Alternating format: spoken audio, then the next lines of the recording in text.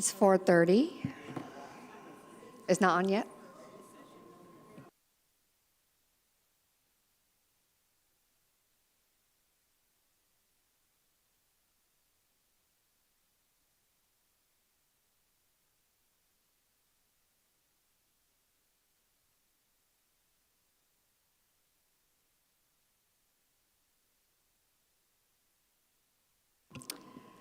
I call to order the closed session meeting of the Mayor and City Council at 4:31 p.m. Good afternoon, everyone. Welcome, and thank you for being here, and thank you to those viewing remotely. Madam City Clerk, please call the roll. Councilmember Sanchez? Here. Councilmember Ibarra has not yet arrived. Councilmember Figueroa? Here. Councilmember Charette? Here. Mayor Pro Tem Canas has not yet arrived. Councilmember Flores? Present. Councilmember Ortiz? Here. And Mayor Tran? Here.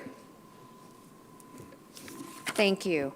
Moving on to public comments for closed session. Madam City Clerk, do we have any public comments? We have no request to speak for closed session public comments. Thank you. Any comments from Mr. City Attorney? No? Mr. City, any comments from the council? No? All right, we will convene to closed session at 4:31 p.m.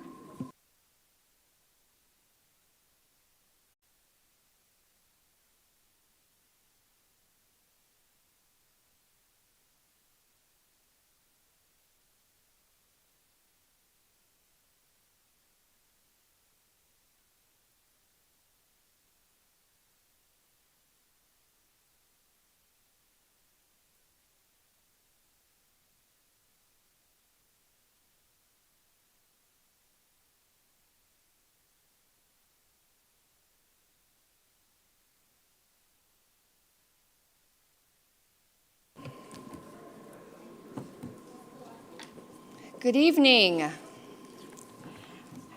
Everyone, welcome, and thank you for being here, and thank you to those viewing remotely.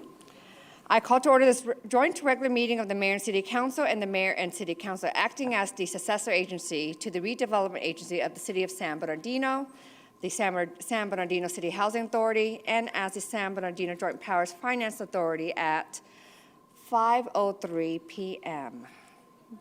Madam City Clerk, please call the roll. Councilmember Sanchez? Here. Councilmember Ibarra?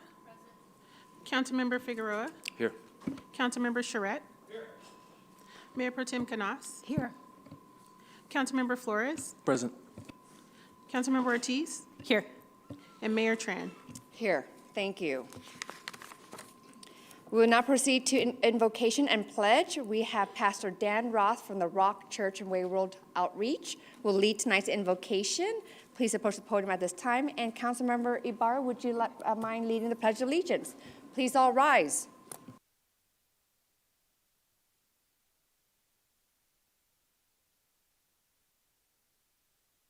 Well, thank you, everybody, for allowing me the honor and the privilege, Mayor Tran and our esteemed City Council. We appreciate you more than you know. We pray for you. This year is the 250th anniversary of our nation, and we're looking forward to praying with anybody who's available on the National Day of Prayer coming up. But also this weekend is Easter, and I wanted to be here today to bless our city on the eve of the greatest moment for our faith, the Christian faith.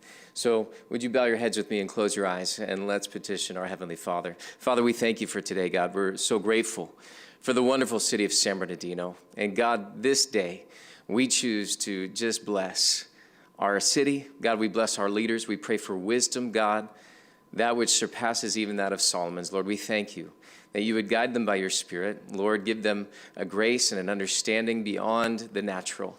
Father, we pray for the blessings and the favor of God to be upon our land. Lord, we ask, God, that you would move and do great and wonderful things, God. I pray that every decision that's made is led of you, Lord, and is favorable, God, that prospers our land and our people. God, we pray for your goodness. We pray for your peace, Lord, to be in our streets, God, and in our homes, Lord. And I thank you, Father God, for what you're doing in this time and this season. Lord, we do remember the community of faith this week, and we do pray, God, over every church service, God, every gathering, Lord, every synagogue, every sanctuary, Lord, that's housing someone, God, whether it be for Passover, for Easter, God, for the celebrations of the resurrection, God. This week, Lord, we thank you, God, for what you've done, God, and what you're continuing to do. Lord, we love you, and we give you thanks and praise. It's in Jesus' name we pray. Everyone in agreement said, amen.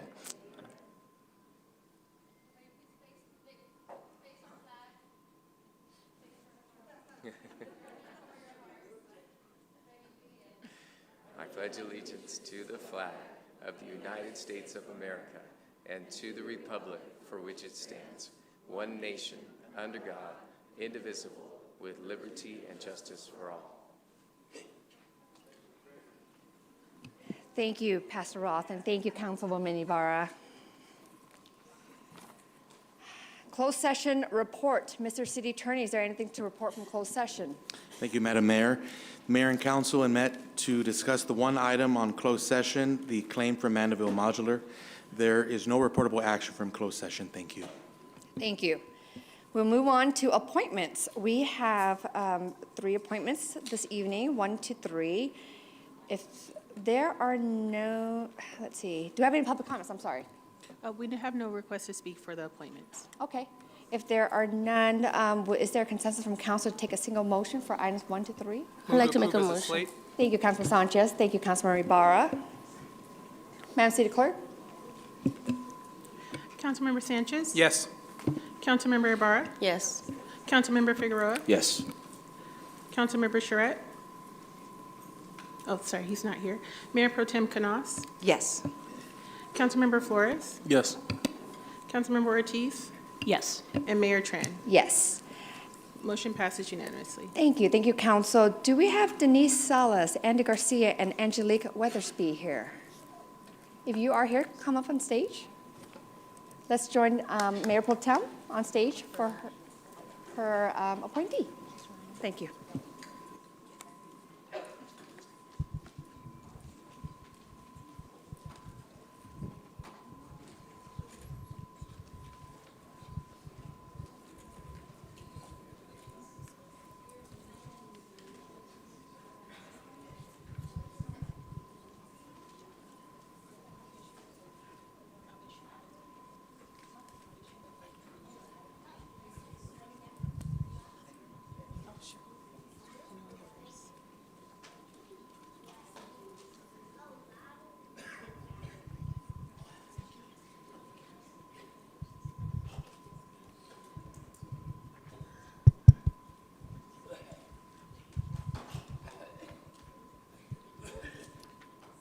So I'll read the oath to you. If you can go ahead and just say aye and then state your name, and then I'll read the oath. And at the end, if you can say I do, if you agree. So please raise your right hand. Please raise your right hand. And then I state your name. Okay. Do you solemnly swear or affirm that you will support and defend the Constitution of the United States and the Constitution of the State of California against all enemies, foreign and domestic, and that you will bear true faith and allegiance to the Constitution of the United States and the Constitution of the State of California, and that you take this obligation freely without any mental reservation or purpose of evasion, and that you will well and faithfully discharge the duties upon which you're about to enter? Please say it. Okay. Thank you.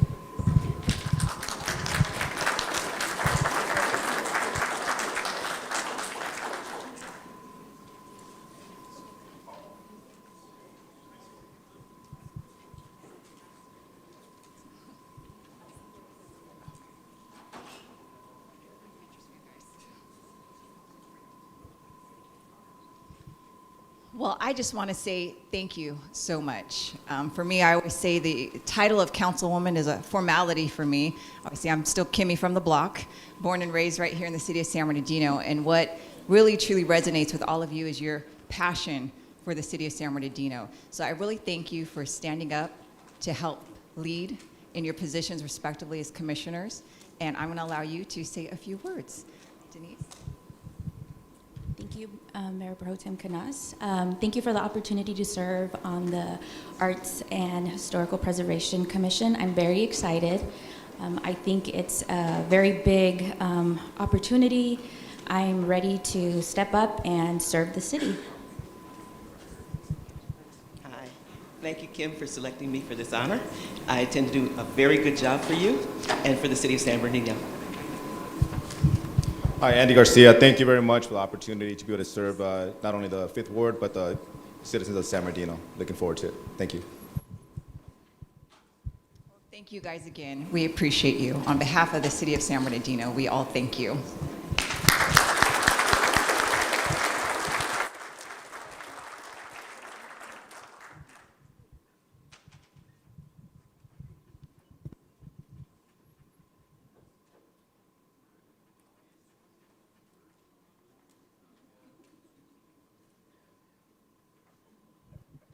Thank you, Mayor Pro Tem, and thank you to the newly sworn committee commissioners. Thank you so much for serving. Thank you.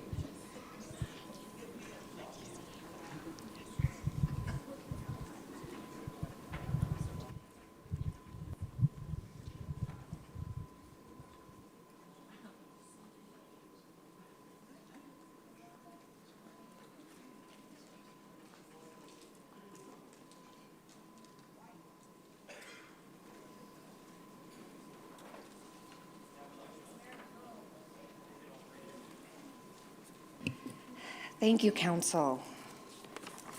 We will now, actually, I'd like to ask Council, because we're going to go into the agenda, is there interest by the Council to move the items on the agenda to do the business first before we go to public hearing?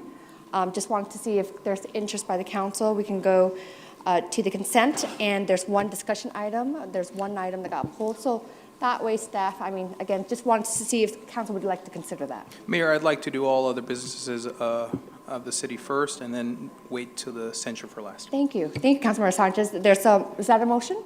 I mean, I think unless there's a, Is there unless there's any other? an objection, I think we're fine. Are there any speakers regarding any of the items? Yes, so Then I what would we would take do is second. we would Okay. ask if there's speakers for the consent or discussion item number 9, because I believe 10 is going to be posted. So before we, I Okay, just want then I'll to kind second. of go through that first. Is that good with council? All right, not seeing any objection to move some items around.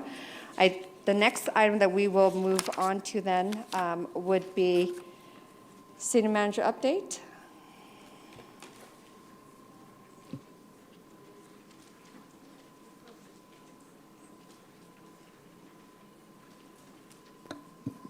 Thank you, Madam Mayor. I will give a brief update tonight to the City Council. Last Wednesday, U.S. Vets and Kingdom Development, along with the city, county, and other partners, broke ground on a new permanent supportive housing project for homeless veterans. The project, located at 1351 North East Street, will provide its 31 and 2-bedroom units for veterans, along with on-site supportive services tailored to the needs of homeless veterans. After working in partnership with the Yamava Casino and local neighbors for over a year on a solution, Public Works has installed traffic gates on Victoria Avenue to prevent casino guests from cutting through the neighborhood during peak traffic times. The Victoria gates, located at Murata Road and Citrus Street, will remain open most times of the day and week.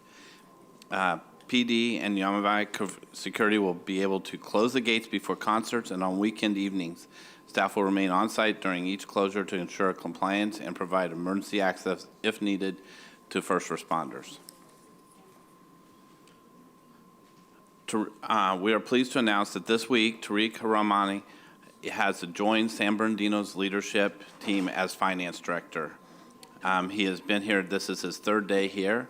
Ramani brings nearly 25 years of financial and municipal government experience, most recently serving as Chief Financial Officer and Interim Deputy City Manager of North Miami Beach in Florida. He also held financial leadership positions in Carson, California, Seattle, and Bellevue, Washington, and is President of Finance Department for the League of California Cities. I want to welcome Tariq aboard, and I think he is here. Way in the back, yeah, in the back.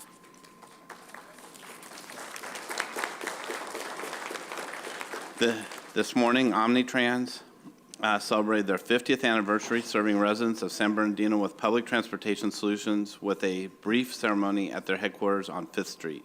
Omnitrans expects to provide service to 7.4 million riders this fiscal year, and an 8% increase over last year. Congratulations to Omnitrans, and thank you for being a valuable partner to the city for the past 50 years. Nearly 70 children had a great time at last week's firefighter story time at the Rowe Branch Library. The kids especially enjoyed the firefighter helmets they received, thanks to Chief Yeager and the San Bernardino County Fire District for engaging with and inspiring the next generation of firefighters. On Saturday, hundreds of egg-sided kids descended upon Lytle Creek Park to poach their share of 30,000 eggs at the 2026 City of San Bernardino Parks, Recreation, and Community Services Extravaganza. Families enjoyed everything from games and face painting to a train ride that kept the fun rolling. The park was packed with smiles all day long. Thank you to our community partners and local vendors for helping make this event an exciting and good event. Finally, baseball and Bernie are back in San Bernardino. Our own IE 66ers will celebrate their home opener at 6:35 on Tuesday, April 7th, as they take on the California League's newest team, the Ontario Tower Buzzers, at San Manuel Stadium. In addition to a post-game fireworks, most tickets are only $2, along with $2 parking, hot dogs, tacos, pizza, ice cream, sandwiches, and popcorn. And thank you for giving me the opportunity to present. Thank you, and congratulations to our new finance director. Thank you so much. Absolutely. We will now move on to the consent calendar, and I'd like to ask Madam City Clerk, are there any public comments for the consent calendar? Or are there any polls before I even, from the consent calendar? I'd like to pull item number 6, please. Thank you, Mayor Pro Tem. Any other polls by the council? Yes, Councilmember Ibarra? I believe item 10 is being pulled. 10 is going to be pulled from the, Yes, 10 is being removed from the agenda for tonight, correct? for the next meeting? Okay. Yes. Thank you. 10 is actually under discussion, Councilmember Ibarra, so it's not on consent, so just so you know. Okay, is there public comments for any items on the consent? We don't have any requesters that specifically outline which item that they're speaking on for consent, so I wouldn't know. Maybe you could ask them. Yes, to any public comments that have been submitted, were there any comments on the consent calendar? Yes. Please state your name, and you have 3 minutes. John Valdivia, item number 7. I want to commend the good work of our community development director, and this is a good thing for our community. I think there's an economic component here that we should certainly allow Luis Marquez. I think he's still our government affairs. This is a legislative opportunity for us to piggyback on more grants, more opportunities. It's a celebration of Route 66, which runs through our city. This is a 100-year anniversary coming very soon, and there are a lot of federal and state grants, local transportation grants. I'd encourage the council to consider those options. Thank you. Thank you. Yes, you have, please, show some respect. Sir, you have a comment on the consent item? What number? Number 7, please.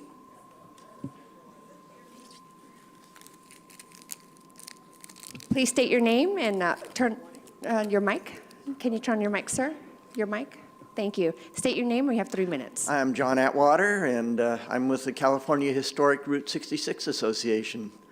So the prior speaker, that was my prompt to get up here and greet you, and thank you for doing the resolution of recognition for our favorite mother highway out here, Route 66. The route is celebrating 100 years this year, so thank you very much. The resolution, if you've read through it, you'll notice that San Bernardino here is considered the northern gateway to the Inland Empire. It's also the crossroads of the Inland Empire with all the roads, the freeways, and the railroads coming through here. You've had a rich and profound history on the entirety of Southern California. So it's true, this has been a great economic engine, both for the city as well as Southern California as a whole. So thank you so much for your recognition this evening. Thank you. Any other public comments for consent items number 5 to 8? Yes.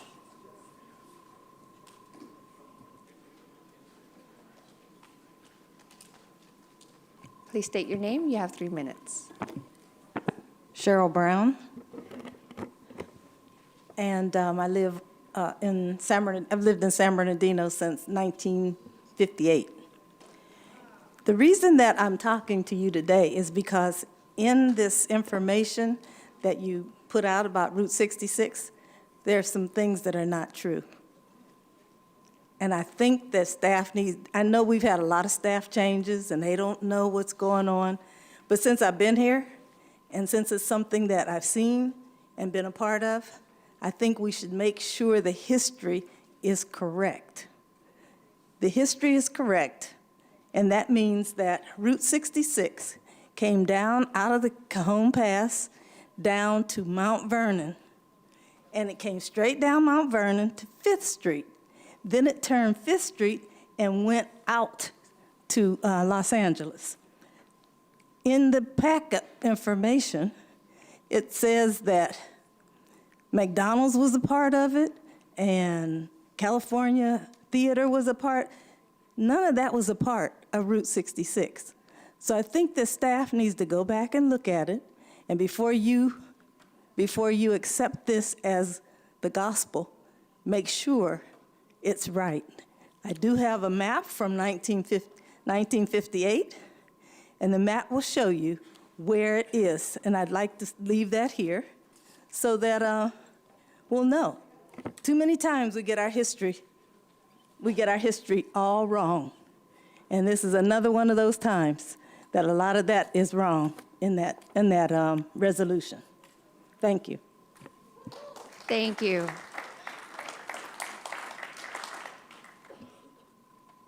Well, that concludes the speakers for Okay, consent. thank you. Yes, thank you. And council, can we have a motion Move to the balance. Move the balance. Thank you. There's a motion by Councilmember Figueroa, second by Councilmember Ortiz. Councilmember Sanchez, Yes. Councilmember Ibarra, Yes. Councilmember Figueroa, Yes. Councilmember Charette, Mayor Pro Tem Canas, Yes. Councilmember Flores, Yes. Councilmember Ortiz. Yes. Consent calendar balance passes unanimously with item 6 being pulled. Thank you. Thank you, council. Councilmember Ibarra, you have, I'm sorry, Mayor Pro Tem Canas, you have item number 6 pulled. So I did just have a couple of questions regarding number 6. It is a housing element, and I understand we have to pass that, so I'm not opposed to that. I did want to highlight some figures, though. I had the privilege of being invited to the State of the City for Fontana. One of the things that stood out was they highlighted their number of permits. So I did a little bit of research. I went to the HCD website, and I focused on 2 of the 4 reported elements there, which included their entitled permits and their issued permits. And the information is from 2024. That's the comparative information that's available. For the City of Ontario, they've entitled 1,347, issued 799. For Rancho Cucamonga, 905, entitled. San Bernardino was 166. It is a stark contrast. And I have to highlight that because that's indicative of some internal operational efficiencies that we do have to address. I've been a very harsh critic on our budget, I won't lie, and I want you to know it's nothing new. As a community member, the previous finance director, Brent Mason, laughed at me because I had him come to a community meeting. That's how intent I've been for years on our city finances. And economic development rolls right into this. And this is a sign of we're not putting in place the appropriate processes and procedures to facilitate the development that's needed to increase the city coffers. I highlight that because it is a problem. I'm sure everyone here on this dais hears it from developers. I myself, in my seat, even before, have gotten the feedback. I know you, Eric, and I have spoken about it. So I'm all for passing this. Obviously, we have to. But I think we have to look a little bit more intently into what this really signifies for the city of San Bernardino. So, and with that, I'll be done. Thank you, Mayor Pro Tem. Did you want to? Nope, I'll make a motion to go ahead and pass Thank this. you. Thank you for the motion. Second. Thank you for the second, Councilmember Sanchez. Madam City Clerk.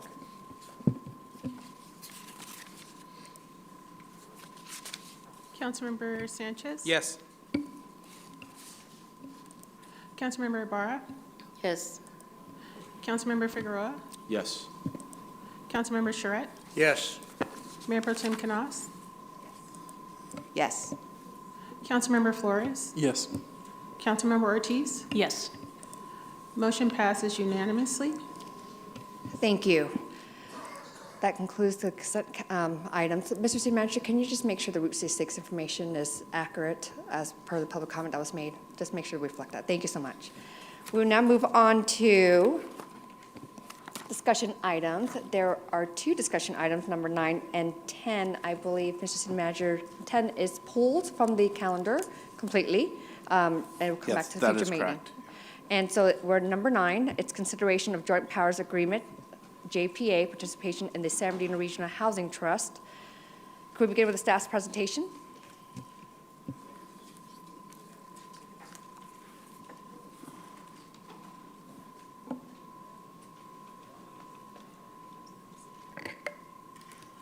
Good evening, Mayor and City Council. This item before you tonight is a consideration to join the San Bernardino Regional Housing Trust through a joint powers authority. We're going to reference this as a JPA. The JPA is intended to serve as a regional financing tool that enables the city and the county to pool resources and better access and leverage funding for affordable housing production, preservation, and rehabilitation.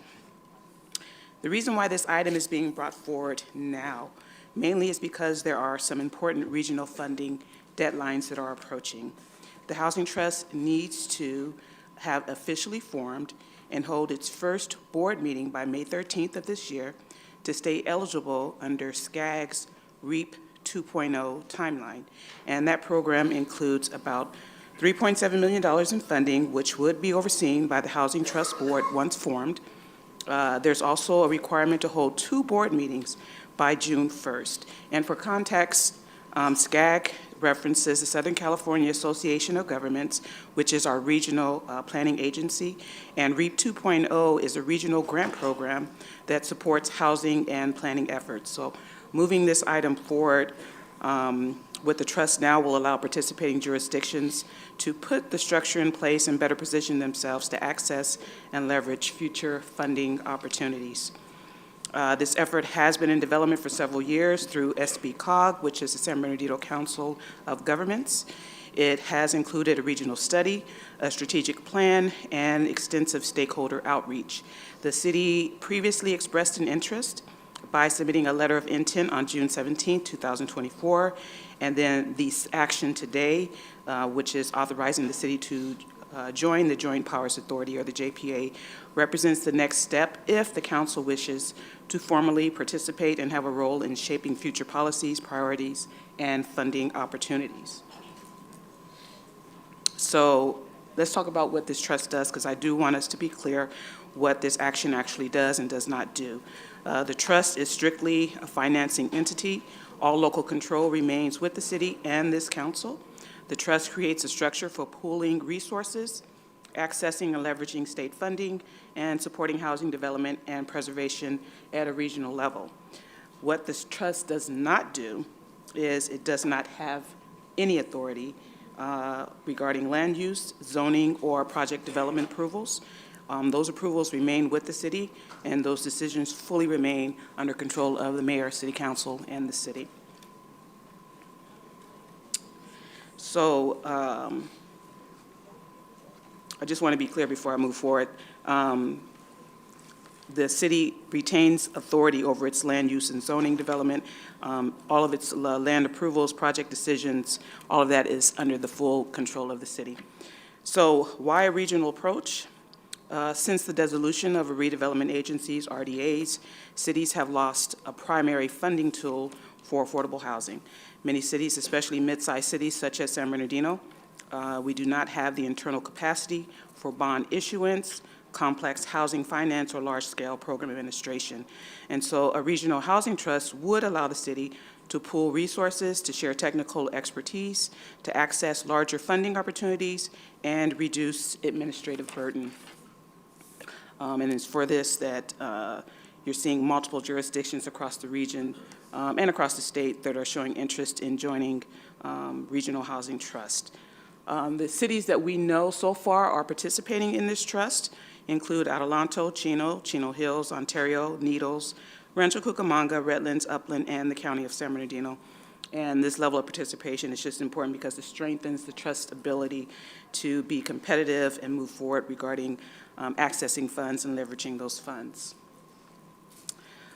The Housing Trust will be governed by a board of directors. The board of directors will compose of one elected official from each member agency, also an alternate elected official, and then at least 2 housing policy policy experts that are non-elected. So the board will essentially establish policies and priorities.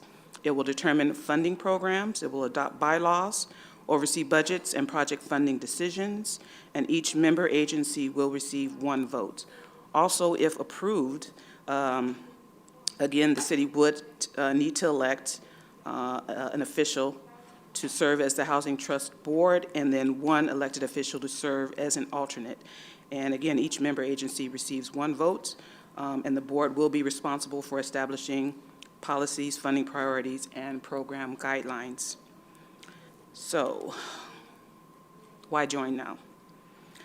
These items, they're being developed by the Housing Trust Board, and once it's formed, it will establish funding prioritization methodology, project eligibility criteria, program guidelines, long-term financing structures, and funding allocation policies.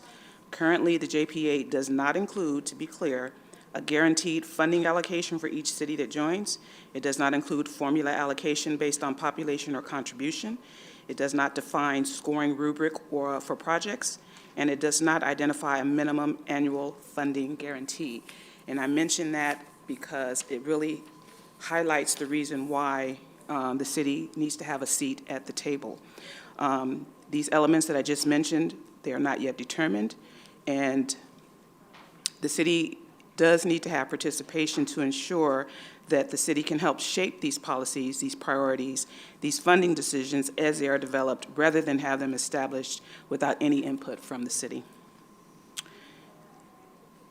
It is estimated that it will cost the city roughly $31,000 to $55,000 a year to participate, and this is based on the jurisdiction's member structure, or basically it's based on the size or population of the city. The total administrative cost for the year to establish this trust is projected at approximately $475,000 annually, once fully operational, and these figures are preliminary and ultimately can be refined by the board. If at any point the city determines that this structure is not meeting its needs, that the JPA does not allow for, that the JPA is not meeting the housing needs that the city requires, the city can withdraw. It has the possibility to issue a withdrawal with a 180-day notice. There is a withdrawal fee that has not been established, but there will be a withdrawal fee. Most joint power structures are going to require that if you do withdraw, you will forfeit, as a city, it will forfeit any future claims to shared assets. And again, these details have to be worked out with the governing board. And if you don't have a seat at the table, you can't participate in this. And then in closing, I want to highlight that by joining a San Bernardino Regional Housing Trust, this is an opportunity for the city to participate in a regional strategy to access and leverage funding for affordable housing while maintaining full local control over land use decisions.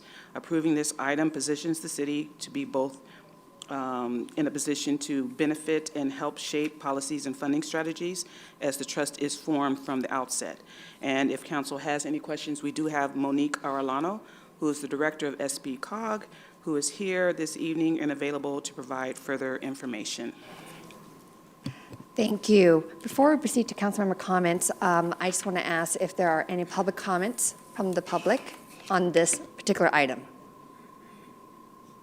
Seeing none, we will move on to councilmember comments. Councilmember Sanchez, followed by Councilmember Charette, followed by Councilmember Figueroa. I think that this merits some questions and some discussion, but I'd like to set the stage and make a motion to approve joining the Regional Housing Trust and nominate Councilmember Figueroa as the voting member and Councilmember Canas as the alternate. I can second that. Thank you. Thank you. Councilmember Figueroa. Well, I'll take my comments. Okay, I Councilmember think we Surratt. just answered one of my questions. But to confirm, the voting member has to be an elected official? Correct. Okay, so that answers my question there. And that's really all I have, other than to say I think this is a no-brainer. We join and get involved. Thank you. Councilmember Figueroa. Yes, thank you. Taking it back to, there was a section that you said that the annual cost, I think it was between 30 and 50, is based on the population. Yes. And so our contribution is going to be, I don't know if it would be significantly higher, but it would be substantially higher than some of the other surrounding agencies, wouldn't it be? Well, we have based off of our population, we'll be on the higher end. So right now it's 55,000 approximately, yes. But the 55,000 really pertains particularly to the county. The county has the largest population in the region. We have a strata, but it's based on the 9 jurisdictions that Cassandra highlighted in the presentation. Since we provided that information at the beginning of March, we now have 14 jurisdictions, so that cost allocation is actually going to get smaller for the jurisdictions to participate. And that is at full capacity for the administrative cost, and that's in year 3. So we would be building up to that full cost of, right now at 55,000, which will probably be less for all of the jurisdictions. And what is then the justification for those agencies who do have to pay more have the same vote as the other agencies? Right now, the board of directors for the COG has approved the structure as it is based on all of the research that we've done and their decision-making authority. So we created the strata with our board of directors ad hoc. They guided us through this entire process, and that is the justification. They've approved it, and that's how we're moving forward. Okay, because I look at it like in the same way like the IVDA and the Airport Authority, where the city contributes so much more compared to the other agencies. Therefore, as a result, we then have 2 votes on that board compared to the other surrounding agencies as well. But anyways, those are just my thoughts. In regards to being, I accept, I mean, I have quite a bit of experience just with Senate Bill 1152 and working with recuperative care agencies and a lot of other similar agencies as well. I am familiar with the works, and so I do accept. And who was the alternate? My apologies. Kim? Okay, thank you. Thank you. Thank you. Good comments. Monique, could you introduce yourself? You're with SBCTA, San Bernardino County Transportation Authority, so that way for the public's Sure. My name is knowledge. Monique Ariano. I am the Director of the Council of Governments for SBCTA/SBCOG. So even though we're 2 separate entities, we work basically in the same building. Thank you. Thank you. Thank you. Councilmember Barra, followed by Councilmember Ortiz. Just to be clear on this, any city that doesn't partake in the JPA, they can't apply for any regional funding. Is that pretty much what I'm getting? They would be from here? ineligible for any fund sources that would be established through the JPA, correct? The JPA. And I think I know where my colleague, Councilmember Figueroa, is going. Since we are one of the biggest jurisdictions on the list, will they consider having more representatives from our city there? Since if we're all going to have 1 vote per jurisdiction or city, why can't we all pay the same amount, regardless of size? That would be a question for the board of directors. Our board is representative of every city and the 5 county supervisors, so they all vetted this and they approved this format. Okay, but I don't see the fairness in, going based off size and how much you're going to pay versus, just having 1 vote. It is a fair point, but the board approved this function, and so this is how we've proceeded. So there's a board besides the board that we're creating with the JPA? So the board has provided, the COG board, we were the COG. ones that were given direction to move this to the point of a new JPA. So we've been getting direction from the Council of Governments Board through this process, which is inclusive, again, of every jurisdiction and the 5 county supervisors. So over the course of 5 years now, we've been working with them to determine how they wanted to proceed, and this is the format and structure that they identified. And it's within the JPA language, so it is solid at this point. But there's they can still reconsider it in the future, like they do with the IVDA and the airport, correct? If the Housing Trust Board would like to reconsider that process, certainly. Okay, thank you. Thank you. Councilmember Ortiz? Thank you, Mayor. I guess that's along my line of questioning is then if we're paying more, are we going to look at like a substantial variation in allocations towards us that would be more? If something comes our way, or would San Bernardino receive a larger portion because we're paying a larger amount? It's going to be dependent on what the Housing Trust Board determines to be a priority and eligibility criteria. So those decisions have not been made yet. Okay, because I think that's, I mean, us expending, and this is coming out of the general fund, correct? No? No, actually, the city does have PLHA funds that could cover this cost. Okay, yearly. I'm sorry, say that again? Yearly, annually? Annually, yes. 55,000. So, so in the event, as Councilwoman Councilwoman Navarro said, so if this doesn't end up being financially beneficial to us in a way that we're paying more but not receiving a proper share, then that's that provision where we can remove ourselves with no problem. And that's a valid point, Councilmember Ortiz, why it's so crucial that if the city is going to participate and have a membership or a seat at this table, that's a point that should be brought up regarding our population and size and the funding. And I appreciate that, because I think what I've seen in prior contracts is that the city takes on the bulk of payments and then has the least of the benefit. And I think this is I support it, but I just want to make sure that it is most advantageous as we start to restructure and go into bigger things. So, thank you. Thank you, Councilmember. There's that flexibility that you've shared, the 180-day withdrawal notice. So, awesome. Any other comments? There is a motion to appoint Councilmember Figueroa and Mayor Pro Tem as the alternate, and there's a second. Madam City Clerk? Councilmember Sanchez? Yes. Councilmember Ibarra? Yes. Councilmember Figueroa? Yes. Councilmember Charette? Yes. Mayor Pro Tem Canas? Yes. Councilmember Flores? Yes. Councilmember Ortiz? Yes. Motion passes unanimously. Thank you, Council. That concludes the discussion items.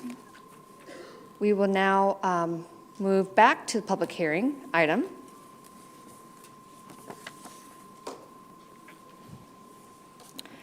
Item number 4, censure of Councilmember Treasurer Ortiz by City Council.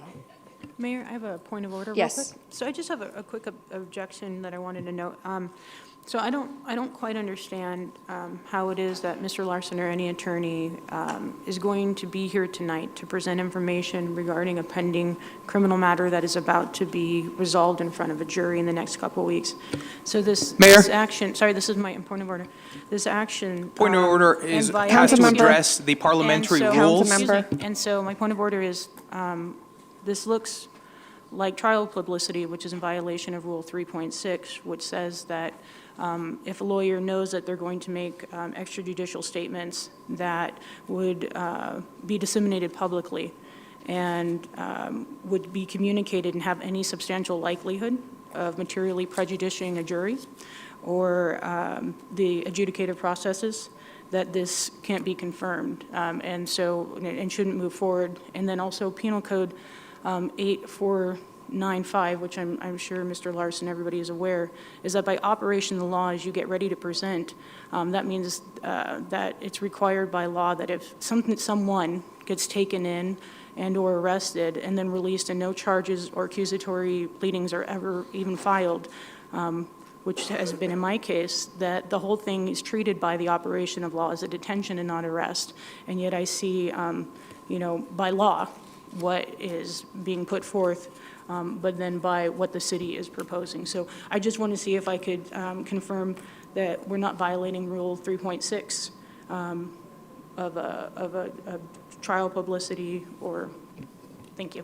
Mr. City Attorney? Thank you, Mayor Tran. There is no legal impediment to move forward with this censure hearing.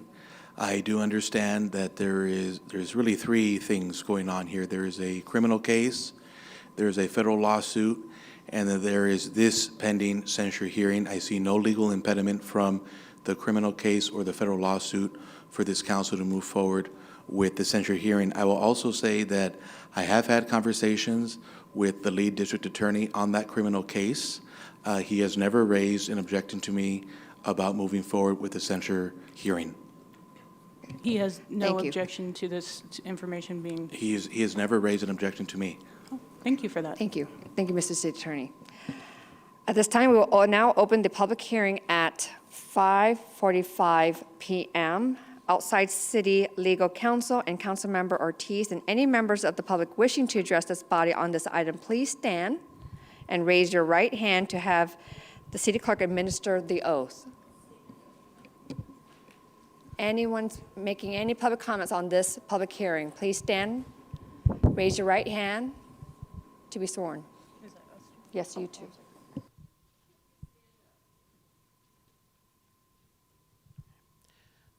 Do you solemnly swear or affirm that the testimony you're about to give before this body will be the truth, the whole truth, and nothing but the truth? If so, please say I do. Thank you. Are there any comments or statements from Mr. City Attorney? Yes, Mayor, thank you. I just want to set the stage procedurally. The pending censure process followed this process that I'm going to describe. Censure discussion should be placed on the agenda for a city council meeting, and that was done on March 18th of this year, authorizing that this censure hearing be conducted today, April 1st, 2026. Second, the affected member should receive individualized notice. In addition to receiving notice on March 18th, because at that council meeting, the council directed this censure hearing be placed on tonight's agenda. Councilmember Ortiz also received individualized notice by me on March 24, 2026. Third, the censure should be scheduled for deliberation in open session and not in closed session. This is to facilitate an open session discussion properly noticed under the Brown Act. And you will notice that on today's agenda, in the closed session agenda, there was nothing there related to this censure process or the criminal case involving Councilmember Ortiz or the federal lawsuit involving Councilmember Ortiz. Everything is being done transparently and in open session. Fourth, Councilmember Ortiz will be afforded an opportunity to be heard. However, formal rules of evidence do not apply, including the right to cross-examination. Later, you're going to hear the city's outside counsel, Mr. Larson, give a presentation.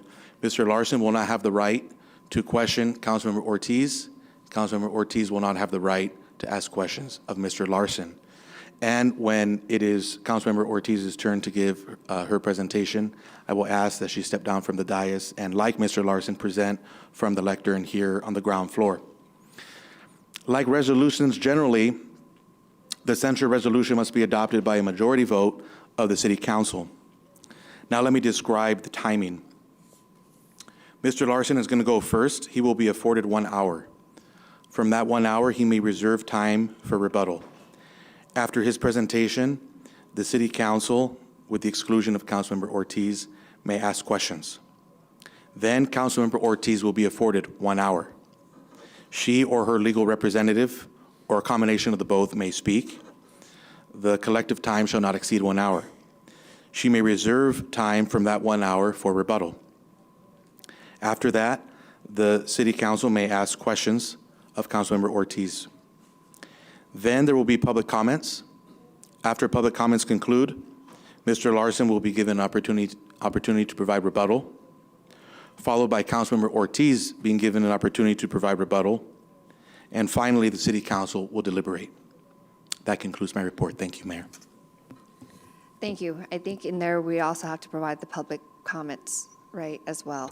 I mentioned that, Mayor. You did? Okay. I Just wanna did. make sure. After Mr. Larson and Councilmember Ortiz give their presentations and questions are taken from the council you. of them, they will be followed by public you. comments. Thank you. At this time, I invite Mr. Stephen Larson, the city's outside legal counsel, to present the city's case. You have 60 minutes, and you may reserve time from the 60 minutes allotment for rebuttal. Thank you.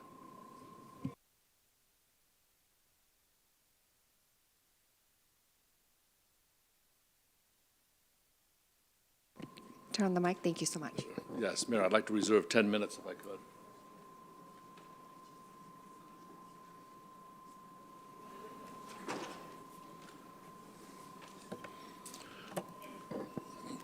Well, Mayor and City Council and everybody gathered here this evening, thank you for giving me this opportunity to speak. I thought I'd begin by a very brief introduction of who I am for those who may not know who I am. I was born and raised here in San Bernardino County. I've lived here just about my entire life except for my time in college and law school. My professional career began at O'Melveny & Myers in Los Angeles. I was a litigation associate for 2 years. I know there's been reports in the press that I worked for Best and Krieger, and as much as I admire that law firm, I've never worked there. From my work at O'Melveny & Myers, I went to work for the U.S. Attorney's Office. I was appointed to be an assistant U.S. attorney in Los Angeles, and I spent 9, almost 10 years at the U.S. Attorney's Office where I prosecuted organized crime cases. In 2000, I was appointed by the U.S. District Court for the Central District of California to be a U.S. magistrate judge. That's kind of the lowest level federal judge. And then a few years later, I was appointed to be a U.S. District Judge, a trial judge. I also served time by designation on the United States Court of Appeals for the Ninth Circuit. After working for Uncle Sam for about 20 years, I returned to private practice, and I have worked at a number of law firms. I founded my own firm in 2016. Two of my colleagues, Jerry Benke, Anthony Gutierrez, are here with me. We have 50 attorneys. We're based here primarily in California. We have an office in Washington, D.C. and London as well. I have worked as a special master for a number of federal judges since returning to private practice. I've also served as special counsel for most of the counties in Southern California: Riverside, San Bernardino, Los Angeles, Orange, most recently Ventura, and also for a number of cities, most recently here, including the city of San Bernardino. And that brings me to tonight. The City Council has before it a resolution concerning a censure proposal or a censure resolution of Council Member Treasurer Ortiz. And what I'm going to do now is discuss the evidence and the analysis that I believe supports adoption of that resolution. Essentially, I'm going to do 4 things. So I'm going to discuss the purpose of censure and the applicable ethical standards that apply. Secondly, I'm going to discuss the primary misconduct that underlies censure. And here that focuses primarily on the illicit recording of confidential conversations with personnel of the San Bernardino Police Department, and specifically the use of those recordings while in office for personal benefit and to advance false claims and a false narrative. The third part of my presentation will focus on what we found to be a pattern of deceptive and dishonest conduct. And then finally, we'll conclude by looking at possible remedial measures. I want to begin by focusing on what this censure resolution is about. And then I'm going to talk about what it's not about. It's based on the following conduct. It's based on secret recordings of confidential conversations with senior San Bernardino Police Department officials. Doing so without their knowledge and without their consent, in what I think is clear violation of California law, and then using those illicit recordings for personal benefit while serving in office. Those recordings were used by Councilmember Ortiz to support false claims, demonstrably false claims. Councilmember Ortiz has persisted in making false claims that the city and the San Bernardino Police Department acted illegally and corruptly by accessing Councilmember Ortiz's confidential information multiple times through the California Law Enforcement Telecommunication System, known as CLETS, and providing her CLETS information to unauthorized individuals, including her opponent for the 7th Ward City Council seat. Those allegations have been conclusively demonstrated to be false, but yet they've been continued to be used, and the recordings that were illicitly obtained have been continually to be used to support this false narrative. Multiple investigations now have disproved those claims. And I think it's important to emphasize that the recordings were not incidental, they were instrumental. They were used selectively and they were used strategically as part of what appears to be a pattern of deception and misrepresentations.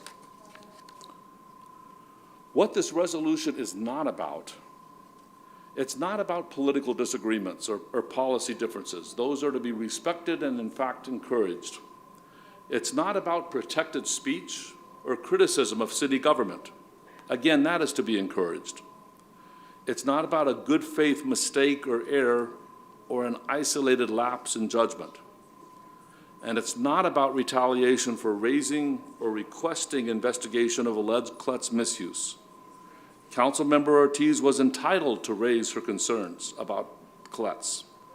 Those concerns were investigated through appropriate channels. What it is about is knowing and unlawful recordings.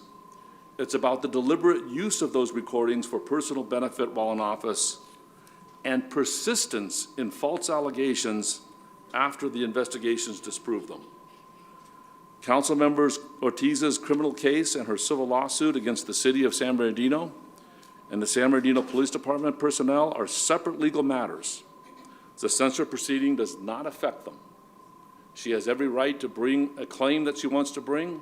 She has every right to bring a lawsuit, and those will be dealt with in the justice system. Just like the criminal prosecution has nothing to do with the censure, that'll be handled in the criminal courts. Now, the sources of the factual findings supporting the resolution of the censure include the following.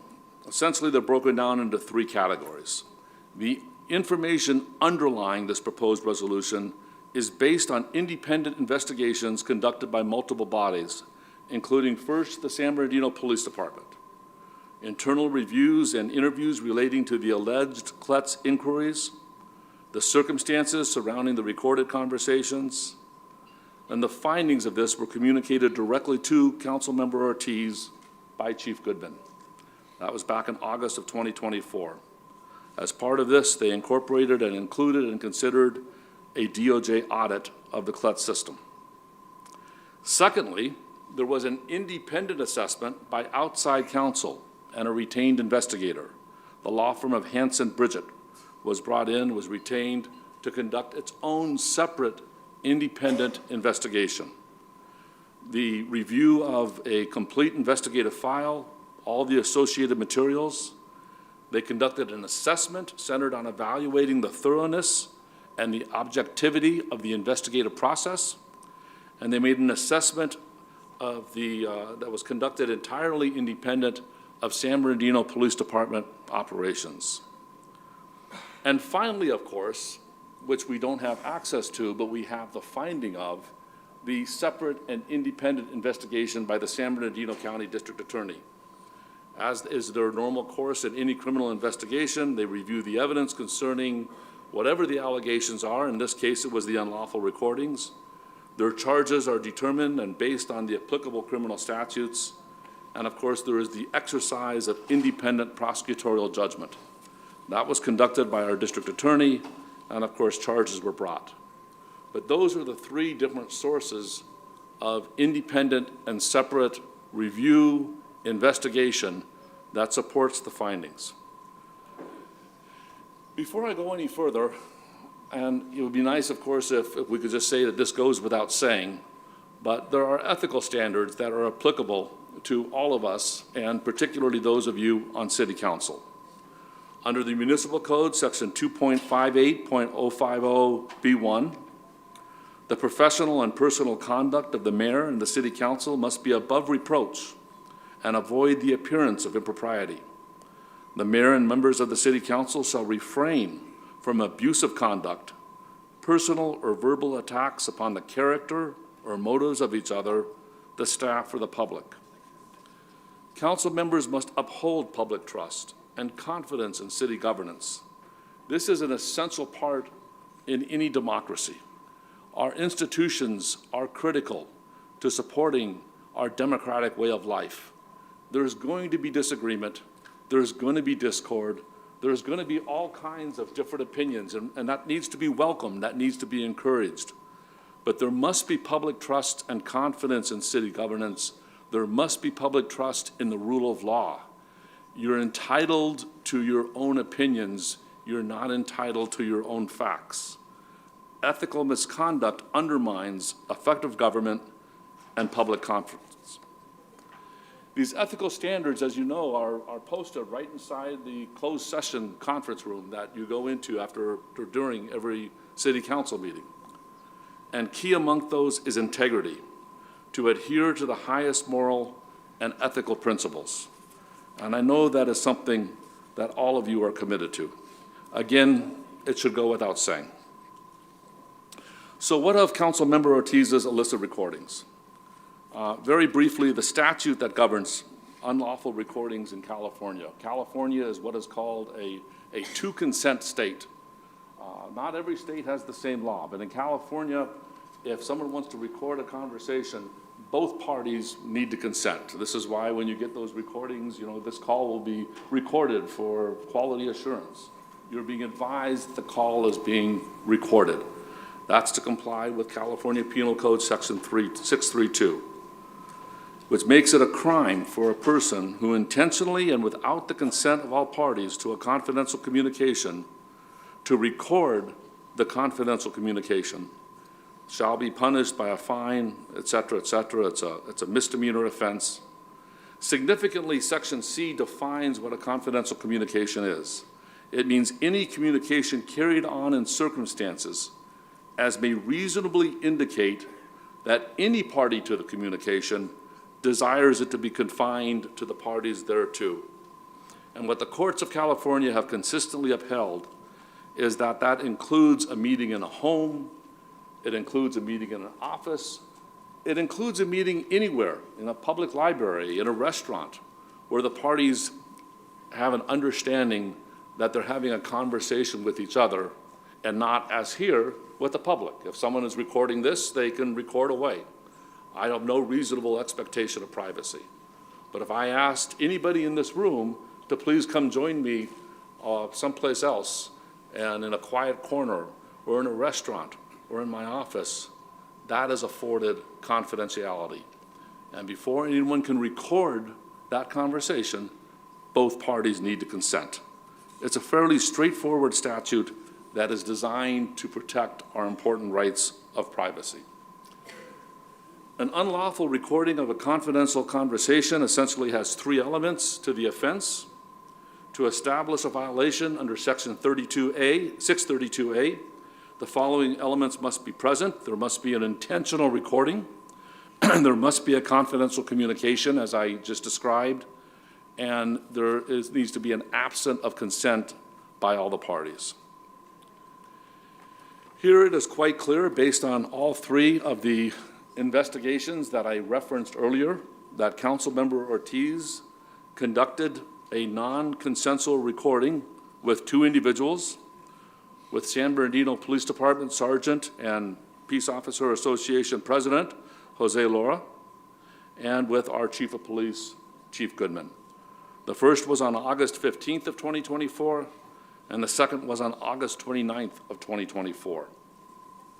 The problem was in that they were then repeatedly used by Councilmember Ortiz and by people at her direction to support a false claim related to the Klutz inquiry and to advance her personal and political interests. The August 15th, 2024 recording of the conversation with Sergeant Jose Lora, that took place at DJ Coffee Shop in a very private rear booth in the restaurant. The discussion was regarded the alleged Klutz inquiry. The circumstances of the meeting demonstrated an expectation of confidentiality. It was a secluded seating location, and efforts were made to avoid being overheard. Sergeant Lora did not know the conversation was being recorded, and he did not consent to any recording. The August 29th, 2024 recording of conversation of Chief Darren Goodman, that was taking place in Chief Goodman's private office. The purpose was, again, the discussion regarding the alleged Klutz inquiry, and the circumstances demonstrated an expectation of confidentiality. It was a private office setting. It was a restricted access environment. Chief Goodman did not know the conversation was being recorded, and he did not consent through the recording. This is the charges that was brought by the District Attorney's Office. It was brought in the Superior Court of California for the County of San Bernardino. This is the case of the people of the state of California versus Treasurer Ortiz. This is a misdemeanor complaint. Of course, we have the independent decision by the prosecutors in bringing this complaint. I know from my personal experience that prosecutors bring charges when they believe that they can prove the case beyond a reasonable doubt, and are personally convinced that the case can be proven beyond a reasonable doubt. This was conducted apparently after an investigation by the District Attorney's Office based on much of the same evidence that was reviewed by our outside retained counsel and by the San Bernardino Police Department. So how does CLETS fit into the censure resolution and all of this? Well, what is CLETS? CLETS is a restricted law enforcement database. Its access is limited, it's logged, and it's subject to audit by the Justice Department.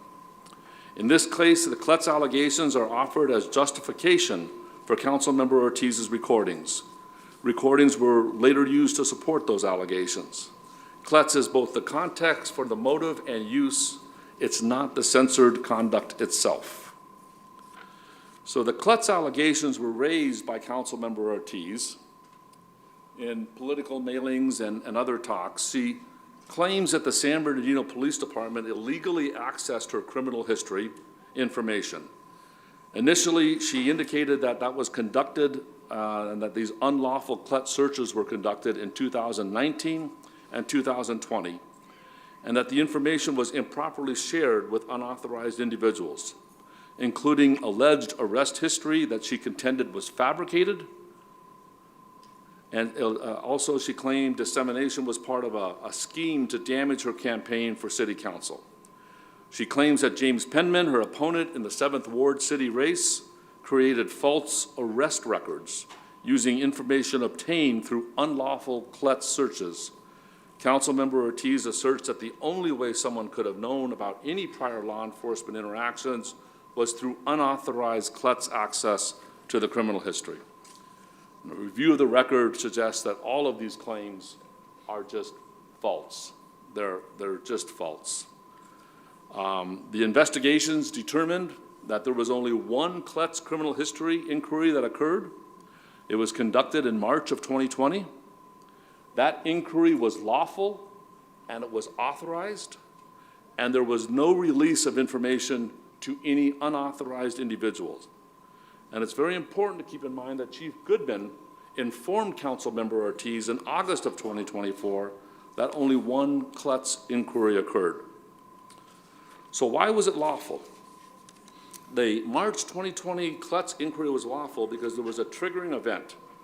Former Mayor Valdivia reported to the San Bernardino Police Department that there was a threat directed at him, and it was made during the March 4th, 2020 City Council meeting. Now, people can laugh, but a threat was made, a threat was reported, and the police department received a complaint. And this was the Councilmember Ortiz was identified as the suspect. And there was a contemporaneous police department report that was prepared. Here's a redacted version of it. And there was an investigation, and a single criminal history inquiry was run on March 12th, 2020. The CLETS inquiry was authorized, it was routine, it was conducted by the assigned investigator, Detective DeRochers. The criminal history check are a standard lawful part of active investigations. If a criminal complaint was filed against any one of us in this room, went to the police department, the police officer assigned would run a CLETS. They do it of me, they did it of Councilmember Ortiz. It's a part of the standard investigative operation. It's used to assess risk and prepare cases for possible review by the district attorney. Councilmember Ortiz, unfortunately, used the illicit recordings when she went to these two police department officials, and she took those and she manipulated them. She used them to support this false narrative, which has been decisively disproven. The recordings that she used were selectively excerpted. Only small portions were taken out of context and they were cited or played publicly. The excerpts were used to make false and deceptive allegations and lend credibility to what is a false narrative. The recordings or statements from confidential communications were shared in public statements, social media postings, public meetings, and a claim and lawsuit against the city and San Bernardino Police Department personnel. And there was a YouTube posting on August 13th, 2025. There was another one on August 15th, 2025. There was a claim that was filed on March 25th, 2025. And again, to be really clear, not suggesting for a moment that Councilmember Ortiz does not have a right to file a claim. She has a right to file a lawsuit. She has a right to free speech. This is not about any of those things. What this is about is knowingly using illicit recordings, criminally obtained recordings, for these purposes. She used the same recordings and the same excerpts from recordings in her complaint that she filed in federal court. Paragraphs 27 and 28 there before you is where she took quotes actually from the recordings of Chief Goodman and used those and incorporated those into her complaint. The strategic use of illicit recordings to advance false claims was also conducted by different people associated with her efforts and her political efforts, and this is something which is kind of spread far and wide in the city. She has also used her official position to portray the city and the San Bernardino Police Department as corrupt. This is a picture and a posting by Councilmember Ortiz on August 12, 2025, and she's continuing in these postings to advance and further this false narrative, something which she should know is false. She conducted an interview in her office where she used her official position to portray the city and the San Bernardino Police Department as corrupt. This was a media interview authorized and orchestrated by Councilmember Ortiz on April 16, 2025. It took place in an office at City Hall that she was granted the privilege to use for work related to her duties as a council member. And the purpose was to promote claims against the city and against the San Bernardino Police Department. This improper use of official position and resources used city facilities and authority to advance a personal, legal, and political narrative that was false, creating a clear conflict of interest and misusing public resources. Why does this matter? Why does this continued use of illicit recordings matter?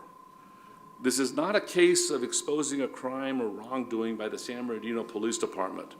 The investigations have confirmed, the district attorney has confirmed implicitly that there was no CLETS misuse. Even if Councilmember Ortiz at one point believed something improper had occurred, this belief, that belief does not excuse secretly recording confidential conversations and then publicly using those recordings. And this contact was continued after Chief Goodman advised her of the true facts. At that point, any claim of confusion or good faith ended. The recordings were not used to clarify or correct anything. They were selectively used to damage reputations.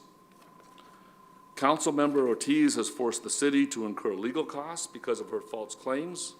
The conduct has exposed the city to potential liability, placing taxpayer funds at risk. And I believe this represents an abuse of office, not whistleblowing, using unlawful recordings to advance personal and political interests. This is why this matters, and this is why the City Council is here today to uphold ethical governance, protect public trust, and ensure responsible use of public resources. This is a pattern of deceptive and dishonest conduct. It's conduct that is inconsistent with your ethical obligations. A summary of the other deceptive and dishonest conduct that we have discovered. As discussed in the following section, Councilmember Ortiz has engaged in a pattern of this. False statements regarding her arrest history, publicly and repeatedly asserting that she has never been arrested and that anyone suggesting she has been arrested is fabricating or creating things out of whole cloths. She has represented that no arrest records ever existed or were publicly available to the public and investigators. Misleading claims concerning the availability of those records and impersonation of law enforcement. The documentary evidence of arrests is well established. She has been arrested, and she has been cited. The verified law enforcement records that were uncovered demonstrated that Councilmember Ortiz was arrested in Big Bear for an event on June 22nd, 2006. She was arrested, transported to a police station, and issued a citation for a violation of Penal Code 243E1, domestic battery. She had another arrest. This occurred in March 7th of 2015 in Los Angeles, when Councilmember Ortiz was involved in a dispute over seating at the Pantages Theater. Multiple independent witnesses claimed Councilmember Ortiz stood over one victim and punched her in the head 4 times and slapped a second victim that tried to intervene. Councilmember Ortiz was arrested, transported to a police station for booking, and issued a citation for PC 243A battery. She's made public misrepresentations about her arrest history. She's publicly gone on the record and asserted she had never been arrested and that there are no public records of any arrests. These statements were publicly shared on her social media platform, including an August 11th, 2024 YouTube video. Because of Councilmember Ortiz's false claims, both Chief Goodman and Sergeant Laura initially relied on her statements and believed she had no prior arrests. The San Bernardino Police Officer Association actually withdrew its support for James Penman in the 7th Ward race based on that. There was another August 16th, 2024 YouTube video where these assertions are both categorical and they are repeated.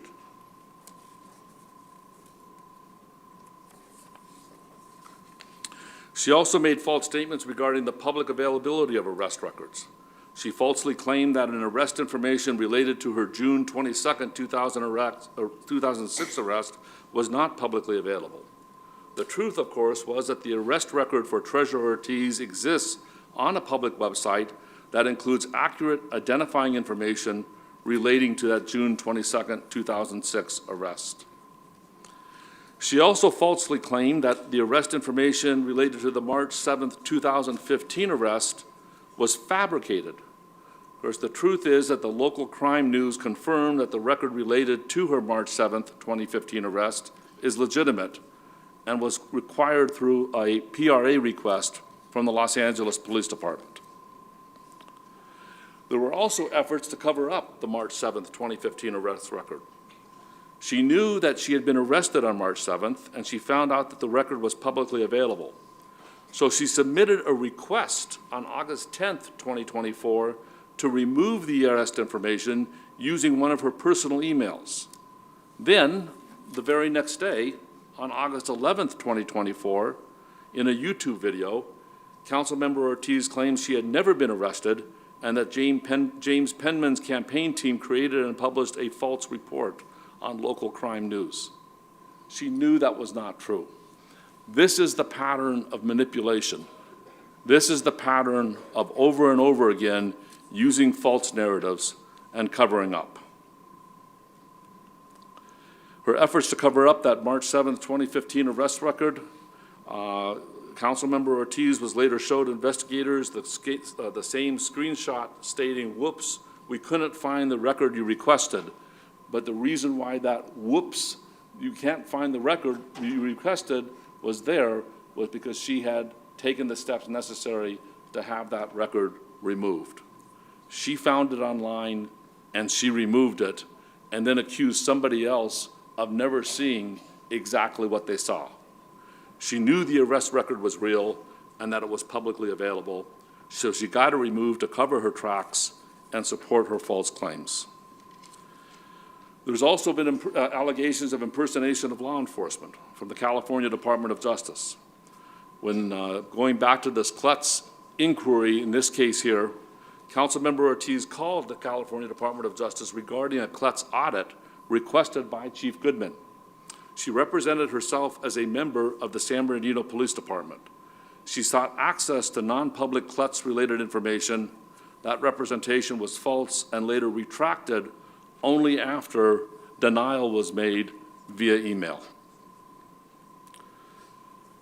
This was the email that was received by Chief Goodman, in which it was reported by California Department of Justice that Councilmember Ortiz falsely claimed to be a San Bernardino Police Department representative and requested access to protected audit results related to the CLETS search.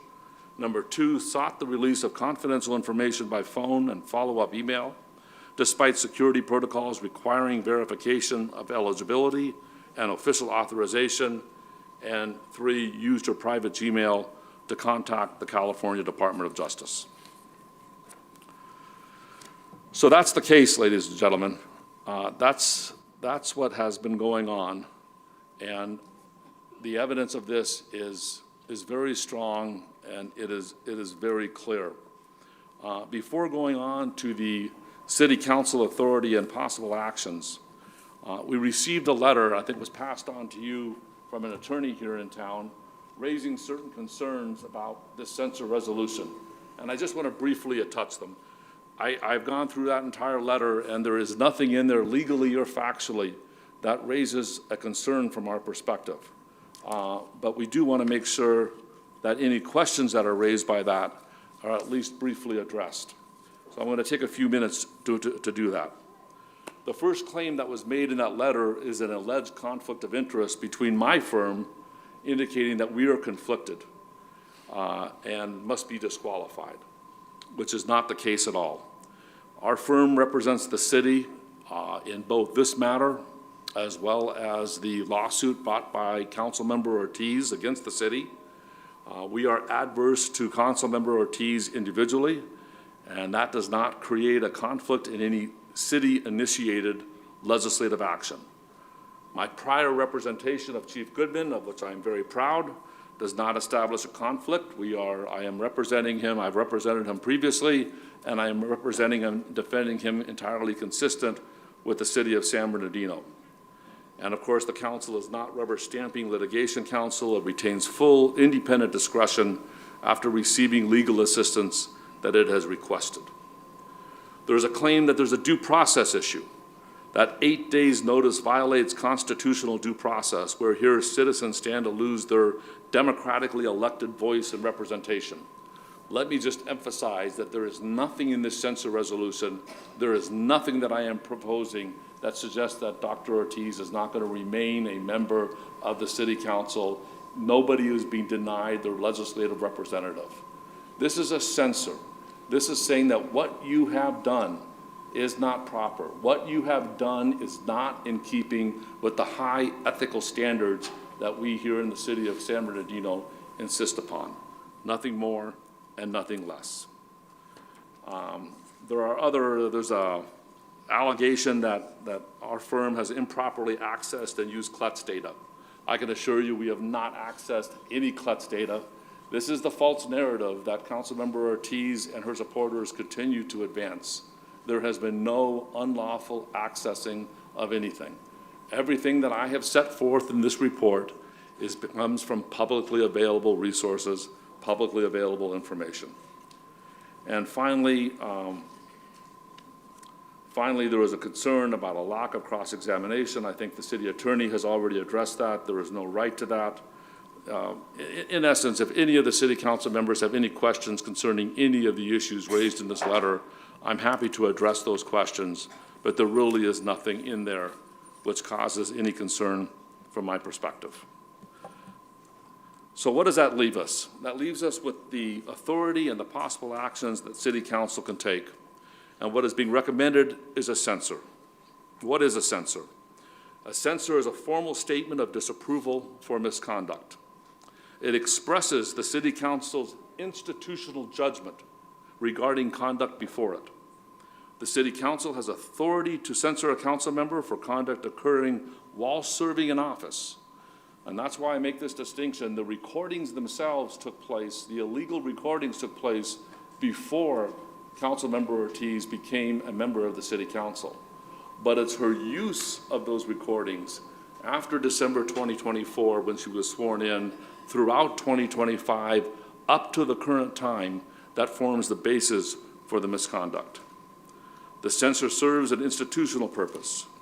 It reinforces ethical standards, and it protects the integrity and the credibility of the council as a whole. Now, these are the possible council actions that are available. The council can adopt a resolution of censure. It can issue formal findings regarding the conduct.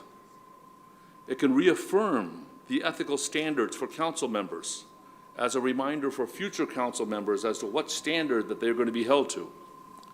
And you can take any additional lawful remedial measures.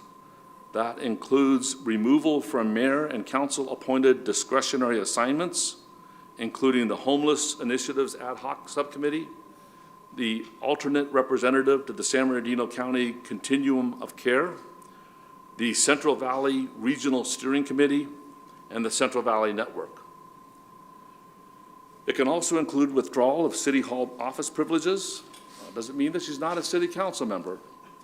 Of course, she has access to attend the meetings and to fully participate, but a withdrawal of the privilege of having a civil city hall office. And then finally, a request that Councilmember Ortiz voluntarily resign from her elected seat. Nobody can force her, no one can require it, but you can make the ask. I've used all but about 13 minutes of my time. I'm going to reserve that with your grace for rebuttal. I understand now that I will pass the lectern to Councilmember Ortiz, unless there's any questions at this time. Thank you. Mr. Larson, at this time, we will have members of the council to have comments. Mr. City, would that be appropriate? I just want to make sure I'm following the... It's really for questions, not for comments, for questions. Any questions for Mr. Larson? Any questions from the council? Councilmember Sanchez? First, just as a procedural matter, any questions asked and your answers, do they take away from the 13 minutes remaining? Okay. Sorry. They do not. Okay, so I just want to make crystal clear. The March 7th, I believe it was the March 7th social media comments that Ortiz made. She had made comments that there was no arrest record. And she goes on to a publicly available a site with public access and points to the lack of a record there as a fact that she has no arrest record. Is that correct? Right. What I found particularly concerning was the allegation leveled at other individuals that they had fabricated the story of an arrest, or that she had ever been arrested, that it was a fabrication that was made out of whole cloth. And then she used as evidence of that a publicly available website that had the arrest record on it, and then it was removed pursuant to her request, which this particular public website or publicly available website, you have the ability to do that. And by engaging in that showed a level of duplicity, I think, that was disconcerting. So literally, the record was removed the previous day. The following day, Treasurer Ortiz goes and does a social media comment podcast and says, look, there's nothing here. I have no arrest record. Right. Did I understand that correctly? Yes, you do. It had the whoops, there's nothing here, right. And that was created by action that she had taken. That's it. Thank you. Mayor Pro Tem? Are you able to go back to the arrest records for the Big Bear incident? I want to, if you could possibly read out the details of that arrest record, because it has been characterized that she, in fact, was a victim. And so I think it's important for us to know the actual details of that arrest. Well, Council Member, I will do that at your request. And you are correct that I did skip over that because, frankly, some of those details are disconcerting. And, but I will do that.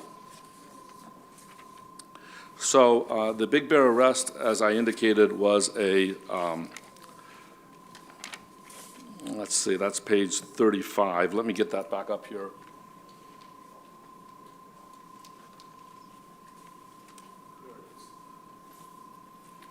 Okay, so the verified law enforcement records, and you have a copy of the Sheriff's Department report there. Councilmember Ortiz was arrested in Big Bear for domestic violence on June 22nd, 2006, when her boyfriend, the victim, reported to the police that Ortiz was destroying property at the residence, called him the N-word, and broke a pool stick on his arm. Ortiz has given at least 4 different accounts of this incident. Councilmember Ortiz was arrested, transported to a police station for booking, and issued a citation for PC 243E1 domestic battery. And the excerpt of the Sheriff's Department report that we blew up there is essentially tracks this. On the above date and time, I spoke to, and the person is blocked out inside his residence. He was sweating and obviously upset. That person said prior to my arrival, his live-in girlfriend, Treasurer Ortiz, came to the residence, was upset, and began destroying property. This person said Ortiz was calling him a word, and he said he wanted Ortiz to leave. However, during the argument, Ortiz picked up a pool stick and broke it on his arm, and this person showed me, the deputy, the pool stick. Thank you. Any other questions from council members? Seeing none, we will now hear from Councilmember Treasurer Ortiz. You have 60 minutes total for your presentation, and you may reserve time from this 60-minute allotment for rebuttal. You may allocate this time between yourself and your attorney, should you choose to have one speak. No presentation, Mayor. Reserve time for rebuttal. Thank you. Thank you. Do any members have any questions for Councilmember Ortiz? Seeing none, at this time I invite members of the public to comment, provide evidence or testimony on this item. Please indicate whether you, I believe everyone has been sworn in. Is there anyone who has not been sworn in? Okay. You will have 3 minutes each to address the council. Can you just go ahead and approach the podium at this time? Yes, Madam City Clerk. Oh, Ron Alvarado, Lorraine Robinson, Sarah Lawanda Rangel, Henry Nickel, Barbara Sky, Adam Affronti, Nick Ollendorf, Anthony Noriega, Christian Shaughnessy, Andy Fuentes, Melina Enriquez, Pluto Araza, Shazette Scott, Diane Harkinson, Francisco Hernandez, Jose Castro, Clint Walton, Josh Cogswell, Patsy Tucker, Bill Bauman, Tim Prince, Dolores Armstead, John Schollenberger, John Valdivia, Kim Calvin, Victor Suarez, James Albert, Jim Penman, Amy Malone, Che Wright, Eugene Weems, and that concludes the speakers. Thank you. You may turn on the mic, state your name, and you have 3 minutes. Good evening, Council and Mayor. My name is Laree Robinson. San Bernardino community members, this is the definition of insanity. Doing the same thing, expecting different results. We've been here before with the censure of Councilwoman Calvin. You did it to the former councilman with a report that is determined to already have been inaccurate, and that's the best way I can put it. She pleaded now. Dr. Ortiz has pleaded not guilty. You're doing this again. She's already pleaded not guilty, but of course, because some of the council members feel challenged because she does her job, they decided to do this. As a former city resident, it grinds my gears to be in a council meeting where I'm at now and to hear San Bernardino used as a cautionary tale. Don't do what San Bernardino does. But this is what I hear in meetings over and over again. Because San Bernardino has become the ugly stepsister that nobody wants to date. Because of the lack of leadership. What is city vision? What is the city vision? What is the city plan? What is it? It should be the guiding light, but there is no plan, and y'all don't have one. I must be honest here. San Bernardino has a reputation that San Bernardino has a reputation it has because the failure of past and some present leadership. Folks takes office with an agenda to destroy already in place. How do we know that? Go back and look at former council meetings. Councilwoman Kunas came in hot about a month before she took office. She had public comments that were directed at Treasurer. She could say it's not, but they were directed at her, and everybody who was here knew that. Everyone is looking out for their own agenda and their best interests. So I'm going to say this to you, Mayor and Council. The Staple Singers had a song that said, they were talking about preachers, but I'm talking about y'all. If you don't care about the members of this community, get out the way and let folks who do care stand up. San Bernardino has a yesteryear problem. Many council members up there talk about what you used to do. But I'm going to tell you what my grandmother said. Used to rooster don't make no stew. You don't have to worry about what you used to do. You need to worry about what's going on right now. Just like in meetings before, I'm sure the Fantastic 4+1 will get what they want, and she will be censured because that's how you do things around here. But I'm going to say this. Just as you thought censuring was going to get rid of Kim Calvin, she comes to every meeting and speaks. Just like you think that censuring Treasurer Ortiz or getting her to leave is going to stop her from doing her job, she's going to do it. I feel like San Bernardino needs to worry about the homelessness. If you want to censure, go to Ward 1 and go to Ward 2. I lived in Ward 2 for 6 years. I only saw my council member because I came to city council meetings, not because she knocked on the door and introduced herself to anybody. Ward 1 is on fire all the time. So if you want to censure, start there. Thank you. Next speaker, please state your name.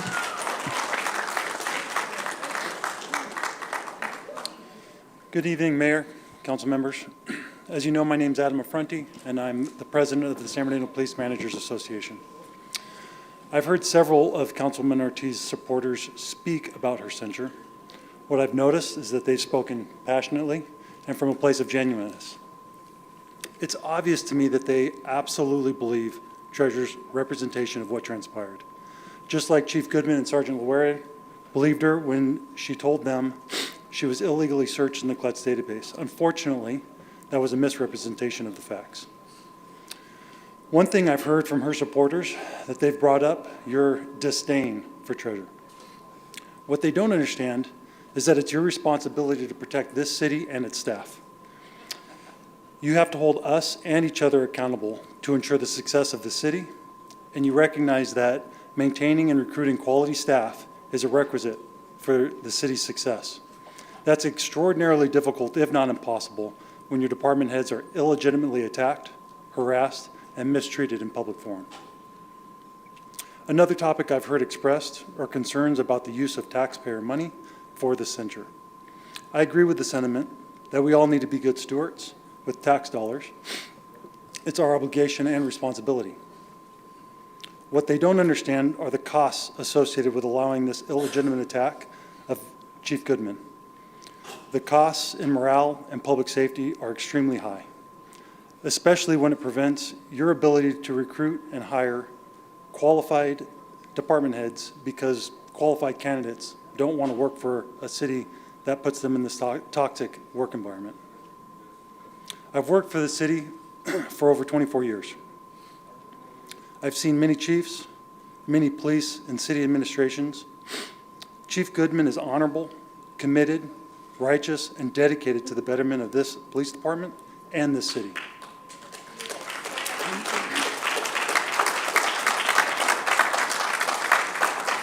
And you don't have to take my word for it. The proof is in our engagement, our crime rates, our response times, and the violent crime solvability. I've not experienced a time when this department or the city's been in a better place. It's unfortunate that we're in this situation. It's unfortunate that this misrepresentation was made, and there's such a strong dichotomy of beliefs. But as I said 2 weeks ago, the men and women of this police department are still committed to providing quality service to this community. And that commitment has never been stronger than it is under Chief Goodman's leadership. I thank you for your time and consideration in this unprecedented but necessary action. Thank you. Next speaker, please state your name. Yes, my name is Bill Bauman. I started in the San Bernardino Police Department in 1969 and retired as a police sergeant. I live in the 7th Ward, and I have since 1971. What got me going initially about these issues was your attempted lawsuit for $2 million. I looked at that and I thought, wow, taking that money, if you got it for your own private use from a city that's trying to scratch their way out of bankruptcy is a very unethical situation, a very unethical thing. We have a thing, that's code of ethics. When you took that oath of office, you took that in order to provide us with the best service possible. You've done nothing but cause upheaval and disturbance and cause trouble with the San Bernardino Police Department. I'm very proud of my department, and I'm very proud of everybody that works there, including the new chief. My suggestion would be right now that you would resign and honorably and get this thing over with, because you're not good for the city. And thank you. Thank you. Next speaker, please state your name. Good evening, Mayor, members of the council, community, and staff. My name is Nick Oldendorf, and I'm speaking to you tonight as an off-duty police administrator. I'm here tonight not simply to defend a person, but to defend fairness, judgment, and the values this city claims to uphold. A police chief is not measured only by headlines, political pressure, or moments of controversy. A good chief is measured by integrity, by consistency, by the trust earned over years of service, and by the difficult decisions made when no option is easy. By those standards, Chief Goodman has served this city honorably. Leadership in law enforcement requires balancing accountability with public safety, discipline with compassion, and authority with restraint. Those who do that well rarely satisfy every voice in every moment, because true leadership is not popularity, it's responsibility. I'm here to show support to this council for taking the necessary and proper steps to do what is right and reaffirm your commitment to making this city better. One thing is certain, this is a diverse city and an equally diverse police department. But diversity is not what makes us strong. Unity is. The San Bernardino Police Department, from the top down, are united in our commitment to make this city and all of its residents safe. Cities need good leaders who are willing to stand in difficult places. Good leaders are not easy to replace, and trust, once broken, is difficult to rebuild. Tonight I ask that you decide based on facts and put the safety of this community first by working with the police department, and choose fairness over haste, principle over pressure, and wisdom over politics. Thank you for your time. Thank you. Next speaker, please state your name. Diane Harkison, a resident of the 7th Ward. Good evening, Mayor, Council, and residents of San Bernardino. Here we are in San Bernardino, seat of the largest county in the United States. We have access to more freeways than any other city. We have an intermodal facility. We have an international airport. The most perfect weather and the most beautiful scenery. How can we possibly fail? The only answer must be graft and corruption. Dr. Treasure Ortiz does a great job calling out graft and corruption. Educated with a PhD, she does an excellent job on research. She backs up her information with actual facts in writing. She has worked tirelessly for the city of San Bernardino. Let's please move on and move forward in a positive direction and quit wasting our time in this manner. Thank you. Thank you. Next speaker, please state your name. Good evening, Mayor and City Council. My name is Joshua Cogswell. I'm here on my own time to support the city and the police department in this important decision tonight. I want to acknowledge that I only know about this CLETS issue from public reports and understand why there are differing opinions. However, as a police officer, there are a few important points that are immediately clear to me. When someone reports a crime, our responsibility is to take that report seriously. We document the statement and we begin an investigation based on the information provided. Unless there is clear evidence to the contrary, we proceed in good faith. For example, if someone reports a robbery or a stolen vehicle, we act on that information. We may even enter a person or vehicle into our systems as part of the investigation. If it later turns out that no crime occurred, whether it was misunderstanding, civil issue, or something else, then we document that and no one is arrested. This process is not uncommon. In fact, it is an important safeguard. It ensures that no one is treated as a criminal based solely on an accusation without proper investigation. That's why I find it difficult to understand the criticism in this case. The Chief and Sergeant Loera responded to a report made by a council member based on the information available at that time. Their actions were consistent with standard law enforcement practices. They have not changed their stance. They have not denied that there was CLETS access. They just learned it was not illegally done. Both made it clear that they would condemn any illegal use of CLETS, and I believe our entire organization shares that position. But based on the findings that we have been presented, there was no illegal CLETS use. That conclusion has been confirmed.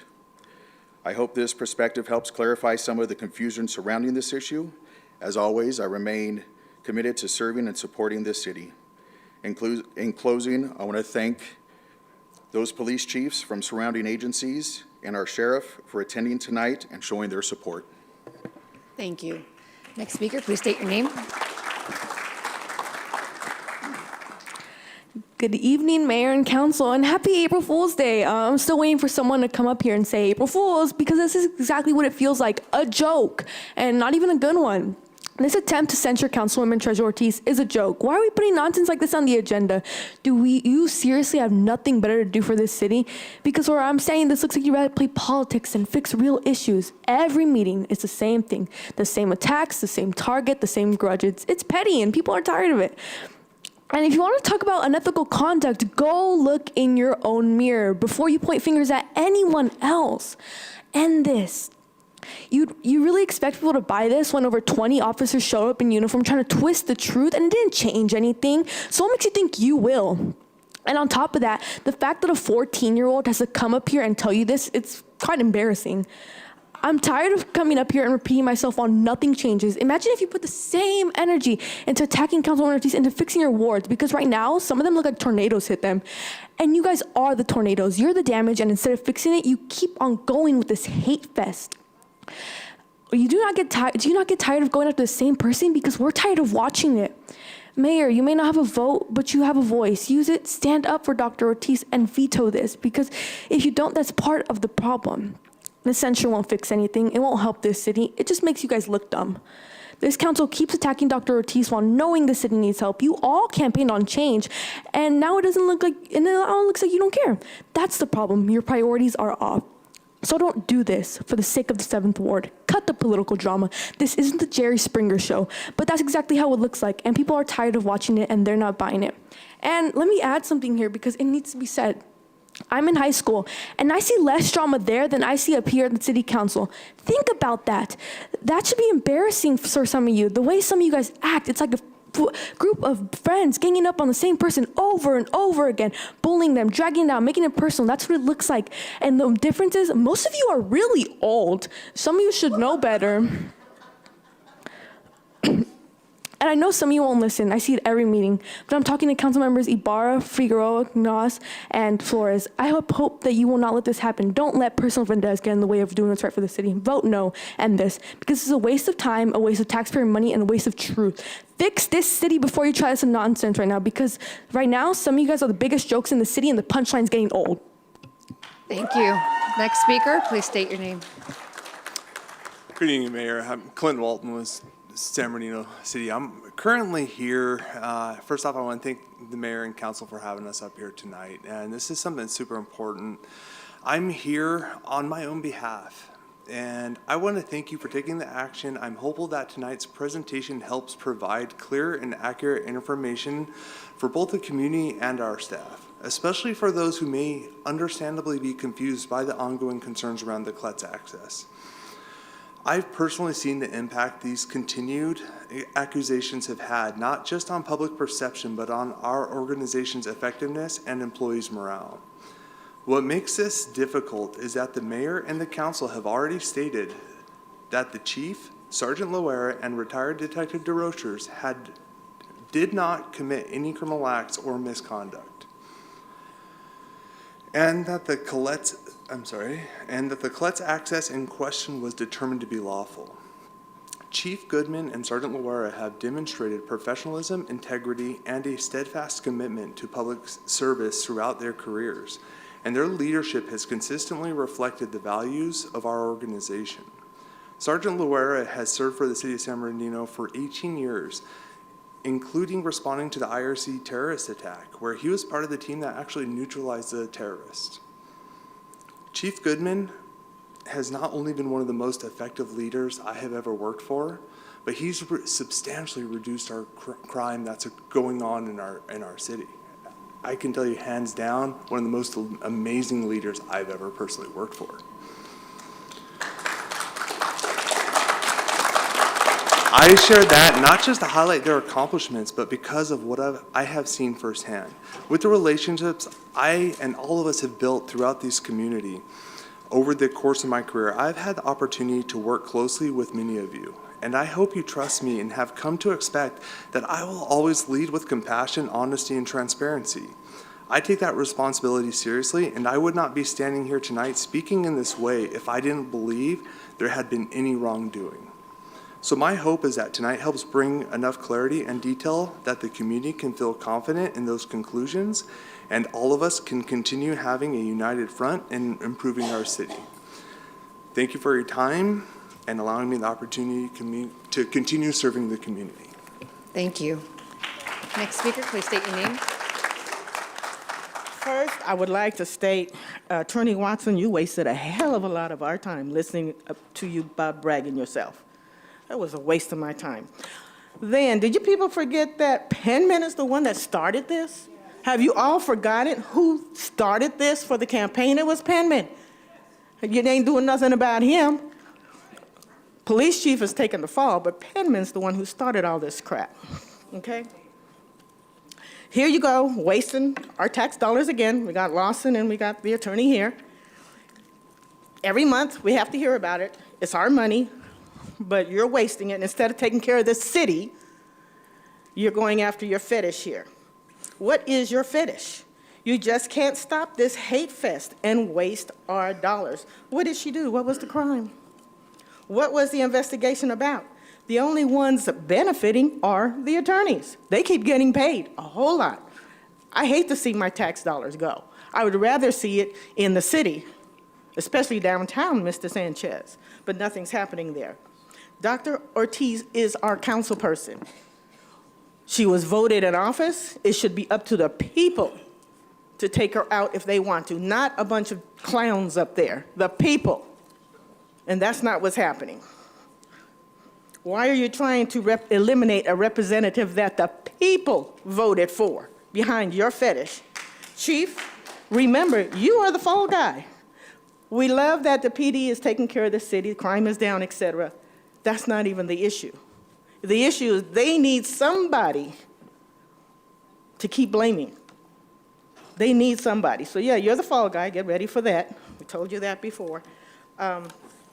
This is a joke. The city needs help. The city needs to be changed. The city needs improvement. It's a damn shame we come here and we're wasting our time and our money listening to you clowns going after the one person that tells the truth up there. The one person that tells the truth. And we have to keep listening to this crap. Take care of the city instead of following your fetishes. Take care of the city. You've got city staff. They have better things to do than to take care of your fetishes. Please take care of the city of San Bernardino and leave our council person alone. She was voted in office. It's up to the people to take care of it, not a bunch of you clowns. Thank you. Thank you. Next speaker, please state your name. Good evening, Mayor and City Council. My name is Jose Castro. I'm the Vice President of the Police Management Association. First, I'd like to thank all of you for moving forward on item 4 and providing the community with the opportunity to hear the facts that may impact some of the harsher criticisms that have been directed toward the chief and our police department. I hope this is a positive step in mending any damage that's come about from confusing or misleading information. Just for a bit of perspective regarding tonight's presentation, I'd like to share a point that is readily accessible via public records and was made quite clear by our attorney, Mr. Larson here. All of this information is available via public records that show the chief should have never been accused of misconduct. As we know, the allegation relates to illegal CLETS access.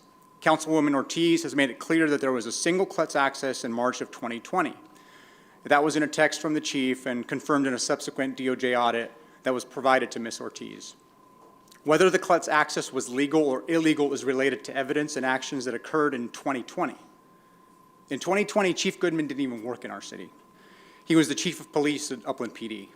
But regardless, the chief owned it and told Ms. Ortiz that even though it didn't happen under his watch, he would be treating it with the same seriousness as if it had. And Ms. Ortiz even praised these comments at the time. What the chief and Sergeant Loera think or believe about what happened is irrelevant to the actual facts. Neither was aware or involved in the CLETS access. What they believe, what they said, what people heard them say doesn't change what actually happened in March of 2020. And those facts existed over 6 years without their knowledge. The chief was initially praised for his handling of the case, but the same person that praised him now conflates him in her criminal accusation of the CLETS access. And that's impossible. First, the CLETS access has been proven legal based on the evidence documented in 2020. And second, it occurred years before the chief even worked here. Even if someone refuses to believe that the CLETS access was legal, it's still silly to accuse the chief of having anything to do with it or attempting a cover-up, because he was the one who ordered the criminal investigation. Thank you for your time, and I hope this gives everyone a little bit more perspective into the matter. Thank you. Thank you. Next speaker, please state your name. You have 3 minutes. Lawanda Rangel, councilwomen and councilmen and mayor. The word of God say, as a man soweth, he should also reap. The evidence are loud and clear here tonight. And I'm asking you all to do the right thing. This is a shame and a disgrace on San Bernardino to keep electing, putting people into office that are not good for us, for the city of San Bernardino. They lie and they steal from the taxpayer, which is myself, and everyone that works and pays taxes. Dr. Treasurer Ortiz, at the debate with Jim Pittman, lied that she was never arrested in 2006, when she had been arrested several times. Jim Pittman showed it was public records. It did not stop her pursuing a career. It did not stop her from sitting at the council seat like she's doing tonight. It did not stop her from putting $2 million lawsuit against the city of San Bernardino. Does Ortiz understand she has taken an oath of position under oath? She's supposed to be our council member for the 7th Ward, where I live at. Ortiz is embarrassing to our city. She has violated her oath of office. She's supposed to protect the city, police officers, city taxpayers. Instead, she sued us for $2 million. She lied to get elected to the city council. She defamed the chief of police, Darrell Goodman. She defamed the city attorney, Jim Pittman.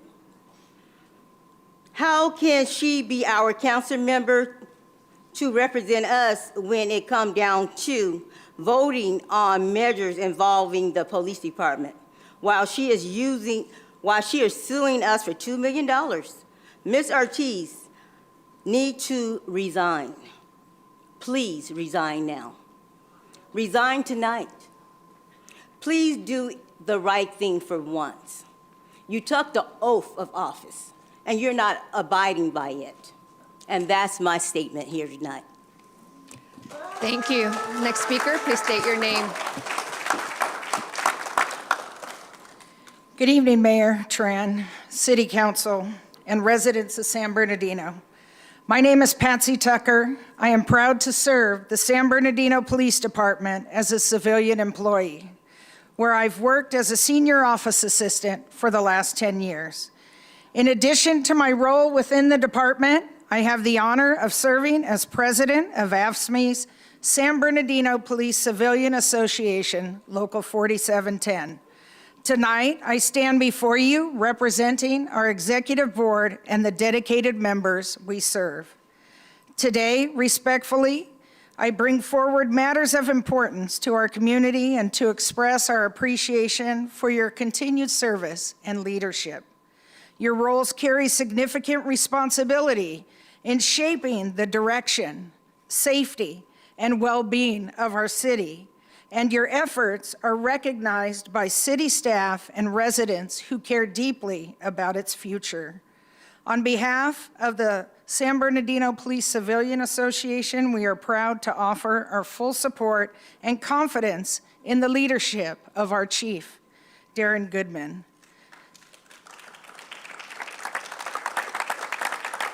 Since joining the San Bernardino Police Department in June of 2022, Chief Goodman has demonstrated a strong commitment to fostering collaboration, transparency, and mutual respect throughout the organization. One of his most impactful accomplishments has been bridging the gap between the chief's office and civilian personnel, ensuring that all members of the department feel valued, heard, and included in the mission of public safety. Under Chief Goodman's leadership, the department has seen meaningful progress. Statistics don't lie. Results don't lie. Crime rates have declined, homicides have decreased, solvability has increased, and community engagement efforts has significantly increased. These outcomes reflect not only effective policing strategies, but also a leadership style rooted in accountability, accessibility, and service. Chief Goodman, he leads by example. His professionalism, integrity, and willingness to engage with all levels of staff have strengthened morale and reinforced a unified approach to serving the residents of San Bernardino. AFSCME, San Bernardino Police Civilian Association, Local 4710, stands firmly behind Chief Goodman and supports him. We are confident in his continued leadership and the positive direction in which he is guiding the department. Thank you for your time. Thank you. Next speaker, please state your name. You have 3 minutes. Good evening, Honorable Mayor, members of the council. My name is Christian Shaughnessy, and I am a candidate for the 2nd Ward. What we are seeing tonight is being called accountability. But let's be honest, this does not look like accountability. This looks like control. This censure is being built on accusations long before trials have concluded. Charges are being treated like convictions, even though no court has ruled, and due process has not been completed. Has a jury even been selected yet for the upcoming trial? And yet you are moving forward with punishment, removing resources, stripping influence, and calling for resignation. So I have to ask, since when does this council get to act as judge and jury? For you see, this process is not balanced. There are no real evidentiary standards, no meaningful cross-examination, and the same group making the accusations is naturally the same group that will decide the outcome. That is not fairness. That is political judgment from other politicians. And let us not ignore the timing. Councilwoman Ortiz has filed claims, she has raised concerns, and she has spoken out against misconduct. And now she is being censured. That does not look like ethics enforcement. It looks like retaliation against a political opponent. It looks like that because when someone challenges the system pushes back. And then there is a bigger issue. This city, of course, has its own history, bankruptcy, mismanagement, a lack of transparency, things that are institutional to the core of how the city has ran for too long.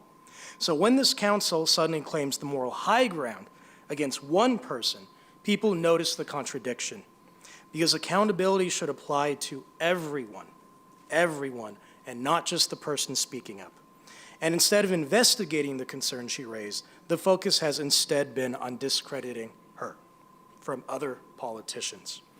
That should concern every resident, because if this is how dissent is handled, then any elected official who challenges the majority, who challenges the status quo, who says temporarily unpopular things, could be next. That is a dangerous and wicked precedent. That is not democracy, that is suppression. Truth is not built through one-sided processes of public accusations without further evidence. Trust is built through fairness, transparency, and truth. Right now, this process reflects none of those things. So I will say this clearly, I shall say it vividly: stop this censure. Stop using accusations as facts, and start showing the people of San Bernardino that accountability applies to everyone, including this council. If you wouldn't trust a politician to tell the truth ordinarily, then what do you think should happen when a group of politicians try to catch another politician in acts that they themselves do? Thank you. Next speaker, please state your name. You have 3 minutes. Good evening, Council, Mayor Tran, and residents of San Bernardino. She's speaking first, then you'll be next. Thank you. Thank you. My name is Amy Malone. I am a resident of Ward 4. I want to thank you. I see that Del Rosa, the street Del Rosa, there is some work being done on it, and I appreciate that. These are the things that happen during election season, and I thank you for that. We don't see this happening any other time, so I appreciate that. But what I want to talk about right now is my concern with the time and the money being spent on these type of meetings. This city is in trouble. We have real issues going on, and we are wasting our time discussing litigation between two individuals. If the city wants to sue Councilwoman Ortiz, that's fine. That's something that should happen in the judicial system, not here. There are real issues going on in this city. We have homelessness, really we have people who don't have a place to lay their head. We have people who cannot feed their families, people who cannot find jobs in our city, but we're discussing litigation. That's wasting our time, and it's wasting money. So I ask all of you, while you are discussing this, while you're sitting back and talking about what you can do to Councilwoman Ortiz and what you can do to Chief Goodman, please think about the money that you're spending. Think about the tax dollars that are being wasted. We don't have time for this. The city is in trouble. It's burning down around us. We have potholes tearing up our cars. Yet, we are discussing this. It's starting to look like a bad reality show, and you all are the stars. We don't want that. We need better from you. We need you to act like the leaders in the city that you are. Take your time to look at your wards and see what you can do in those wards. What are the needs of the people? We are tired of politics over people. Take your time to discuss what is going on in the city. Because all I see right now is people who are getting together to talk about one issue and waste our money. So while you're doing all of this, while all of this is happening, who the hell is running the city? That's what I want to know. Who is running the city of San Bernardino? Because we all deserve better. So as a candidate for mayor of San Bernardino, what I can guarantee is that we will not waste time doing things like this. We will not waste taxpayers' dollars on things like this. I'm Amy Malone. We deserve better. Thank you. Next speaker, please state your name. You have 3 minutes.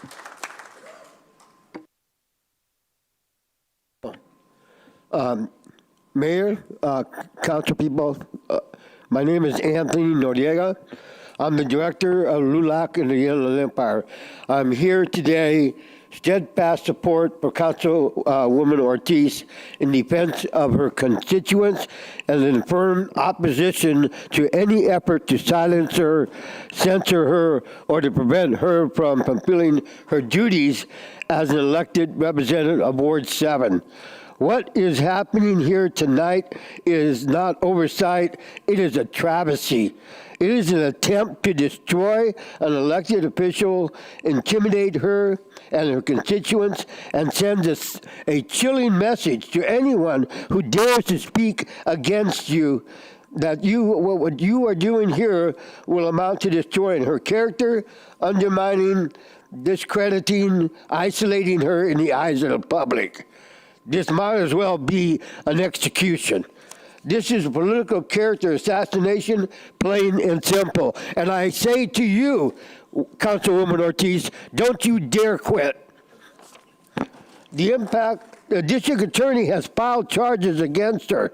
Councilwoman Ortiz has filed a lawsuit. The courts will determine the truth. The facts will come to light, and the legal process will reveal who in the hell is telling the truth and who is lying. No council resolution to censure can replace the process. And let me tell you something. Here we are talking about ethnic values and so forth, and yet we have a president that has been accused of rape and been charged, fined $82 million, and yet you don't say anything. Thank you. Thank you. You ought to be Next ashamed speaker, of yourselves. please state your name. You have 3 minutes. Good evening. My name is Melina Enriquez. I am a resident of the city of San Bernardino, as well as the president of the city of San Bernardino Young Democrats. What we are seeing tonight is not new. This is a pattern. This is the city's playbook. First, they create a one-sided investigation. They control the narrative. They use their own people, their own reports, their own resources, and then they present it like it's the truth, without ever looking at the other side. This is exactly what is happening to Councilwoman Dr. Treasurer Ortiz. We are being told there was an investigation. She was never interviewed. Her witnesses were never interviewed. Her evidence was never reviewed. This is not an investigation. This is a setup. And are we surprised?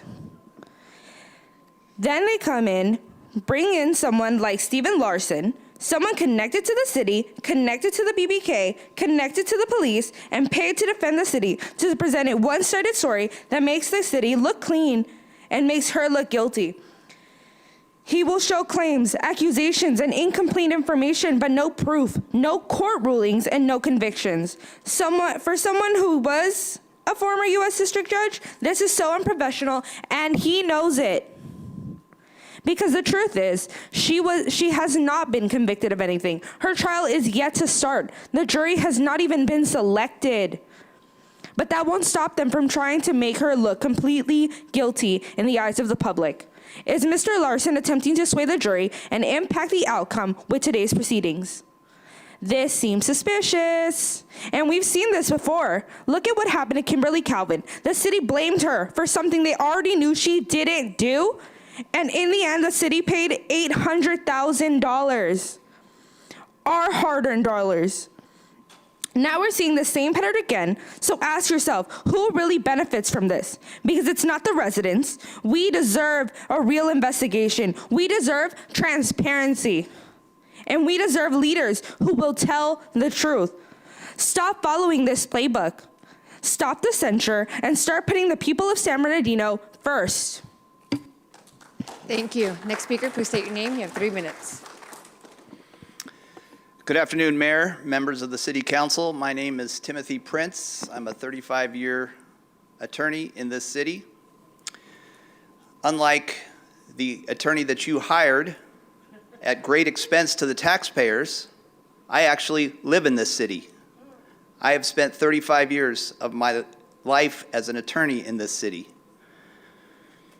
I was recently honored, I won't go on for 10 minutes about my resume, but I was recently honored by a phone call this week from the Sun saying that I have been elected the top attorney, the best attorney in San Bernardino for a 5th straight year. I wrote you a 12-page letter. Mr. Sanchez, be professional, get the smirk off your face. I've seen how you've looked at the audience, looked around. You're not paying attention, sir. You need to learn from the taxpayers of this city, especially an attorney donating his time to try to save this city from a huge liability that you will cause tonight. This censure proceeding is a dream for a civil rights attorney. The fact that it's not enough for you to be in a federal lawsuit, but you have to actually have a 10-page censure letter, you put it on the front of your city website. The very first thing that you see when you go to the city's website is Treasurer Ortiz, notice of censure. That's your priority, Teddy, and your ward is burning. Literally. And you don't care. Now, back to the taxpayers.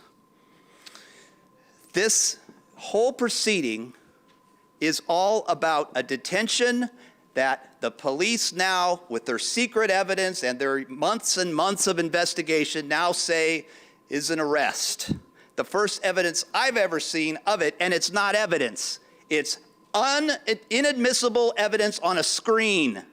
And you know that, Mr. Larson. You weren't born in this city. You've never lived in this city, but you should know that. And while we're at it, you should also know, we've heard the word censor a lot tonight, haven't we? What, about 50 times we've heard the word censor? Okay, a little lesson for our highly paid attorney. Censor is a government prohibition of speech.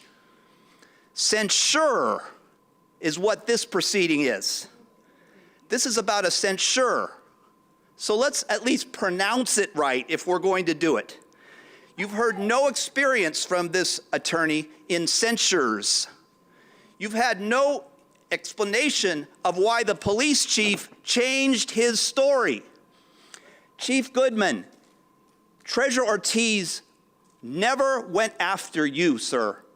She was never your adversary. Thank you. Thank you. You are the Thank one you, that sir. changed your story. Thank you. Thank you. Next speaker, please state your name. You have 3 minutes. Hello, my name is Puro Arasa. I'm here because I'm concerned about abuse of power.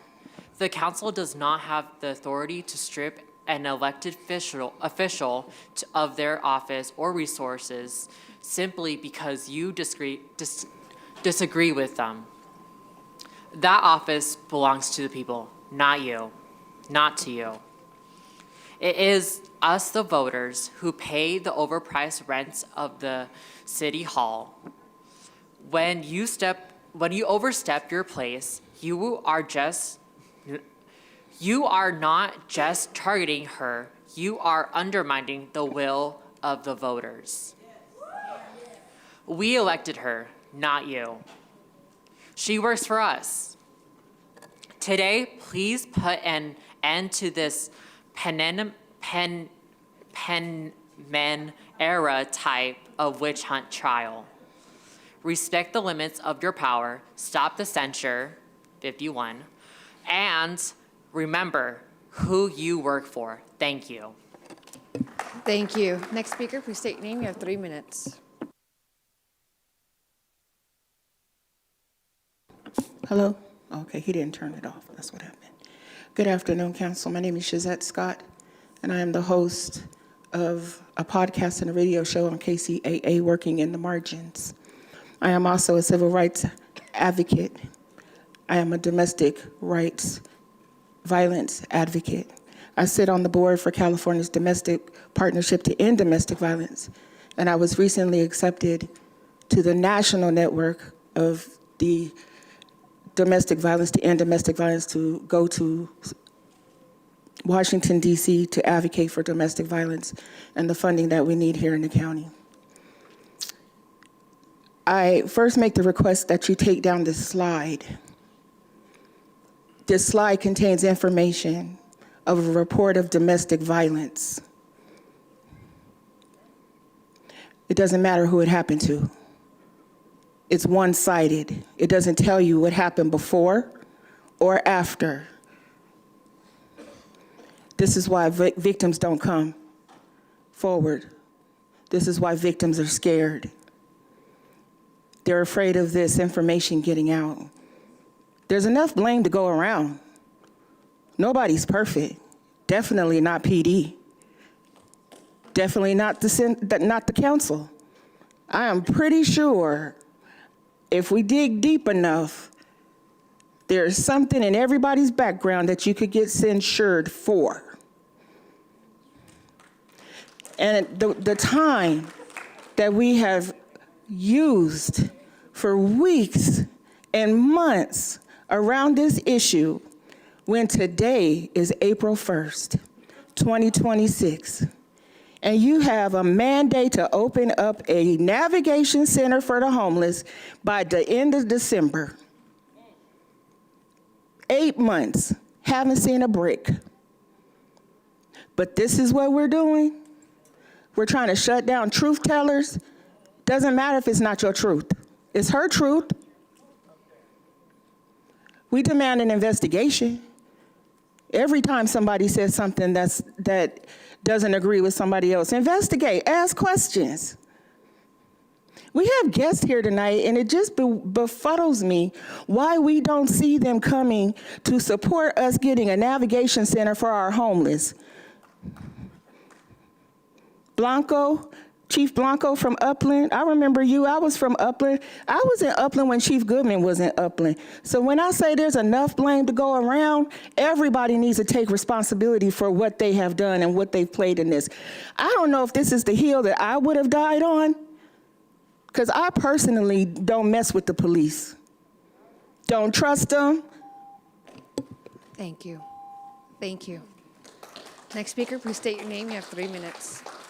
Sarah, where's, no offense to Mr. Maldonado, but where's Sonia Carvalho in all this? The last time I remember, she had a fit up here and told Treasurer she was placing her on notice, and I haven't seen her for a year or so. My understanding is she's still working, but she's not here in the dais, so I'm not exactly sure where the hell she is on such an important matter.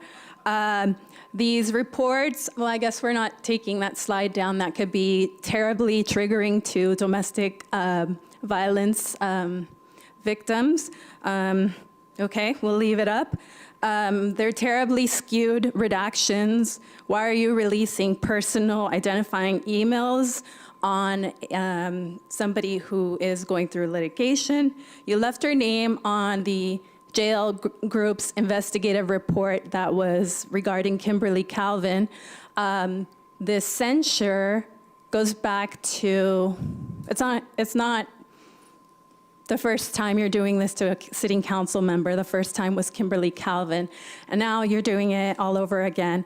You left Treasurer Ortiz's name, then resident, in that jail group's report.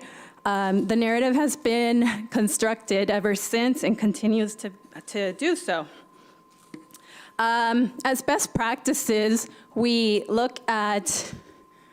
usually are tasked to review objective evidence and come to conclusions. What I'm seeing right now on these screens are just presenting the facts and narratives that you, the city, want us to believe.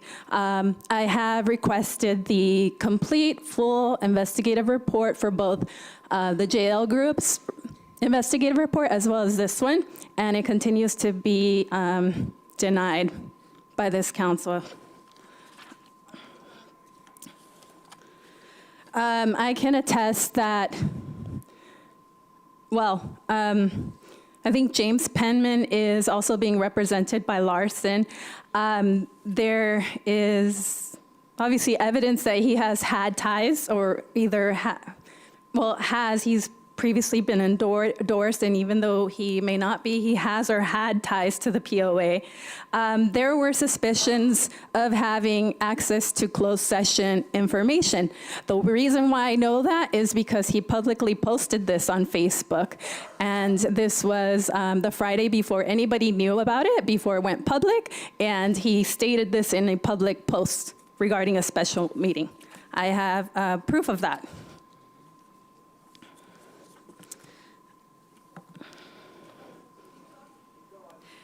An internal investigation. Thank you. Yeah, thank you. Next speaker, please state your name. You have 3 minutes. Hello, good evening. My name is Linda Hart. I've lived in San Bernardino for over 50 years. I have concerned that I hope that isn't true, an accusation made that the N-word was used.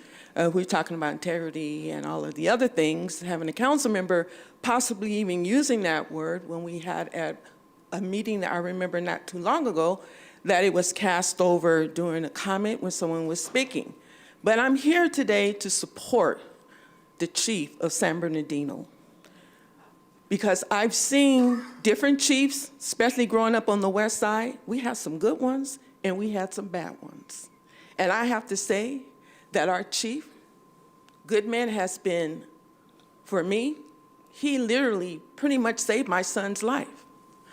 There was not a time that I could not have called and he returned the call when there was a need in our community or even when I needed to get resources for a program that he put together for mental health.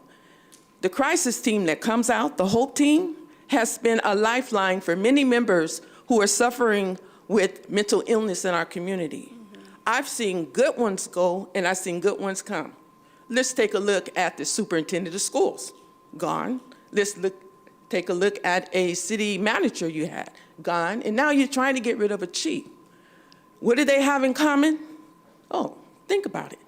But the bottom line is this. I hear people say they don't trust the police or why do we have, well, can you imagine a city without the police? What do you think that might look like? The bottom line is this. I was having a conversation earlier. No one is perfect, but what we need to do is we need to work together and work out what isn't perfect and decide what can we do better to make things perfect. So Chief, I support you in the work that you've done because I've seen the difference in how they even respond in the community on the West Side. Because there was a time when I tell you, I wasn't really a fan of the police either. But being now that you're chief, I'm seeing a lot of changes. And I'm sure there's a lot more that needs to happen. But in the interim, let's take a look at how we're going to move forward, as I mentioned earlier. And I'm glad that you put the planning commissioners back together and the charter commission back together. And now let's move forward. Thank you very much. Thank you. Next speaker, please state your name. You have 3 minutes. Mayor, City Council members, my name is Che Wright. Today I am representing the WIN organization as well as NAACP, San Bernardino Branch 1062. I am here, of course, to show support for our city's chief. First and foremost, I want to bring up the facts about the fact that we have always wanted to have a peaceful community. That is what we should all be striving toward. And with that notion, us having one of the lowest crime rates that we've had in 30 years speaks for itself. Us having 100% homicide closed in our city is an amazing testament to the type of leadership that we have. I am here today to not just speak on behalf of my organization, but I'm also here to speak on behalf of a man that I know very well, which is Darren Goodman. Outside of him being a chief, he has spent 30 years plus making sure that he represents the San Bernardino County area. And he has spent a lifetime in making sure that the integrity that he holds, the character that he holds is intact. I think it is a shame that we have got up here with all of our ideas of what's going on when we had, and I want to thank Attorney Larson for coming up here and sharing the facts. I want to thank the City Council for allowing for us as people who work in this community, who've grown up in this community, who are very much so intentfully involved in this community and its community engagement. I want to thank you guys for making the time for us to be able to come and hear the facts. We've got up here and we've spoken about, oh, this and that, but today we came here, a lot of us came here open-minded to do just that, to hear the facts.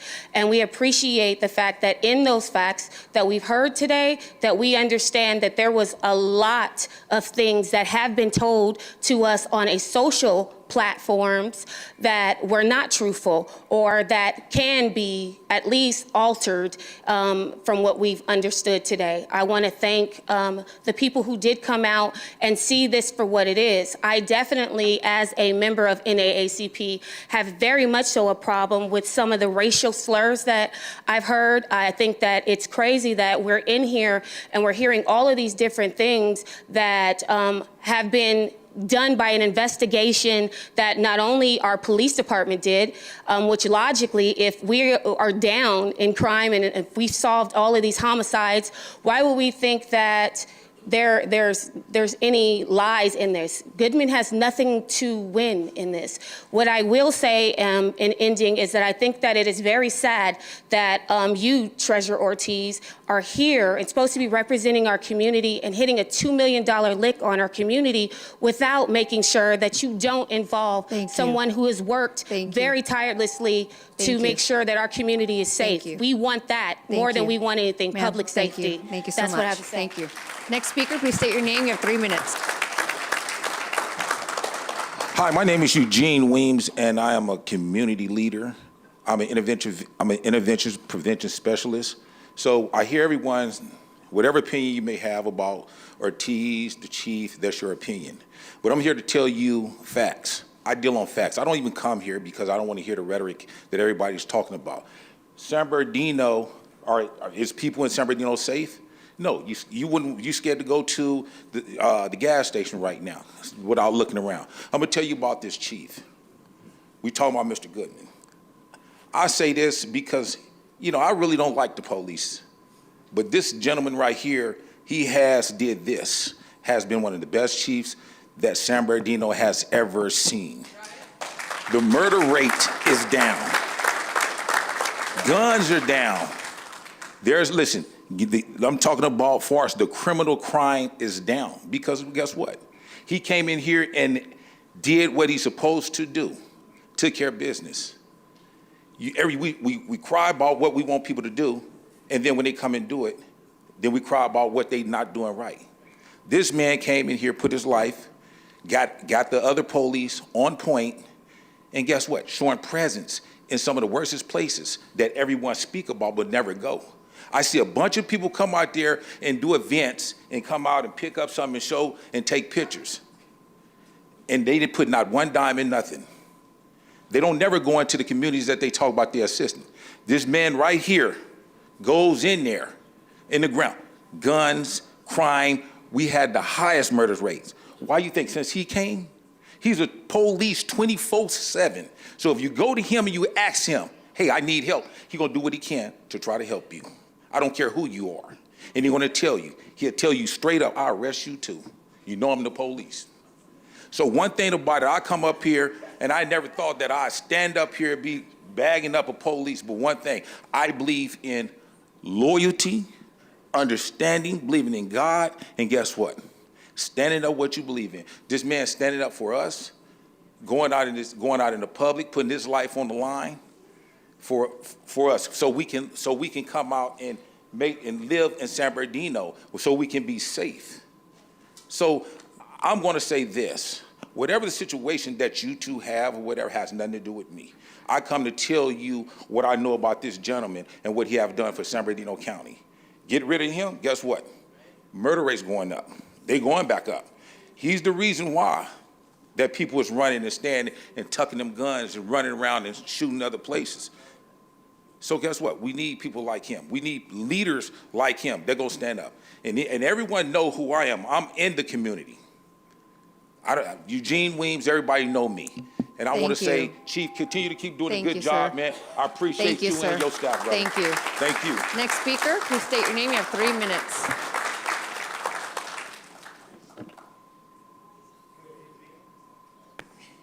Good evening, Mayor, Council, neighbors. My name is Ron Alvarado, and I am running to represent the First Ward on the City Council. I am here tonight because as a fraud investigator, I recognize the difference between legitimate oversight and political theater. While this council spends our resources on proceedings like this, the people of San Bernardino face a completely different reality. Last Saturday, my family and others were at Lido Creek Park's extravaganza when the sky filled with smoke as another empty building, an empty church on the west side, was engulfed in flames. That fire, a physical manifestation that has defined this city's leadership for the last 16 years. For these last 16 years have been disheartening as a lifelong resident for me. And tonight we see again why. The same forces that have kept San Bernardino from moving forward are conspiring to hold this political theater to bully the people who dare speak the truth, watchdogs like Dr. Ortiz. We are watching a slate of interests that prefers intimidation over innovation. I have been canvassing, speaking with my neighbors. One of the issues they have is the slow police response time. Yet we have at least 2 officers being paid, used as political props in the back. What are the calls going on right now? Are they needed on the street? Because I believe they are. Why are they standing in the back? These individuals on the city council do not offer solutions. They attack those who call out their failures. These individuals do not offer us special meetings to address our burning buildings. They offer us political theater. They stick to bullying and intimidation because they have nothing to offer the families of San Bernardino. What do you have to offer us, Teddy, other than bread, this political theater? Like many of you who have made this hopeful sacrifice of laying your roots in this city, we simply cannot afford another 16 years of these schemes. My daughter and all our children deserve a future built on ideas, not intimidation. Enough games. It is time to stop this farce. Reject this theater and start delivering the visible progress that the city has been promised for far too long. It is time to move San Bernardino forward. And while I have you, we're not voting to remove the chief. We're voting to censure someone. It's a false dichotomy is being presented to sway everybody. That is false. We're not voting to remove the chief. We're voting to censure a political official, someone we elected to speak for us.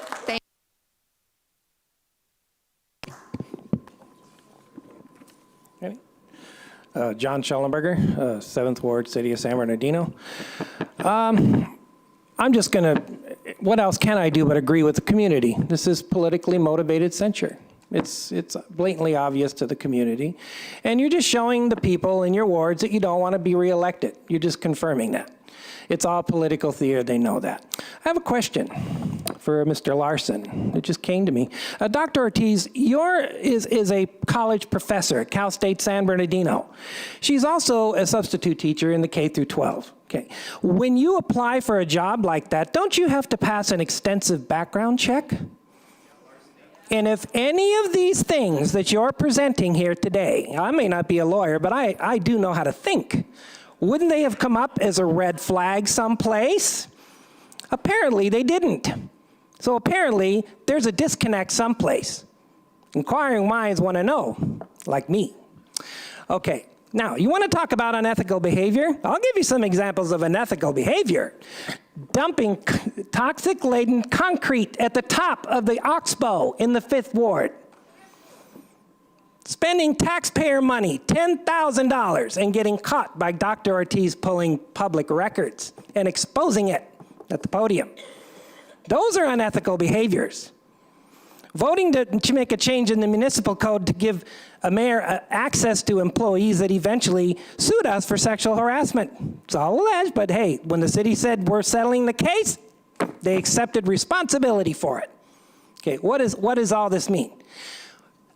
So many of the, okay, look, none of this has anything to do with the chief's performance. We're not here for a performance review. That's not why we're here. Nobody's denying that the San Bernardino Police Department hasn't been doing a great job. I've worked with some heavy hitters in that department. Great public servants who have stood by my side and I stood by theirs as a community member to try to help do things in my community and improve it. That's not what's in question here. He told her in the beginning one thing, and she went, yeah, he did take ownership for it. He told her one thing, and then he told her something else. There's a disconnect. That's all I'm saying. Nobody's denying that he didn't do a good job. For what he gets paid, he should. But he's not the only person that's doing the good job. He's one man. There's the boots on the ground. The men and women of the San Bernardino Police Department that serve us every single day are the ones out there getting the guns pointed in their face. My cousin Michael Guile was a police lieutenant in this city for 22 years. He was the first one on the scene. Barbara Sky told me the truth about how my cousin got cancer before he retired. He was one of the first on the scene at the train wreck to help those people. And as a result, when he was a police officer, from that event, he got cancer. So I know this police department. Thank you. Thank you. Next speaker, please state your name. You have 3 minutes. Good evening, Barbara Sky. First off, I want to thank all the officers that are here. We even had an appreciation for you day, and we do appreciate you. This isn't about the chief. We don't have any bad marks about you. It is a thing between the chief, treasurer, and Jose. It shouldn't be censored up here. It belongs, they should sit down and discuss it and decide what the hell's gonna happen, because this is ridiculous. And you guys up there with all these halos, except for treasurer, this is ridiculous. In your own backup information, it states condemning inappropriate behavior and violations of the policies and laws. A censor is a way of distracting the public agency from bad behavior and interface with the agency's ability to conduct the public business. How many times have you guys disturbed the business on that podium? You've attacked at each other several times. That's ridiculous. And you can sit up there and say, oh, we're angels. The only one that's up here that disturbs anything is treasurer. How many times have you guys, Kim, Teddy, Fred, Juan, have you guys violated the Brown Act, been out drinking, eating, playing golf, getting drunk at the police golf course? I don't know about you guys, but this is ridiculous. And it's going to show when the elections come up, June 4th. I also want to know, why in the hell don't we have a competent attorney on staff that can do this, that we have to go hire Mr. Lawson, LLP? What the hell are you guys paying him an hour? I heard it might be $1,800 to $2,000. If that is, it's totally ridiculous, and it should come out of all of your salaries, not the taxpayers' money. So there's one thing I need to tell you guys. You need to get your shit together, because I'm tired of you wasting the taxpayers' money and not doing anything constructive for this city. You think about your own personal agendas, and you haven't did a damn thing. And Fred, you're sitting over there. Are you awake yet? Thank you. Next speaker, please state your name. You have 3 minutes.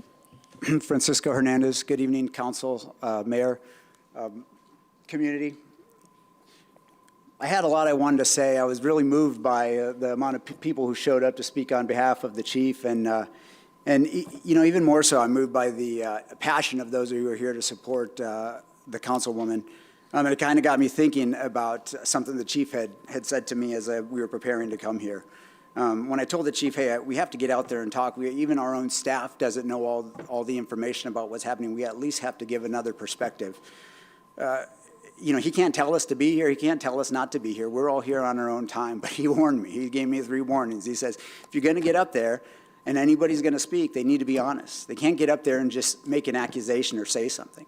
He says they need to be respectful. He reminded us that you guys are the highest form of leadership in our city government, your respected body. And finally, he said, you know, the public speakers that you're going to get up there and you're going to speak, if you're thinking that you're just trying to prove them wrong, you got to remember that's our community, that's our customers. Proving them wrong doesn't improve their perception of public safety. It doesn't improve, you know, their perception of what kind of customer service they're getting. And I thought about that. I think, man, this guy's been getting called a criminal for nearly a year. And when I told him I want to get up and do something, he warned me I better behave myself if I do it. And I think that's the kind of chief this community should want. But when I think about what I put together to say and my thoughts, I'm not so bright that I'm going to change everybody's mind. If Mr. Larson's presentation doesn't at least get people to reconsider their opinions, if the slide that's been up on this screen for nearly the entirety of public comment doesn't get people to at least reconsider the way the chief is being treated, the way the chief is being accused, I'm not going to be able to do it. I promise you. I promise you I'm not smart enough to make that change in your mind.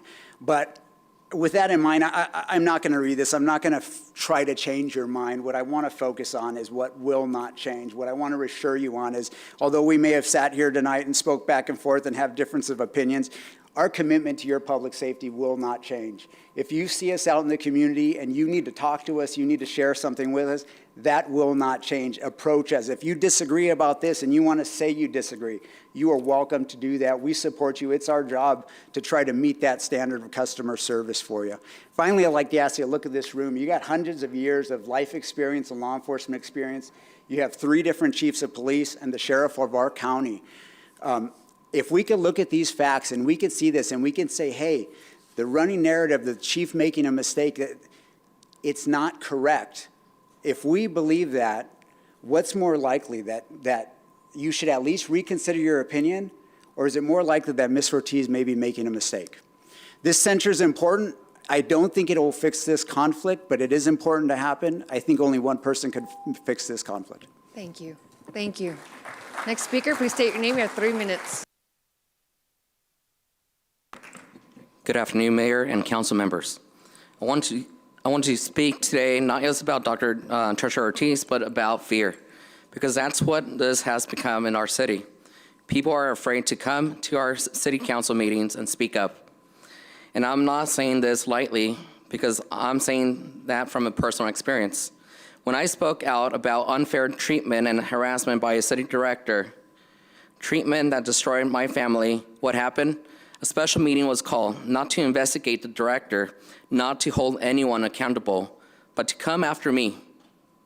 No disciplinary action was taken against that director. Instead, she was promoted shortly after. And for those on the council that have kids, Mayor, Ms. Canas, and Mr. Sanchez, I spoke up because one day my girls will ask me if I did so.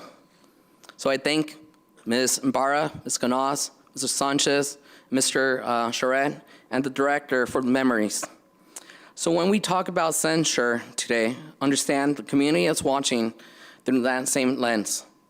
We are seeing a pattern, one-sided investigation, predetermined narratives, and consequences that seem to fall only on those who speak out, never on those in power. And now we're being told this is all about ethics. But last meeting, we heard something that should concern every single person in this room. An officer made a statement clearly that if the community goes against them, they will come after us. Now think about that. That is not accountability, that is intimidation. And when you combine that kind of message with what's happening here tonight, it sends a chilling signal to the public. Stay quiet or face consequences. That is not how democracy works. We should not have fear, retaliation, for speaking at this podium. We should not have to worry that if we challenge leadership, we will be targeted, investigated, or publicly discredited. That is not public service. That is abuse of power. So when you move forward with actions like this censure, based on allegations, without full due process, you are not just impacting one council member, you're impacting the whole community. You're sending a message to the entire community. And that message right now is be careful what you say. I'm asking you to change that message tonight, because we cannot live in a city where people are afraid to speak. We cannot live under fear, and we should not have to. I have 2 little girls. One day, hopefully, God forbid, that they're in an abusive relationship and they have to call police. I hope 20 years from now, if that ever happens, and I hope not, Ms. Chief, I hope that if you're still our chief, hopefully, that does not happen. And if they reach out for help, you're not going to use their history against them. Thank you, sir. Thank you. Thank you. Next speaker, please state your name. You have 3 minutes.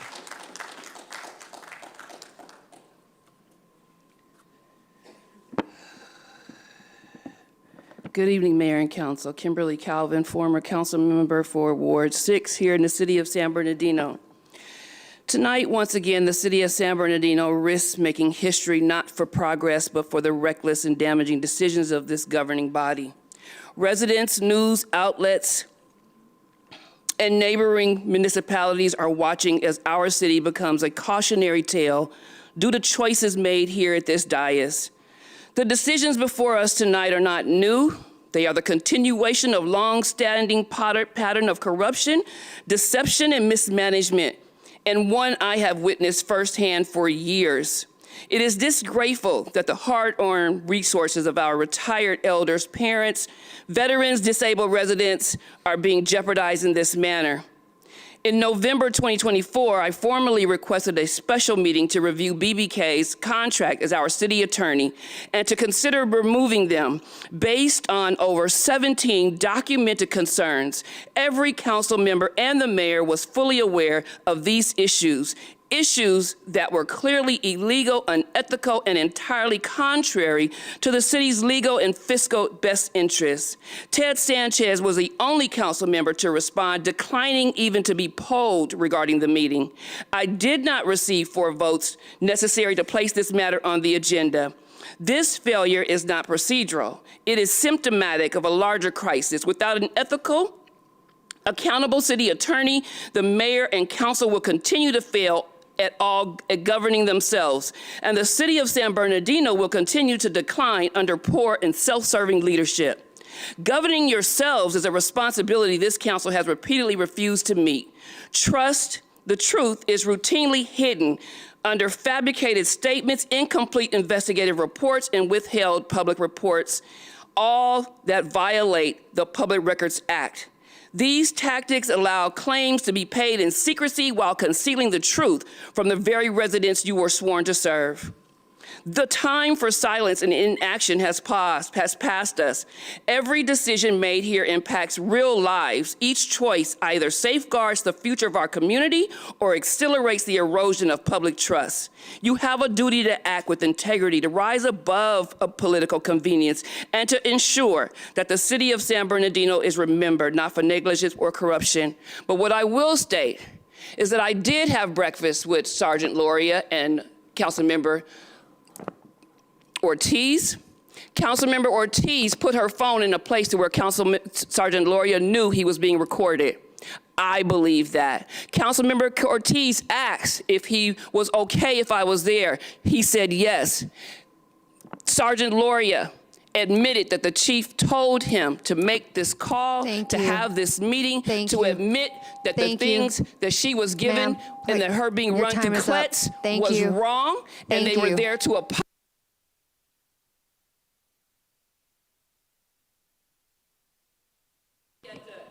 Thank you. Next, Miss Calvin. Miss Calvin. Miss Calvin, you need to stop, please. Your time is up. Thank you. Thank you. Thank you. Thank you. Thank you. Next speaker, please state your name. You have 3 minutes. Good evening, Council. It's great to be back in the City Council chambers. And I have cleared my calendar to be here tonight. This is, I'm sorry, I didn't interrupt you, Miss Calvin. Thank you. Thank you. Miss Calvin, I didn't cause any interruptions. If you keep disrupting, we're going to ask you to leave. I can leave on my own. Okay, thank you. Thank you. Thank you. You didn't take John's office? Right. You didn't sue John? I'll wait till she Ma'am, leaves. you need to leave. Thank you. She's disturbing the meeting here. She's disturbing the meeting. Please escort. Please. Please. She needs to leave the room. Please. Thank you. Thank you. Everybody on that council except for Canas and except for Flores, this is what you've done. Okay. Sorry about that. You have 3 minutes. Thank you. I'll restore, if they restore the time, please. Thank you. Thank you very much, Mayor. I appreciate your indulgence tonight. It is a great honor to be back here to see justice, to see the courage of our council tonight. This is a pattern of misbehavior by Ms. Ortiz for several years. Back when I was the mayor of this city, I asked for a temporary restraining order on Councilmember Ortiz for her stalking individuals in City Hall, personnel members, and this was unacceptable. So I'm glad to see the action of our council tonight, and I know that they're going to do the right thing tonight. I want to also commend the great work of our police chief and the men and women of our police department. They have done exceptional work in the last several years, and I commend the efforts of our Chief Goodman. Thank you very much, sir. I also want to recognize the great leadership of our county official, Sheriff Dykes, for being here tonight in support of our law enforcement, as well as several other police chiefs throughout our region. I'm so grateful for your show of participation and courage, too. to attend tonight. So thank you very much. The items before you on 18, 19, and 20, the slideshow that Mr. Larson presented, were in direct discussion, mention of me. Ms. Ortiz made a public threat to my safety, to my family, and she also, she also threatened my life. That's the genesis of this whole situation. And Ms. Ortiz was investigated because of that. She said she came here in public, threatened my life, threatened my family's life, and I took that very seriously. Just go to the proof is on the videotape. That's why she was investigated. So you're going to do the right thing, and I think there's no other options. I'll finally say and conclude this way. Mayor Tran, you have an obligation to also vote tonight. I think your voice is going to speak volumes tonight. If you do not say anything, then you condone behavior.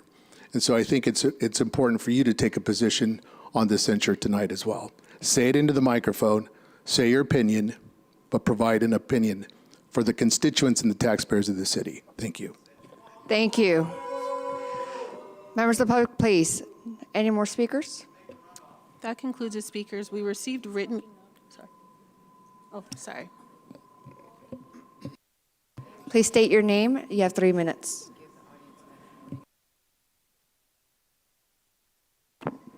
James Penman, former San Bernardino City Attorney. I've been a resident of the city almost all my life. I've served it most of my adult life. I've been a member of the bar of the state of California for 46 years, never been disciplined. And I'm a member of the bar of the Supreme Court of the United States. I'm here tonight to give my support to Chief Goodman. We are so fortunate to have him as our chief. I've worked with numerous police chiefs throughout my career as a police commissioner, as chairman of the police commission, as city attorney, and I've never known a better police chief. We had significant reduction in crime under 3 police chiefs in the city of San Bernardino: Ben Gonzalez, Lee Dean, and Darren Goodman. I heard someone criticize one of the council members for the condition of his ward. Crime in San Bernardino is down. That has been our main concern in this city for decades, crime, and it is down. Now, some of the speakers tonight don't seem to understand the democratic process. When you run for office, your opponent says good things about you, about themselves, and bad things about you, and you do the same. If a candidate is doing their job, they not only spend their time talking about themselves, but they point out factual information about their opponent. And I did that. Everything I said about my opponent in the 7th Ward race was true. Almost everything my opponent said about me was a lie. My opponent took the time. Can you pause for a second? Can you pause for a second? Please, if you keep disrupting, you will be asked to leave. Please. He only has a minute left. Let him speak, please, with respect. Thank you. Continue. Thank you, Mayor. We are in Holy Week. 2,000 years ago, a crowd appeared before another official proceeding, and they demanded to release Barabbas, and they demanded to crucify him, crucify him. So I'm not surprised to hear other people who were misled speak up out of turn in the audience. But I just want to say that my opponent lied during the campaign to the voters, not to me, but to the voters, saying I've never been arrested in my life. She had been arrested twice. It was a public record. We had that public record. No police officer ever gave that to me. If any police officer had ever given me information from Kletz, I would have picked up the phone, called Chief Goodman, and reported that officer. That's what an officer of the court does, and that's what a person raised properly by their parents does. You don't sue your city for $2 million. You don't sue the taxpayers for $2 million, and you don't criticize one of the best police chiefs we've ever had. Thank you. Thank you.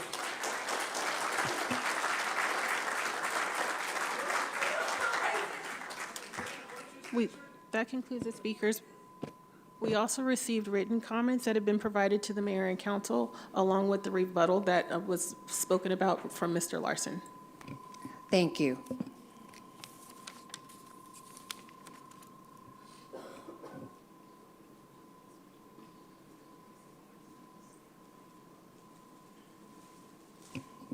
At this time, I might invite Mr. Larson to provide any rebuttal evidence and testimony. Mr. Larson, you may use the remaining time you reserved for rebuttal.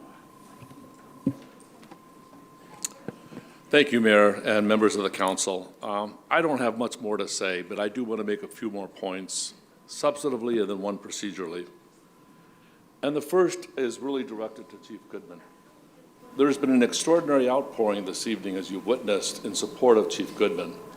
And it almost begs the question what the connection is to this censure proceeding. And it's very direct, because what I have found is particularly insidious about what Councilmember Ortiz has done is she's not only taken a tape that was illegally obtained to perpetuate a false narrative to support herself, but to tear down Chief Goodman and the good people of the San Bernardino Police Department. What Chief Goodman did when Councilmember Ortiz approached him is exactly what we want an exemplary chief to do. He did not shut the door. He did not protect his own. He did not stand behind some blue line and ignore her complaint. He was welcoming. He wanted to hear the complaint. And he said, if one of my officers did something wrong, he's going to hold them to account. That was remarkable. And what she did essentially is take that exemplary behavior and twist it. Because what he did is conduct an investigation. And he conducted an investigation, and the district attorney's office conducted an investigation, and this council hired outside counsel to conduct an investigation. And every investigation that came back with the same conclusion, that this was a lie, that nobody did anything wrong. But instead of accepting that, instead of accepting the truth, she took these tapes, these illegally obtained tapes, and perpetuated this false narrative to disparage the chief, to disparage the police department, to disparage the council, to disparage the city. And that is why I believe a censure resolution is warranted here. So that's the first point. The second point is that this is highly appropriate, what you're doing here. What you're doing here is standing up for democracy, you're standing up for your city, you're standing up for accountability. Because yes, the people elect you and put you in your position, but how you conduct yourselves in that position, how you treat one another, has a huge impact on your success as a council. And the only ones that can control that, the only ones that can hold each of you to account for your actions while you're on the council is each other. I think it's very important that you take this step tonight. So those are the only 2 points. There's no secret evidence. There's no one-sided presentation or one-sided investigation. There's no setup. There's none of the false claims that you've heard tonight from those opposed to this censure resolution. This was a honest-to-goodness, straightforward investigation.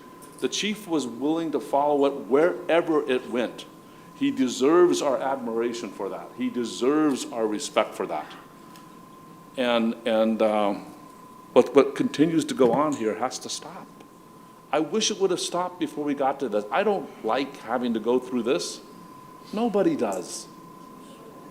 But it comes a time when it's necessary, and that time is tonight. My final procedural point relates to the resolution itself. You have a draft resolution. You'll see that there are blank spots there with respect to various actions that you can take for a period of years, and I just wanted to highlight that for you. That's something that you're going to need to fill in.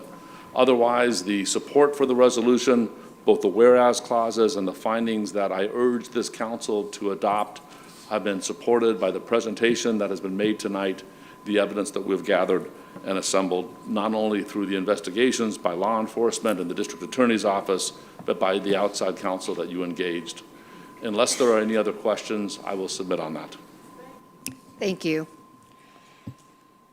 Councilman Ortiz, did you want to have anything to say? Okay.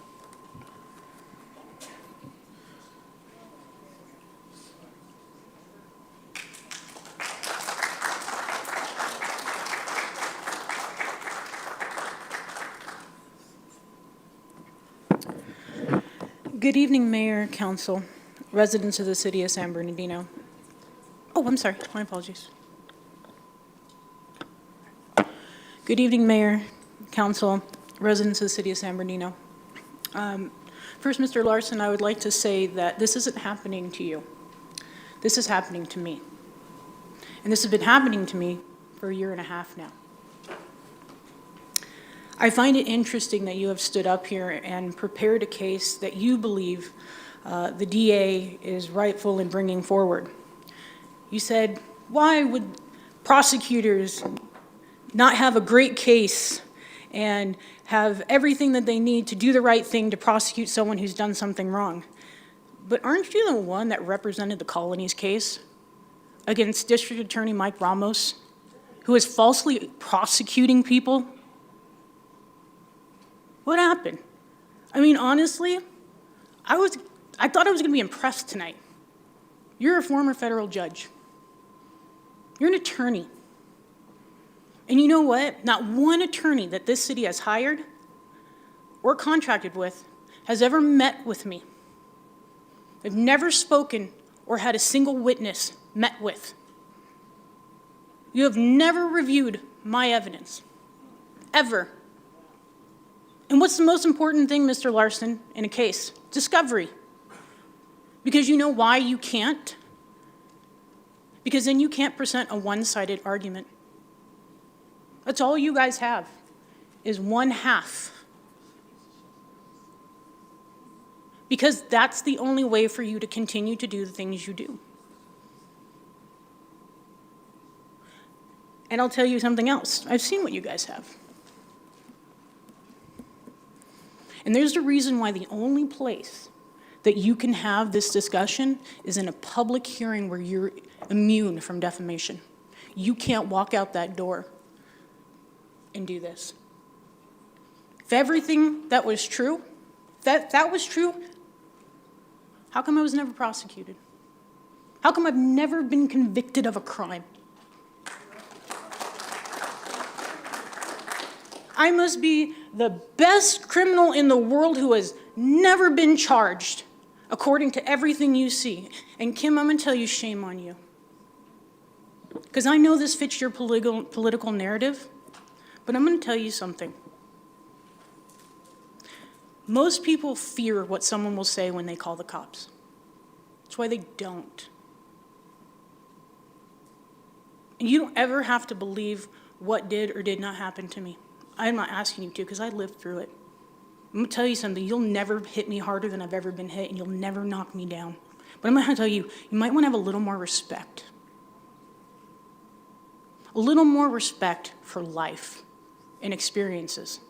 Because our residents, while you guys sit here and you fund CIPs and you fund CDBGs for battered women, for domestic violence group, for Time for Change, for Operation New Hope, what do you think people are going through?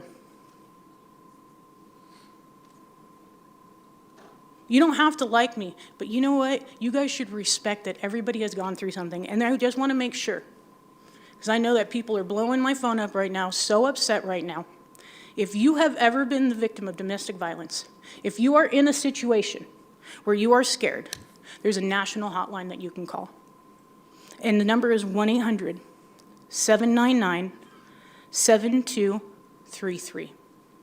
It is not easy, it is scary, but it is necessary. Because you know what will happen? You'll leave a situation, you'll grow as a person, you'll go to college, get a good career, and one day you'll be elected to the city of San Bernardino City Council. So don't ever think that one moment in someone's life determines the rest of their trajectory. Because that's the false narrative. That's the lie. But look, that's what the city of San Bernardino does. It's corruption at its best. This is retaliation at its finest.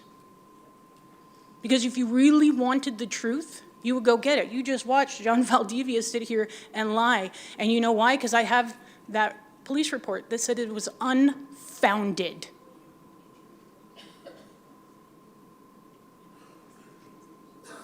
And so do you.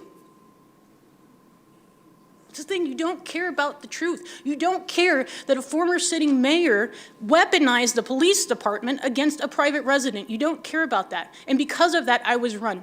I didn't tell me I was run. The chief of police did. I didn't give me the evidence of the run. The chief of police did. I didn't ask to meet with the POA. The chief of police asked me to. I didn't ask for this.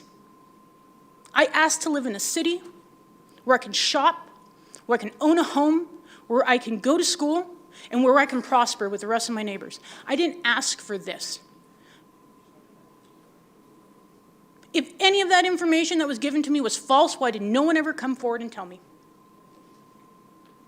3 options. I was never run, I was run but it was legitimate, and I was run and it was unlawful. Guess which one I heard that I was given proof of? Text messages, emails, and meetings with witnesses, all of which you refuse. But let's not say that you haven't heard from witnesses. Kimberly Calvin's been here multiple times. You've met with Scott Beard. You've met with other witnesses who have come forward with their own evidence. And none of you have ever requested it. But you don't want to make that public because it doesn't fit the narrative. The worst thing in the world is to weaponize our government against our people. And that's what's happening here. This narrative, this me versus chief, this is the most false narrative. As you guys said, I thanked him. I couldn't believe, after all the years of corruption, because they didn't even want him here. Remember y'all were gonna put Green in that spot? And we fought for an open recruitment? So what changed? I ask myself that every day. What changed? And why didn't anybody tell me? I filed a claim.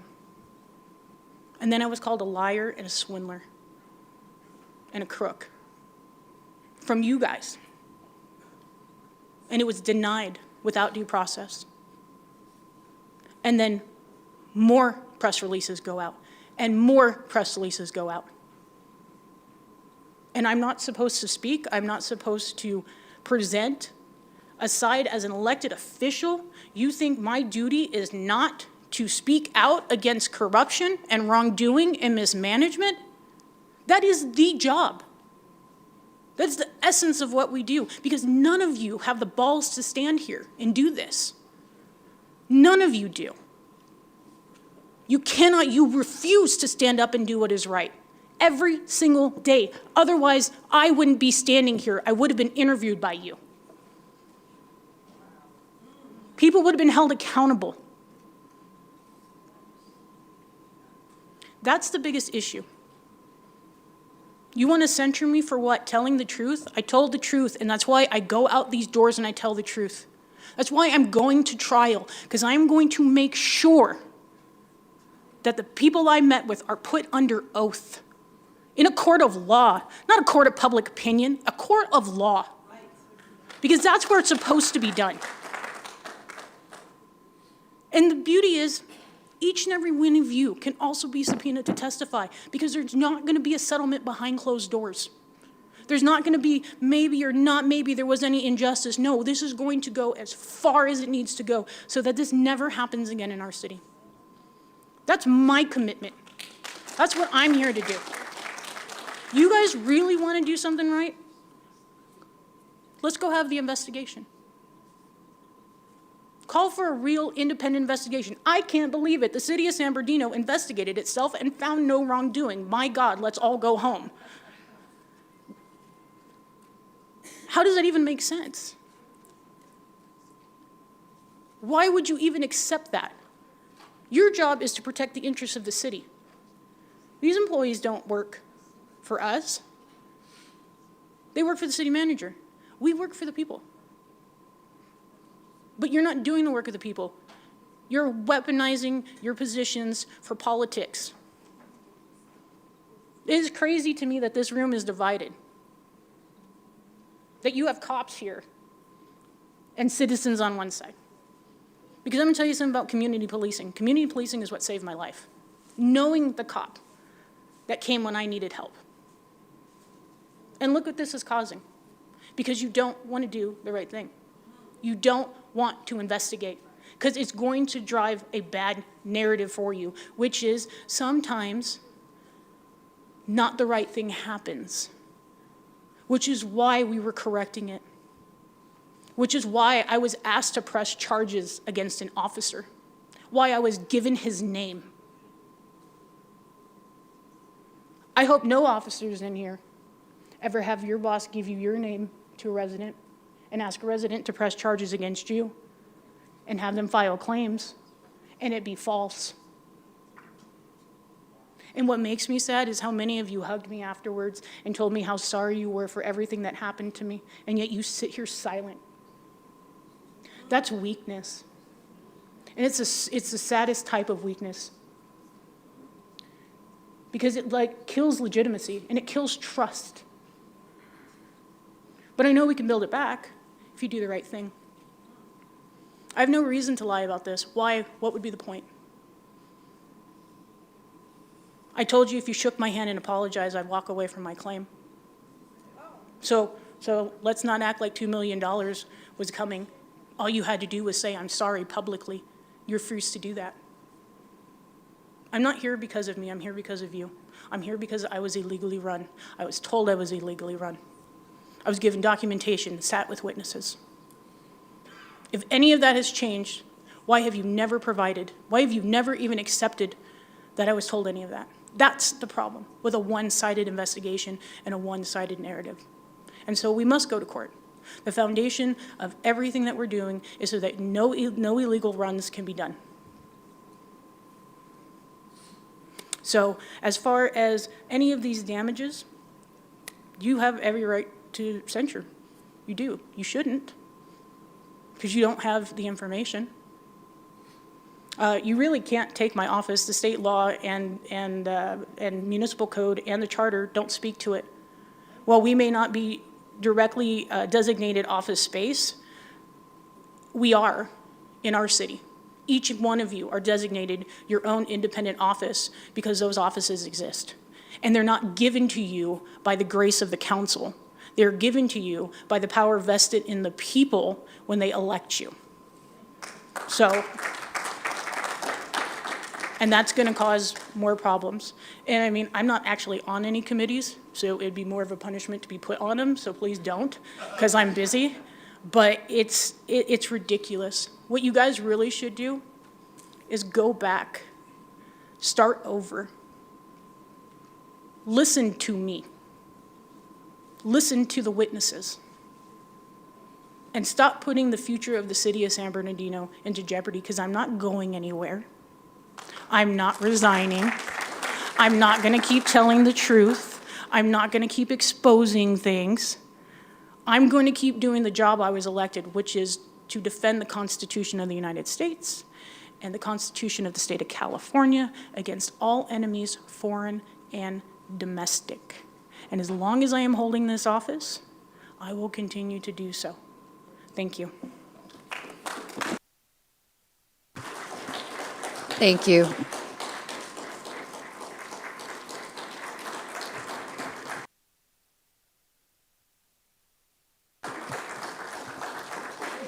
I will now close the presentation portion of this hearing and ask for council discussion and action. I'm now closing the public hearing at 8:19 p.m. and invite motion for this item, or council members, do you have? I've been asked by a council member for a 10-minute recess. Is that, okay, so we're going to call for a 10-minute recess at this time. 8:20, we're back at 8:30. Thank you.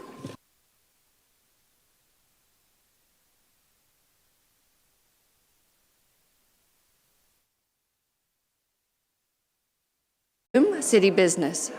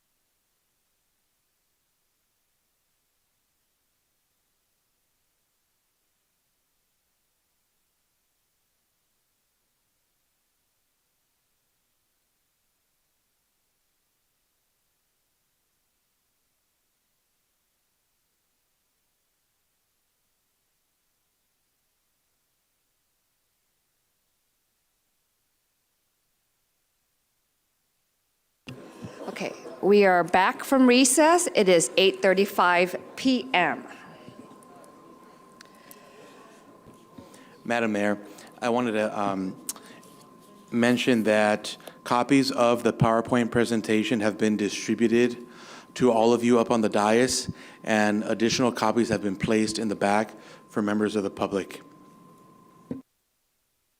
Thank you. The hearing has been closed already. It was closed at 8:19 p.m. And do any members of the council wish to move the item, motion the item?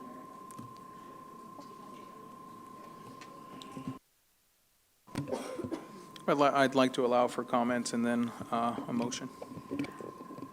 Are any comments from the council? Councilmember Ibarra, followed by Councilmember Charette. Thank you, Mayor. I'll just remind the public that there's been several censures while I've been here. The first one was Mayor John Valdivia with his inappropriate behavior. A lot of the speakers apparently forgot that that was probably the first censure I was ever a part of. But based on the information that we were provided, records were tried to be erased. The records are there. They were public information at one point. She made a request to delete them. There was a forum, first time she ran for office in the 3rd Ward, for anybody who was there. She admitted to have been arrested back then. Her story changed too. We cannot forget that. There are records. There was a threat made to an elected official. The CLETS system was not assessed illegally. And I want the public to know this. And one of the biggest issues that a lot of people are having right now is why wait for her to be an elected official to sue the city and not when this actually happened? Why drag our police department down, the police officers and our chief who had nothing to do with that access to CLETS? When I saw this investigation results, I was shocked, to say the least. Exactly, it's all one-sided. What everybody wants to hear, they will hear. Whatever investigation the city does, the public always comes back saying, this is a bad investigation. When is an investigation ever be good enough for the public? It never has been. It's always one-sided. But let's remember, there's always 3 sides to a story. Her story, our story, and the truth. And I'll leave it at that. Thank you, Councilwoman. Councilmember Charette, followed by Mayor Pro Tem. Thank you, Mayor. First of all, a lot has been said here tonight. This has been going on now for over a year. This has not been arbitrary. We've been talking about this for some time. We are not trying to intimidate anyone or eliminate anyone. We are simply policing ourselves in this. I think, if I'm not mistaken, the censure has been used in this city really only, I think this might be the third time from what I have gathered in a little research. So it is something that's very, very serious, and is something that we don't do capriciously or without real thought. We're talking now just in the last few seconds about a one-sided event, which it couldn't be further from the truth. Ms. Ortiz had an opportunity to present her side of the case. She chose not to. We had an hour on our side or on the city's side to present evidence. We presented all the evidence that has been found by three agencies, not just one, not just ours, but a district attorney and a third party that we did spend money on. But certainly, I think we don't have a choice but to spend money on defending the city of San Bernardino, and that's what we're doing here. When you say it's one-sided, that nothing could be further from the truth. As I started to say, we presented our side. Ms. Ortiz had 1 hour to present her side, and she chose not to. We came back with some comments and rebuttals and discussion by the council. And then Ms. Ortiz decided that she would stand up and make a very, and I have to say, very impassioned speech. It wasn't presenting evidence. It was just a speech, a political speech, talking about how she's the victim and that we wouldn't be here if it wasn't for us or for all these other claims that she's made. And that she, of course, is the one watchdog on the council out of 7 of us. And nothing could be further from the truth there as well. The word corruption has been thrown around for a long, long time. And I am not aware of any that you can put your finger on and say, let's prosecute somebody for real, true corruption. I'd like to see it. I'd like to see it. No one's brought it forward, and I'd like to see it. So I just think it's important that we understand that there are 3 legs to this stool. One is the DA filing charges, and that will take its own course and go through the courts, and she will have her opportunity to defend at that time. She has sued us, the city, you people. She has sued you people, the city, for $2 million that will go through a federal trial, and evidence will come out there, and we'll see where that ends up, and a jury will decide, I believe, on how that ends. This is a completely different process that we have here that is allowable by law, and we've talked about it. It is a censure of somebody, and it is showing that we as a body police ourselves and don't accept behavior that is unbecoming to an elected official. We are held to a higher standard, and I don't think that has been done here by Ms. Ortiz. So those are my comments. I certainly will be supporting a censure, and I would like to get this put behind us and move on. Just as all of you have said, there's so much need in this community, and we need to be working together as a team up here and with our PD and with our departments, and that is not happening, and it has not happened in a number of years, and it needs to stop. I agree. We need to stop. We need to start working as a team, and that has been very, very difficult. And I can speak from experience, believe me. I've sat up here, some of you think far too long, but I've certainly sat up here and gotten a lot of experience with a lot of different council members over a number of years. And the problem with this city has been the council and the toxic politics that goes on, and toxic politics like Ms. Ortiz has been trying to continue to spew. And it's got to stop. we've got to be working together as a team for you folks, the people of San Bernardino, and turn this city around. And the chief and his team have done a marvelous job. Our number one responsibility is public safety. And our chief has lowered and his team and his department has lowered our crime rate lower than anything we've seen in 25 or 30 years. And that should be applauded. And this isn't really about the chief. This is about Treasurer Ortiz and her behavior. This isn't about the chief. This is about how she has behaved.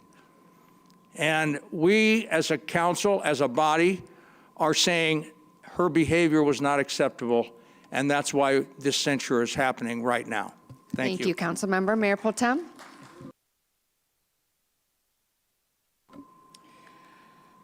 When we first got into office, Councilmember Ortiz, you came to me within the first 60 days, hurling allegations of corruption at that time for a complete separate matter. I took your allegations at that time serious. If anyone wants to do a public records request, they can request a time frame of January through February of 2025, where I responded to you, and I even gave you the steps to take and said I would stand by you. I would never, ever condone corruption in the city that I grew up in. And if you had allegations, you had evidence, absolutely submit it, and we will handle it as a city as it should. I have never been on the side of unjust. As a person that has lived in this city since 1984, I want nothing but good for my city. I don't just sit here as a council person. I sit here as a resident, as a mother that is raising 2 kids in this city. I need this city to move forward. It's why I stood up to run for office. It is quite concerning to me that an elected official has used her platform continually to hurl allegations numerous times that continually are unfounded. You went to the police office in your own claim. You said in 2019, you were advised that you were run through CLETS and that you yourself reported it to then city manager Andrea Miller. This is per your claim that you wrote and signed under penalty of perjury. 2019, you were running for an elected office at that time. I believe you were running for 3rd Ward. You never filed a claim at that time, never once. We didn't have all this fanfare in 2019 when you yourself said you were aware of being ran through CLETS in 2019. Again, it was in your claim that you wrote. 2020 passed, 2021 passed, 2022, I believe that was the year you ran for mayor. Again, you stood at that podium numerous times. Many of the things that you said, Councilmember Ortiz, I agreed with you. You were a fighter for the community, and I believed that. You even had a podcast where you had a T-shirt where you said corruption busters. But yet, it was not incumbent or important enough for you to bust corruption for, again, something that you in your own claim said you knew about. So how come in 2022, still no claim for $2 million? 2022 went by, 2023 went by, 2024 went by. You waited till you got into office, 2025, how many years later, and then you file a $2 million claim against the city of San Bernardino. You now have a position of authority. You are over the police department. You're over the person that is over the police chief. If you genuinely felt something was wrong, as you have expressed numerous times, as you expressed within 60 days of coming into the office, what I don't understand is why you didn't handle it appropriately then. You claim to have evidence. You had the recordings. We didn't know about the recordings until they were posted on Facebook. You yourself chose to post snippets. It was investigated, and it's your own words. You said it wasn't only investigated by us. You said yourself you reported it to the FBI, to the DOJ. So if you yourself reported it, they themselves investigated it as well. So now 5 different agencies have reported your claims from the city of San Bernardino. We even took the additional step to have an independent investigation done so that it could truly be unbiased, and we even went that extra step. Okay. Mayor Again, Tran. so I want to make it very clear. Mayor Tran. Yes.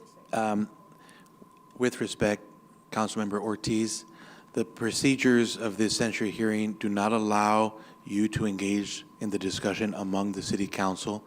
I can understand how you want to respond because it's personal to you. You may remain seated if you don't engage in the discussion. If you feel like you cannot, then I respectfully invite you to sit in the gallery while they discuss. Thank Oh, no, you. I can. I'm just sorry. I'm just the misstating I facts. understand. But I won't, yeah, I Thank won't you. correct them. I'll do it online. Thanks. And that's the thing, you continually say you're stating facts, but again, it's now been proven they are not facts. You continually go into the public and purport your information, your version of what you call the truth as truth when it is not, and it is concerning. I would like nothing more to move past this. We are not the accusers, as many have liked to stand at that podium and say, we did not bring a lawsuit against Councilmember Ortiz. We did not make a claim against Councilmember Ortiz. Quite opposite. A claim was brought against the city of San Bernardino, and every single one of us sitting up here have a duty and have an obligation to defend the city of San Bernardino, and that is what is occurring, 100%. In addition, this is not in regards to your illegal recordings. That is for a separate court to decide. As many have said, due process, that is absolutely right. Your due process is your day in court for a judge and a jury to decide the outcome of whether you are guilty or not guilty regarding your illegal recordings. That is not what this is about. This is about how you have continually used those recordings. And again, to all the individuals that keep saying, release the tapes, we don't have the tapes. We do not have them. But you know who does? The person who actually took the recordings. How come you didn't release them? You released snippets, only snippets. You released portions of a conversation. You did not take the time to actually tell the full story. But again, that's not what we're investigating. The investigation was based off your claims. What you brought and continually saying that you were ran through the CLET system illegally. And it has been founded over and over again. That is not true. Second, you said at that podium and you said, shame on me. I am not here to even say anything about your previous criminal records. Whatever you went through, we all have a past. Just as Councilmember Ibarra said, there's always three sides to the truth. Your side, whomever that person's side was, and the actual truth. I'm not here to chastise you. That's not what I'm here for. I am concerned at the fact that you do use the N-word. That was extremely jarring. That's extremely concerning. That is not appropriate. And it is questionable that, again, we have had numerous police chiefs in that position since you said you knew of you being ran through CLETs, but you wait until we get the first black police chief to then file this claim.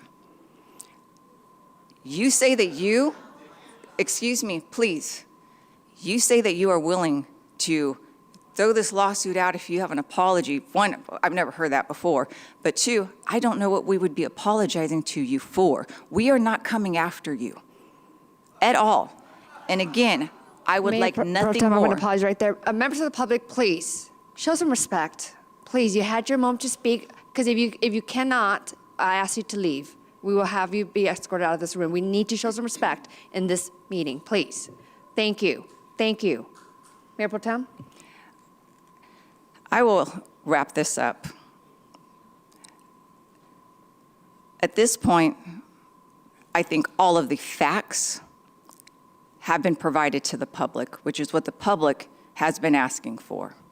At this point, every person in the city and beyond has the opportunity to see the actual factual evidence that this city is basing any decision that is made tonight on. And what I will ask of all my council, regardless of what the decision is after this, including Councilmember Ortiz, we do have city business to tend to. That I think we all can agree on. We are all ready for the city of San Bernardino to move forward. When we talk about the cost of litigation, that is what you brought to this city, because again, you filed the claim, not the other way around. So you are causing more legal fees in order for us to defend The city of San Bernardino, not us. None of us are out on the table being accused of anything. It is the city of San Bernardino that has to represent itself. What happens after this, again, that's up to you, Councilmember Ortiz, and how you choose to move forward. And like the attorney said, you are well within your right to do that. I will always applaud your courage. I will always applaud you being here. You are elected to be here. As many have stated, we cannot remove her, and we're not here to remove her. She was an elected official. That is up to the residents of the 7th Ward if they want to move forward with Councilmember Ortiz as being their elected representative. That's not for us to decide. But what I will say is it is incumbent upon this council to ensure that the salacious allegations, the unfounded truths that continually put our city at liability for more money to be spent out of taxpayers' money, that we do protect our city from that. We have a duty and an obligation to do just that. Thank you. Thank you, Mayor Pro Tem. Any further comments? Councilmember Sanchez? I'd like to make a motion to approve resolution number 2026-035 and have the city clerk read the title and section 5 of the resolution and waive further reading. I'll second. Thank you. Mr. City Attorney, I believe there's a portion in the resolution. That's what I was going to Thank you. mention, Mayor. There are 2 placeholders. And so question to Councilman Sanchez as the maker of the initial motion, do you want to include in your motion something to include in Yes. those placeholders? Yes, 1 year for both indicators on subsection 1 and subsection 2.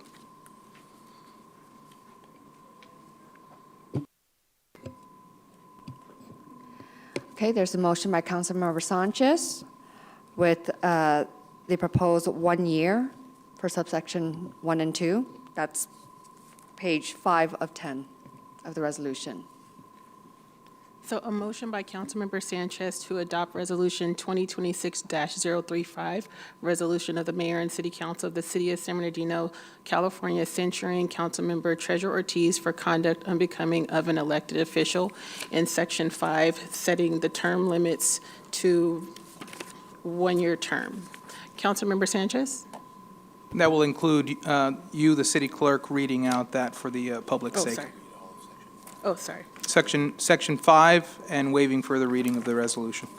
Title and resolution, or title and Section 5 and waiving the rest of the resolution. Okay. The City Council further finds that the conduct described herein was undertaken outside the course and scope of official duties as an elected representative of the city.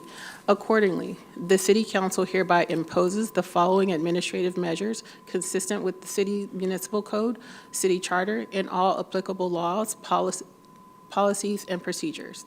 Councilmember Ortiz is hereby removed from her discretionary assignments from which she was appointed by the Mayor and City Council, specifically the city's Homeless Initiatives Ad Hoc Subcommittee,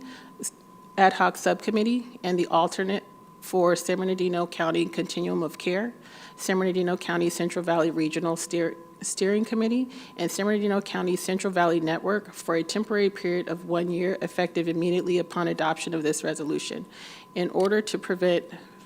Item 2, in order to prevent future misuse of public resources, for non-official purposes, such as a past instance of Councilmember Ortiz giving a news media interview conducted in an office at San Bernardino City Hall that she was given the privilege to use for the purpose of promoting her frivolous claim against the city, and in order to protect city facilities and the integrity of city operations, Councilmember Ortiz's privilege to use an assigned office at City Hall is hereby withdrawn for a temporary period of 1 year, effective immediately upon adoption of this resolution.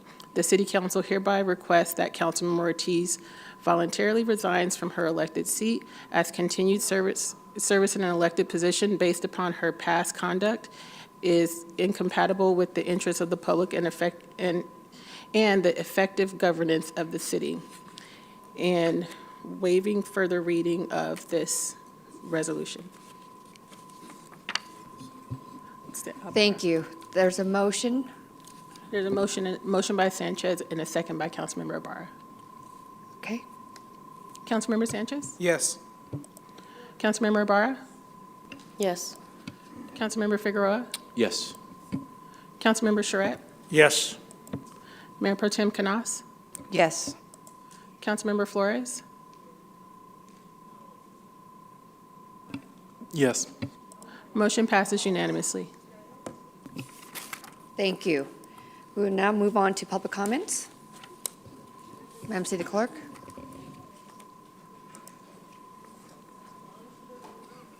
Dolores Armstead, Sarah, Henry Nickel, Ron Alvarado, Ashley Dial, Barbara Sky, Al Palazzo, Omar Williams, Christian Shaughnessy, Luis Ojeda, John Atwater, Andy Fuentes, Linda Hart, Julian Kalunga, John Valdivia, John Schollenberger, Melina Enriquez, Pluto Arza, Shasette Scott, Victor Suarez, Cheryl Brown, and James Albert. Thank you. Please state your name, and you have 3 minutes.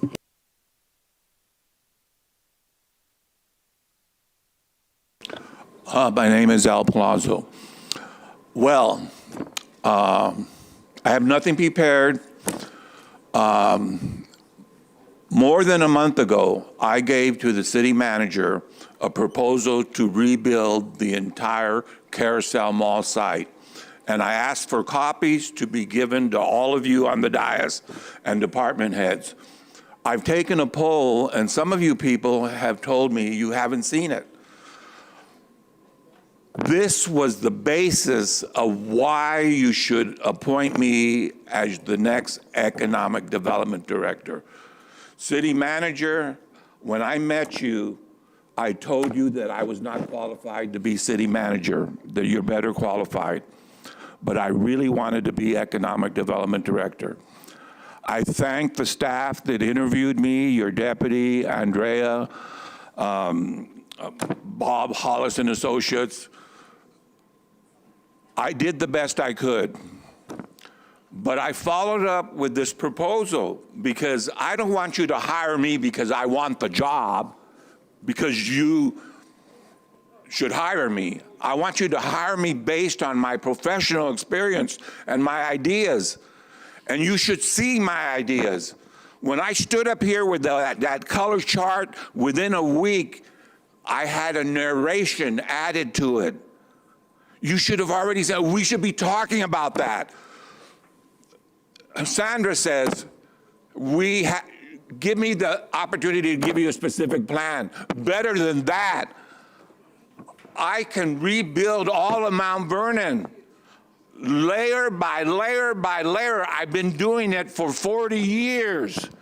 You need to hear my ideas. When I say you irritate me, what I mean is I love you, but I don't like coming to this microphone.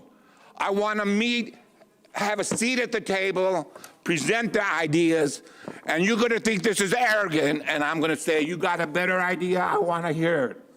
And I'm not going to hear a better idea. Because what I've given you for the mall is better than Ontario Mills, better than Victoria Gardens, better than Terra Vista. I'm bringing it all together, and I'm taking it up a level. And I can't even engage you in that conversation because you haven't seen the materials. I want to move on to Mount Vernon. I want to make it a destination. I came, it will take me 4 months to give you the history of Mount Vernon. I'm at 16th Street now, and I'm trying to get to Valley College. Well, I can see that can wait. I mean, I can tell you about commercial development. Well, see, there it goes. There's my 3 minutes. Thank you, sir. Next speaker, please state your name. You have 3 minutes. Sarah, well, I was going to thank the police for their presence, but it seems they don't care about the public comment. As soon as they delivered their message, they were out of here. So I invite the remainder of you to, in setting the standard of excellence, that's their motto. I wanted to finish my thought on what I was mentioning regarding the investigative report on Kimberly Calvin and Treasure being included in that. We know that Kimberly Calvin has been accused of illegally or leaking information to the public when we know that the city has leaked their own information. I am a witness to that because after multiple months of waiting for a public records, I finally got it. I got the excerpts of the investigative report, and it included Harry Black's name. You tried to hide, or you didn't even mention it. You tried to cover your tracks. You rushed to release it to the press the evening before the council meeting on Tuesday, April 16th, or whatever that was. I know because I made the calls. I spoke to the people who released them. There's a public record that I received that corroborates that. The next morning, after the public records were released, we saw that Susie Soren had touched the file. I'm not sure what she did, but there is metadata to support that. Nobody ever questioned this. In fact, you gave her an administrative severance or pay and allowed her to leave quietly and allowed her to sign a disparagement agreement. She did it quietly, and now she's also suing the city. The claim regarding police chief citing retaliation and hostile work environment claims that, well, it could result in lucrative tax-free medical retirement.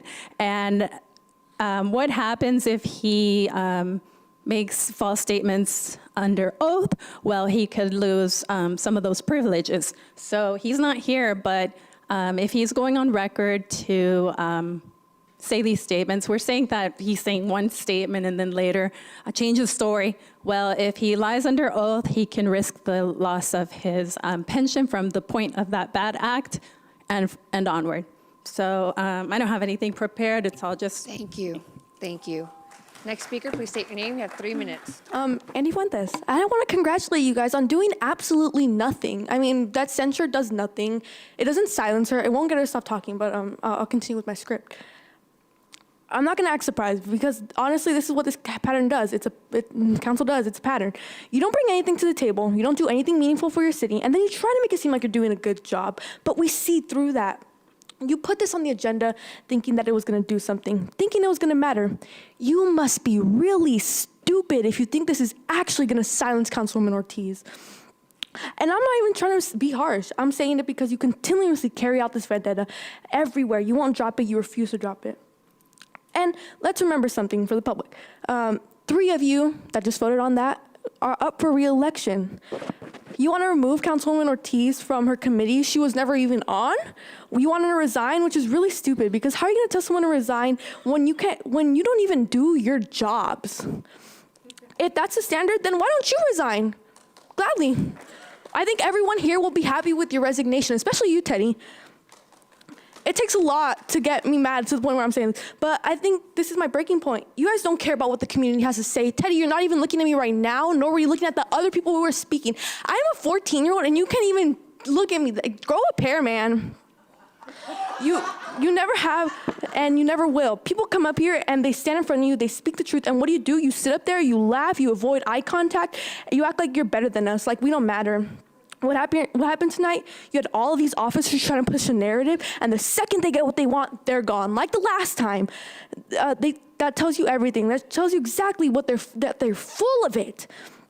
Because if you actually cared about the city, if you actually cared about what's happening here, you would stay and you would listen to what the community has to say after the fact. You try to undermine us. You think that just because we support certain officials, that somehow you have more power over us, but you don't. You don't have more power over us, and that's exactly why we're here. We're calling out your corruption, we're calling out your BS. But I've had enough of it. Do your jobs. Is it that hard? Why is it difficult for people in the city to come up here and to do your jobs and then you still do nothing? That should be embarrassing. You were elected to help the city of San Bernardino, not just sit and watch it decay. And then all of a sudden, when it's time to be reelected, now you want to act like you care. You want to show up. You want to pretend. And most importantly, we won't forget when we're at the polls. We won't forget how you voted. We won't forget how you're trying to take away the voice from the 7th Ward. We see it. You tried the same thing with Kimberly Calvin, and now you're doing the same with Dr. Ortiz because you don't like it when people call out your BS.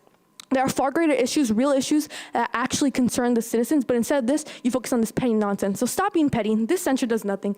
It doesn't help the citizens. It doesn't fix it. All it does is make you look like you're doing something while you're not. And I want to say, if John Valdivia was here, sir, you are a rapist. Just shut the hell up. And so, Penman, you need to get the hell out of here. You were censured, and you want to talk about censuring someone else? Please sit the hell down. Thank you. Next speaker, please state your name. You have 3 minutes. Good evening, Christian Shaughnessy, candidate for the 2nd Ward.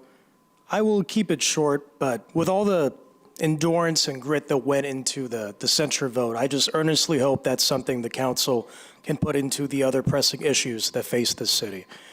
And it would be one of the great pleasures of my life to ensure that that change happens. Thank you. Thank you. Next speaker, please state your name. Hello, my name is Omar Williams, and I'm the candidate for the 1st Ward in San Bernardino. I'm here because it's really unfortunate to see all of this happening. Literally, I want to say Saturday afternoon. I don't know if anyone's seen the news or read up on it, but unfortunately someone was stabbed and they died. And we're not even talking about that, how to fix that. Granted, I know the police department is doing a great job, but at the same time, we have to recognize the perception is not there. Yes, the numbers are there, but the perception is not there. And in my opinion, we need to figure out how to work together as a team, as a cohesive unit, instead of just fighting about this. So my thing is, we have to figure out how to work together.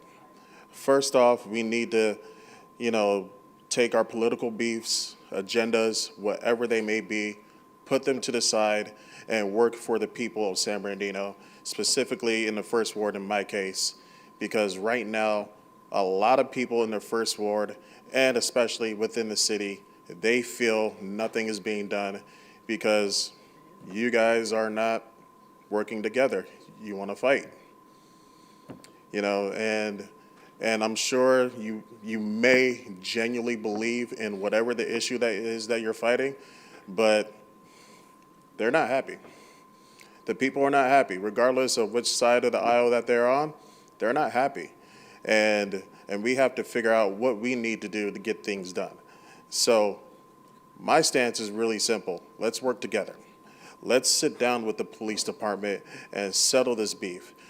Treasurer Ortiz, your situation, in my opinion, regardless of what anyone feels, this should be handled in court.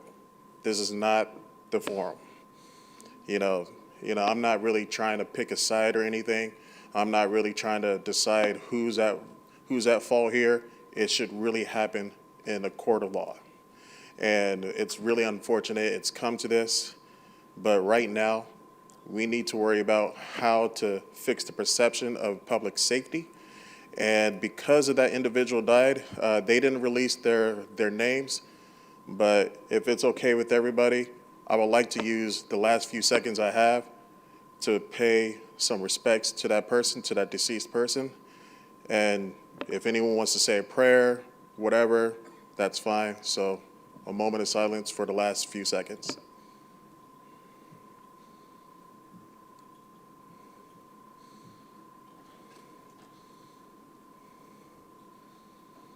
Thank you. Thank you. Next speaker, please state your name. You have 3 minutes. Hello, everyone. My name is Luis Ojeda. I came and I left like 4 times, and they were still going. I'm not going to comment about earlier. At this point, it's done. It's over. Whatever anybody feels is right, wrong. At this particular point, it's done. What I care is, what are we going to do? what are we going to do going forward? I want to give you an example. I went to the 7-Eleven, okay? It was pathetic. It was bad. So many homeless, people acting out in the parking lot, all around the store, trash. And we've been doing this for how long? I don't know, 8, 9 years. And when people talk about the toxic politics in San Bernardino, I tend to agree, Fred. This is something that this city is been experiencing, I think, for decades. Because when I landed here a few years ago, it was the same craziness. And the crazy thing is that some of those recycled politicians that didn't do good back then, they try to come back. So at this point, what I'm going to tell you guys is let's stop bickering and arguing and start doing what is right. It's simple. It's just very simple. I told you guys before, don't get in my way and I can get it done. And I think I have shown to you guys. Everything that I do, that we do, we are the change, the volunteers, the residents of the city. I feel that we have proven many of you guys how things are done. But why is not? Why is not done? Well, special interests, political ambitions, protagonism, people want to look good in the pictures, but when it comes to work, they don't show up. Nobody wants to work, and that's okay. But then don't pretend. Don't pretend. If you're for real, let's work. Let's do the right thing. And it's about time. Because honestly, I've been in this city because I feel it's a challenge. Mexico and San Bernardino, it reminds me of my country. Trust me, it does, for all the bad things. Why don't we change it? Why don't we truly become the change? And take this night as the beginning, okay? Thank you. Thank you. Next speaker, please state your name. You have 3 minutes. Dolores Armstead. What we just did was waste 4 hours on this circus. 4 hours and a hell of a lot of money on this circus so that you clowns could show up and show what idiots you are, because that's what San Bernardino looks like right now. It's a circus because of you. Instead of Valdivia, I'm sorry, because he was here, and I know he was making sure his children behave. So, Sanchez, what you doing with First? What you doing with downtown? Why does it look so bad? Instead of dealing with this circus, why aren't you taking care of downtown? Why is the mall still gone? Why are we having fires downtown? What have you done? People don't even know you exist. They don't. They don't know who the hell you are. They don't see you. But it is election time, so we'll see what happens. Ward 5, you talk so much about how you care about your city and your ward and your family in your ward. You ain't done nothing about Oxbow. It's still there. Okay, you haven't done nothing. You haven't done nothing but approve a big housing development on one of the premier hang gliding sites, but you made sure you approved some housing. Oh, yeah, you did. We were here. We all watched. Oxbow's still there, so stop. It's rained, it's windy, and Oxbow's still there. Okay, this weekend, in case you don't know, there was a huge rave event at the Orange Show. Lots of attendees. I drove down the street and a bunch of people. Our downtown looks like hell. All those attendees, there is nowhere for them to go. There's nowhere for them to eat. There's nowhere for them to do anything. It looks like a war zone downtown. Why? Because none of you are doing your jobs, okay? None of you are doing your jobs. Maybe you're not getting paid enough to do anything. I don't know. Roads look like hell. Our only claim to fame, oh, I already went that. Your claim to fame is the housing development. Okay, all the cities around us are progressing, taking in revenues we should be getting. The Olympics are coming, and we're going to miss out because we look like a dump because of the circus up there. Okay? The cities around us profit like they do for other events. When are we going to do anything with the city? Look at you. Look, 5 bloody hours for this circus. You, the attorneys got paid, they're happy. And you had a joke of an attorney up there. You are happy. It was a one-sided, whatever the joke was. Instead of taking care of our city, you are busy wasting our time and our money on this circus you presented tonight. You're an embarrassment, and it's sad, because when I go to other places, I would like to say I'm from San Bernardino with a big smile. Instead, all I get is a funny look from there. That's because of you. Thank you. Next speaker, please state your name. You have 3 minutes. Mayor, if you would, I would like to defer to the other two speakers, and my friend and I would like to speak last, if possible. Oh, thank you. Thank you. Next speaker, please state your name. You have 3 minutes. Thank you.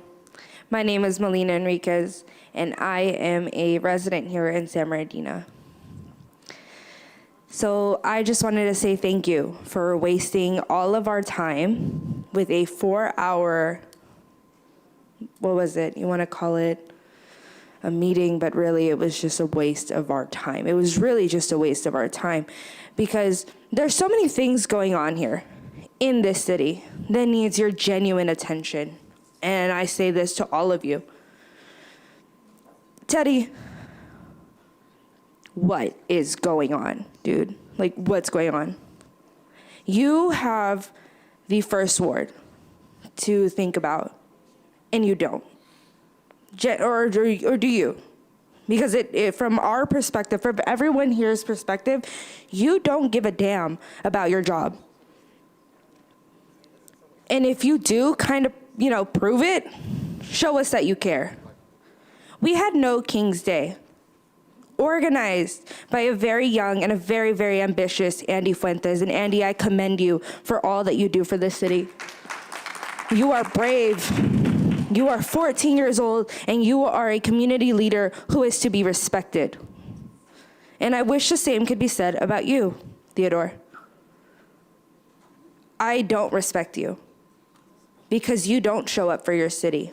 You don't show up for your community, and you definitely don't show up for your ward. Where were you?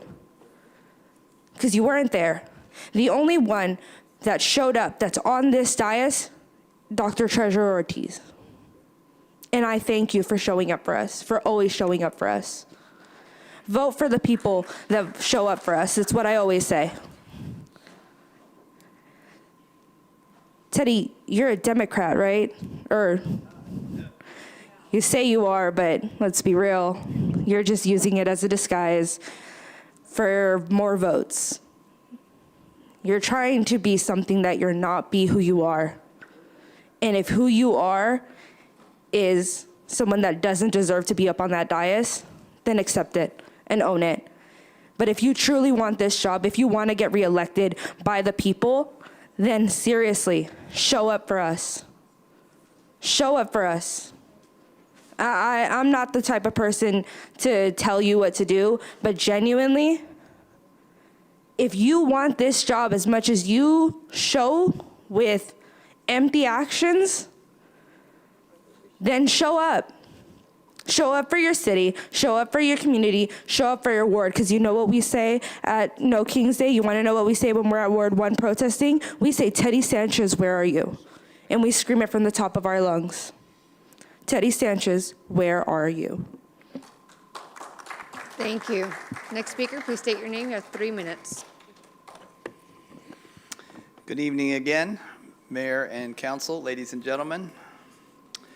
Well, you all are out of touch if you think that anything you and your literally hundreds of thousands of dollars of city staff, police union members, $2,000 out-of-town attorney, he's already left back to Upland.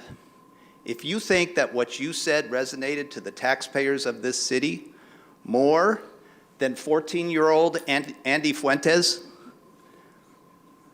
you're out of touch. Nobody has any faith in you because of what you did tonight and actions that you've been taking in that same vein for years. The consistent problem in this city is its city council. Mayor, you need to do more than silence the taxpayers. You're pretty good at that, Anytime somebody laughs or makes a comment, you're good at silencing them. It takes more. We need to hear from you. We need to hear what's in your heart. You know Treasurer Ortiz has not violated a law. Every time one of the colleagues on this council dais said that she's violated a law, you knew that was wrong. You know it, because I know you're a good person with a good heart. So you got to tell them. She's never been convicted of anything. She's never been charged before having the nerve to speak out against the chief who changed his story. And for anybody that questions, why did she record the chief? Have you ever held on a telephone and a company says, we're going to record you? Why does the company say that? Why do companies invest funds in recording customers? Because they know customers can change their story and they want to have it on tape. So maybe you wouldn't have recorded the chief by putting your phone out on a public restaurant table at DJ's restaurant where you sit from about here to the next booth. Maybe you wouldn't have done it, but you know what? Treasurer proved you wrong because he did change his story. And you don't have any sympathy for that? When she's proven right, you're not looking at anything except a part of a police report that a highly paid out-of-town attorney shows you, and you think that's proof and evidence, and she's violated the law? There's no reason why you couldn't have waited for a court of law to make its decision. Like I told you before you did the stupid thing tonight, this is a civil rights attorney's dream. You've made his or her dream come true. Treasurer will be turning down offers from attorneys all over Southern California and probably beyond that. And you're going to pay for it. Excuse me, we're going to pay for it. Thank you. Next speaker, please state your name. You have 3 minutes. John Schellenberger, City of San Bernardino. Dr. Ortiz, you are a duly elected official. The office that you utilize, that's our office. It belongs to the people. Nobody but the people. I don't care what Shyster and the Shyster and everybody else have to say. That is your office. Duly given to you by us. The only people to take you out of that is us, by vote. And it goes true for any other person on this dais. The offices that you have are yours. Your constituents gave you that office so that you could serve them as your representative. And then I'm listening to Fred on the way back over here. You know, we've got to work together, and we got to work together, but we're going to ostracize Dr. Ortiz in the process. Treasurer Ortiz not included. Yeah, I see that. So take that and blow it out your bagpipes. And Kim, I heard you too. I've been here since 1984, and I care about my community. If you did, you wouldn't have voted to crush and grind in the Oxbow when 20 people in your community told you not to do it. Don't hand me that. Elections are coming up. This dais is going to change. There's going to be some new faces around here. We don't suffer from short-term memory loss, okay? So just remember, you want collaboration? I don't know. The community will not forget. They will not forget. And John Valdivia, standing in this, who did not live here full-time. I was told this by one of his constituents during the mayor's race. He didn't live here full-time. I said, why on earth, if he didn't live in this city full-time like he was supposed to, why didn't you come to this podium and say anything about it? The woman said, I grew up in this neighborhood where his house is. He's only there for meetings. He's never there full-time. That's an allegation. How would I know? You know, I don't live over there, but I said, you had a responsibility to come and report that. So until that time, but again, he has no right to speak to anything, and let alone narcissism is something I'll never understand. He shows up into this council after what he did, but again, I can't hold him 100% responsible. He had a voting block to get him where he wanted to go. Helen has been the one tasked in the last 4 years to try to change the perception and the narrative of the mayor's office. And I think she's done a great job. She has. Trying to change the perception. Not everybody in San Bernardino is crooked. She's just there, congenial, up front. Helen follows the charter. what she does is Helen follows the charter. So this kangaroo show was just nothing but a bunch of baloney, and thanks for a waste of time. Thank you. Next speaker, please state your name. You have 3 minutes. Hey guys, so what we witnessed for the last 4 hours was this, a circus show. We saw about 30, 40 police officers get up and walk away. And they talked about respect and being with the community. That's not what we saw tonight. We see some directors here that have stayed here all night, and they do that every city council meeting. But where's our chief of police? He gets paid, but he never gives a report on safety. He never stays. Where is he? That's where are our money going, okay? Second, I want to call out Kim Knaus. You're a hypocrite. You're a liar. A few years ago, you ran as a co-chair for something called the Playbook. And I remember you calling my ex-wife at the time, and the things that I would hear was not what we see today, what we hear from you. You talked bad about the mayor's staff, which I don't understand that part, your family. You talked very bad about your colleagues, your future colleagues. And here you are kissing up to them. Oxbow is still there, and it's still gonna be there. People are getting sick, Kim. Little kids are gonna get cancer. Mario, I'm very disappointed at you. You haven't spoken up. My students ask, where's the guy who represents this area? My students have to walk down the street without sidewalks, without beautifications. Where are you? You said that you were gonna have town halls. Where are the meetings? We wanna talk to you. And based on your recent decisions, you're not doing the community a favor. You're not working for what you ran for. And Mayor, you're running for another 4 years, but with a broken slate of failed leaderships that got us through bankruptcy, who got us out of City Hall. Why are we going backwards when your slogan is moving forward? Last election, you endorsed penmen. And then tonight, you're standing up for Valdivia, telling the community to show respect for him. He didn't show respect when he sexually harassed 3 innocent women, and they came to you, and you did nothing. I believe moving forward, we have to get rid of those that are running. Get a better city manager. Eric, you're not doing anything.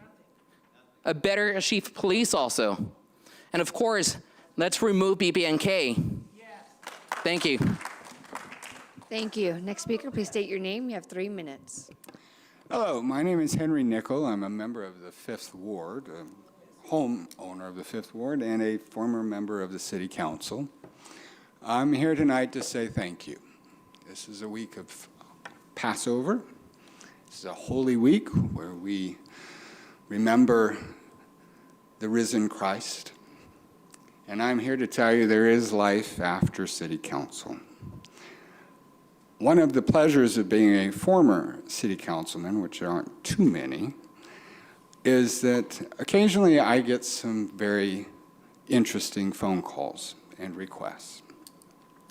In the years since I've left the council, I've had the opportunity to learn a lot of new things, do a lot of new things, a lot of things I wanted to do when I was a member of the council. I got my pilot's license a few years ago, and about a month ago, February 25th exactly, I got a call from my former flight instructor. And when you get a call from your flight instructor, you take that call, because it's usually something not good that you need to take care of very quickly. Well, I took the call, and it was my flight instructor, and he said, "Henry, I have a problem."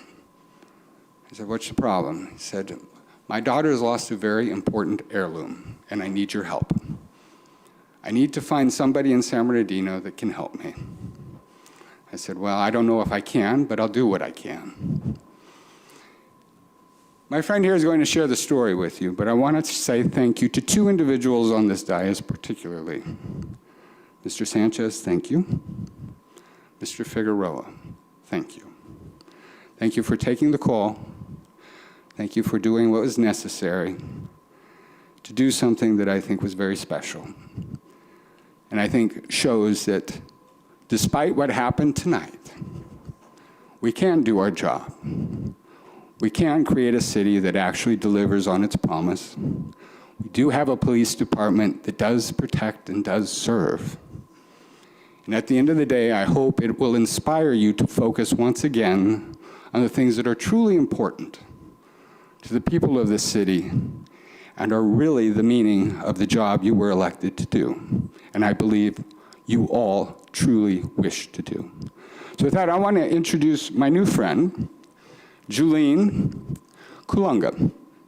Did I pronounce that correctly? Okay. The daughter of my flight instructor. She will tell you the story of what occurred and the beauty of what happened and the resolution that occurred. We will stop and your speaking time, and then have her start her speaking time. So I don't want her to... I will defer my time to her. Thank you. Thank you.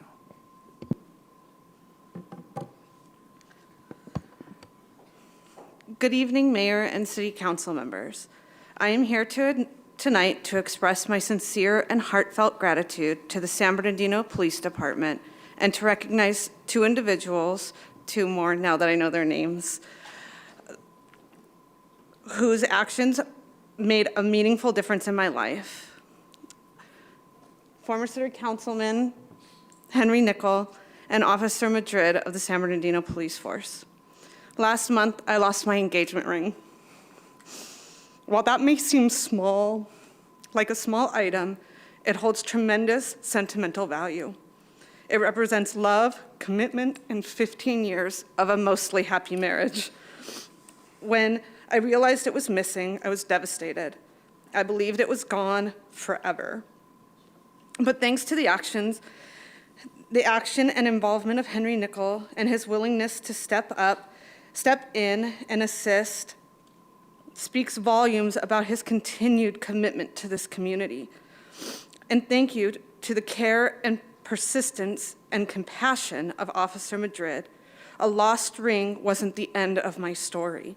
Through his efforts and willingness to help, my ring was found just days later.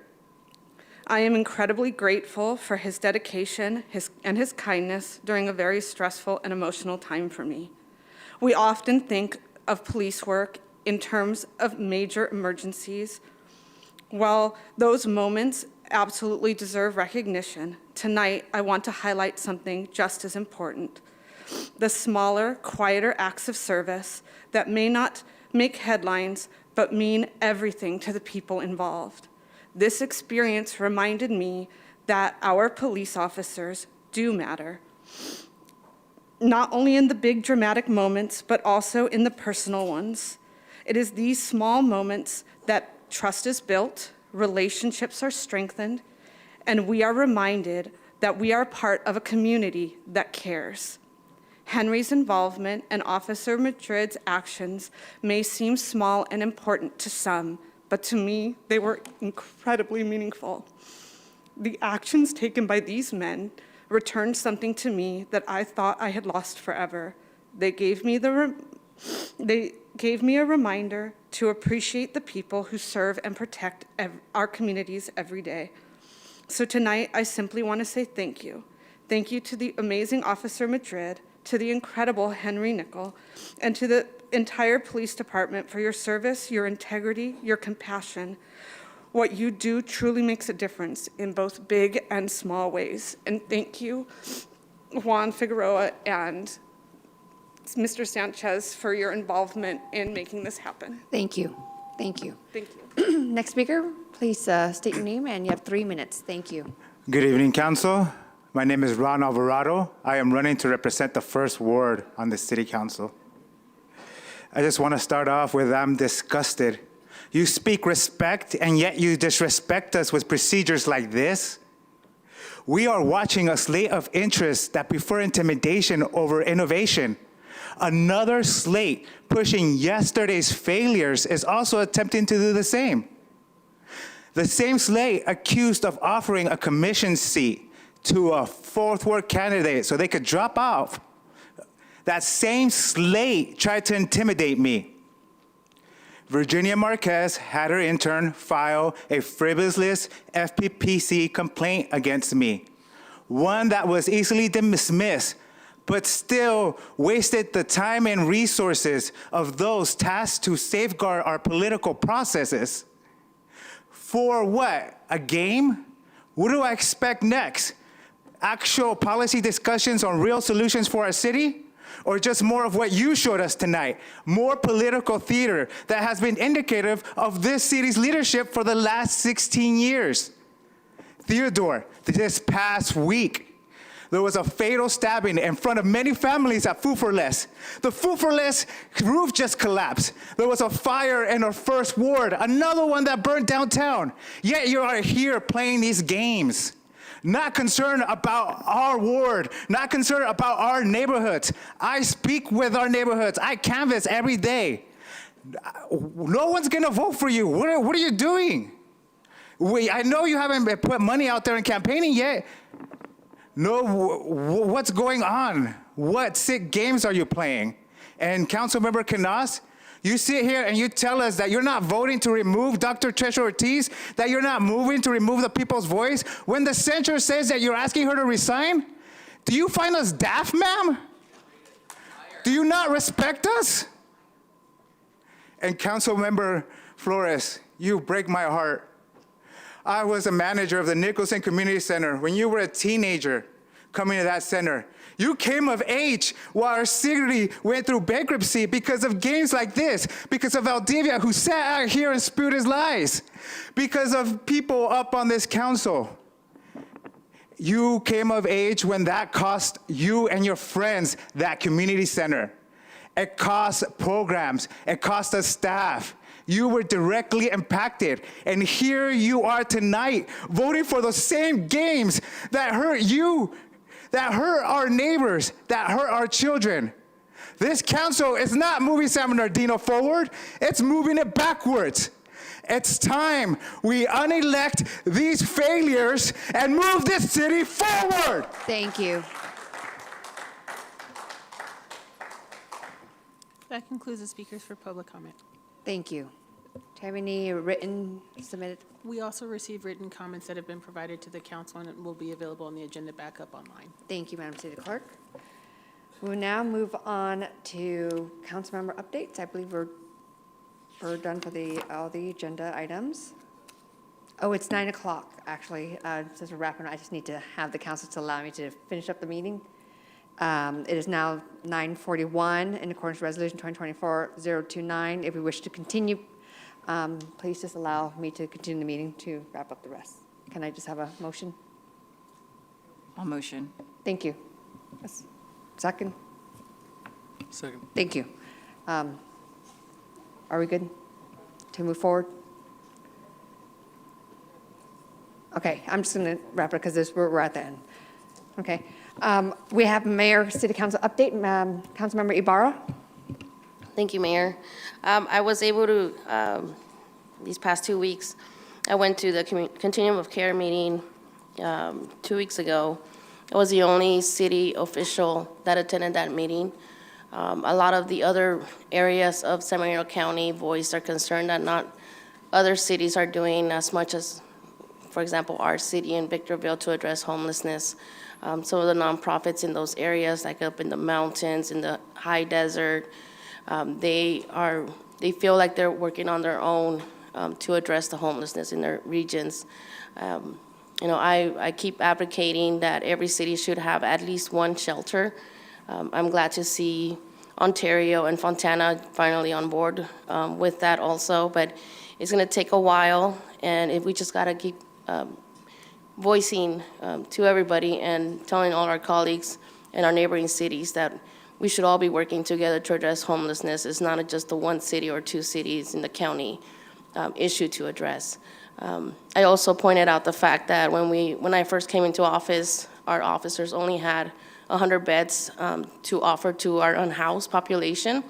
And with the nonprofits finally coming together to work with the city, Now we have over 800, almost 900 beds that we can account for, and we can offer to our unhoused that we find in the city. It's something that other cities should be following suit. The other meeting I went to was the groundbreaking for the U.S. vets. That project is going to provide 30 units for 1 and 2 bedrooms. And just for the public to know, this project has taken over 10 years to come into fruition.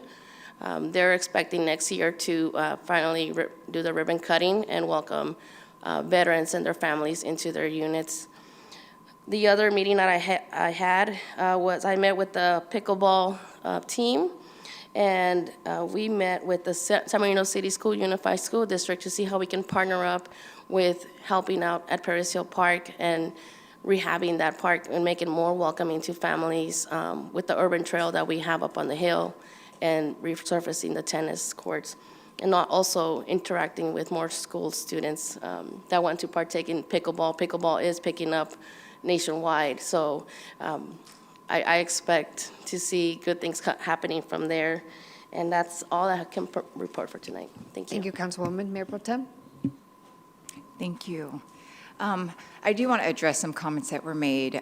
When I stepped into this role as City Council, I had the arduous task of dealing with a concrete pile that was dumped into my ward. That has been resolved. There is no longer a concrete mountain as we speak, so Oxbow is no longer. I also want to highlight a new initiative that I have started in the 5th Ward. I've been graced to have some really great community members join me in community meetings that I've hosted.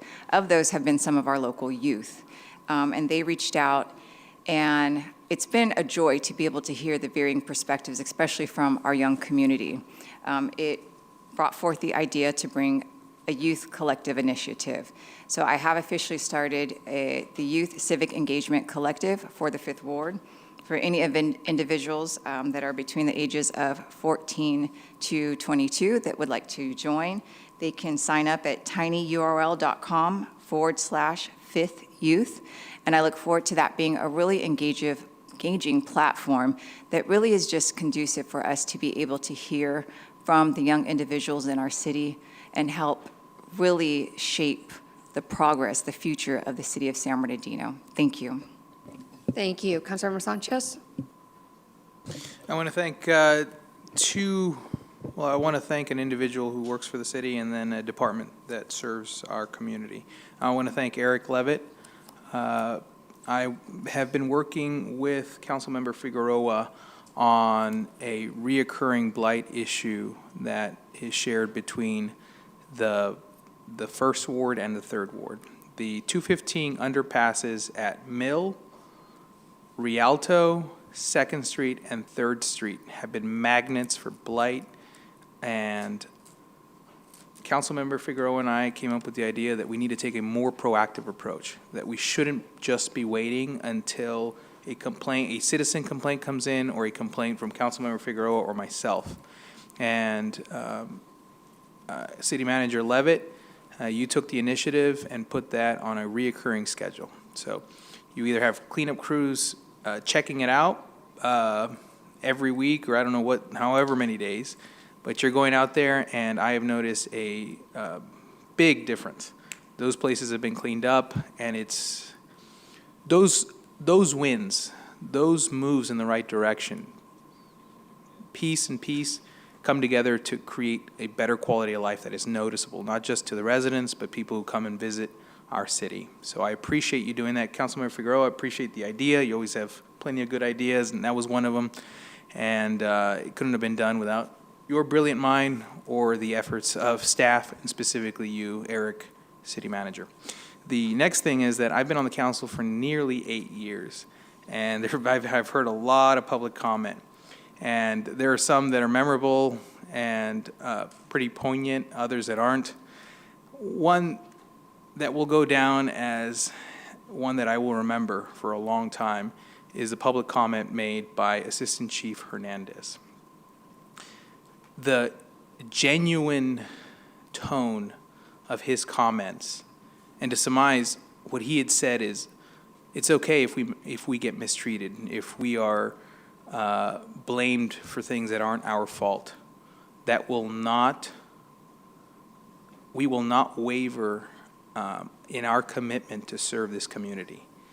And he said it a lot more eloquently than my little summary. But I know that he says that not just for himself, but for the men and women that he serves with in the police department. And it's been a privilege to be a counsel that works with the San Bernardino Police Department. And I've gotten to know a lot of men and women in the police department, in the San Bernardino Police Department. And I know that every single one of those people that puts on that uniform has that same commitment to this community. And to hear it said so eloquently was pretty touching. And so I wanted to thank not just Assistant Chief for putting it in such, making a fine point of it, but also to the men and women of our police department. Thank you. Thank you. Councilmember Ortiz? Thank you, Mayor. Last week, I got to attend the open house for Operation New Hope, which is right here in the downtown. Super great. They didn't move, but they were able to garner some funds to put in new seating and some games and barber stuff, and just be able to do more recreational stuff outside of the school for the kids. Appreciate Russell Deegan for all that he's doing, and got to see the kids get certificates for graduation. These are kids that have previously been in trouble a couple times and are working their way towards high school diplomas, working their way off of probation, and so just couldn't be more proud of them. So please don't stop being amazing. After that, attended the San Bernardino Valley 100th Community College 100th year gala. Happy 100th year birthday. That was really nice, beautiful setup. So great to see that. And then just the other day, attended the Black Chamber Mixer award ceremony for the IE, and Miss Lucretia Dowdy was amazing. It's always great to see entrepreneurs in our city doing awesome and amazing things.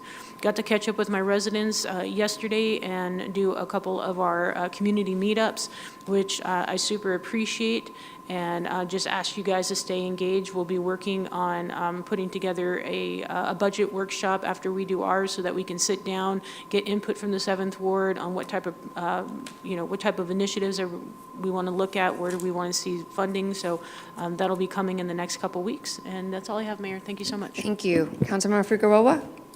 Yes, thank you, Mayor. This past Saturday, I had the opportunity to attend the extravaganza, the egg hunt at Little Creek Park.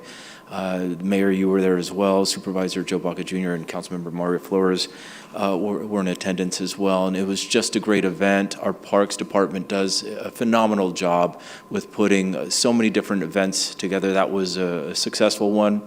Many vendors, many people, over 30,000 eggs, I believe it was. It was a lot of fun, so much so that I think Councilmember Flores suggested we have an adult version egg hunt, where it was kind of like glow in the dark or something like that, right? I think he was going to put it together. I think he said that he was going to put it together. So anyways, our Parks Department doing a great job. Check out their website for all kinds of other events, social media as well. There's always some event going on, and so we appreciate all the work that they do. I had an opportunity to speak with the supervisor there as well regarding our futsal court and some of the additional things that are needed. And again, that's the beautiful part about having some of these relationships, is that we can have conversations as far as how can we work together to help. For example, my conversation with him was nets, needing nets and funding for that, and a few other things at that park as well. And so he's like, hey, let's work together. Let's get some great stuff happening there as well. And so I appreciate the relationship that we do have with the supervisor also. And so, and the other thing, National Orange Show is coming up in about 2 weeks, so be ready for that. It'll be a lot of fun. I think that's why we had some rain yesterday as well. So, but it's always a fun event there as well. So thank you. Thank you, Councilmember Flores? Thank you, Mayor. Thursday, March 19th, I attended Career Day at Salinas Elementary School. Friday, March 20th, I attended the ARC Second Chance Apprenticeship Cohort 7th graduation. And on the 21st of March, I attended the KKC Little League opening ceremonies. On the Wednesday, the 25th, I was able to attend the groundbreaking ceremony for U.S. vets. Was able to see Mayor and Councilmember Ibarra there, also Supervisor Baca, and a lot of our community leaders and the county there for showing great presence. And then later that day, I went to the Delman Heights Neighborhood Association Council, Delman Heights Neighborhood Association for their, just to check in and see how they're doing.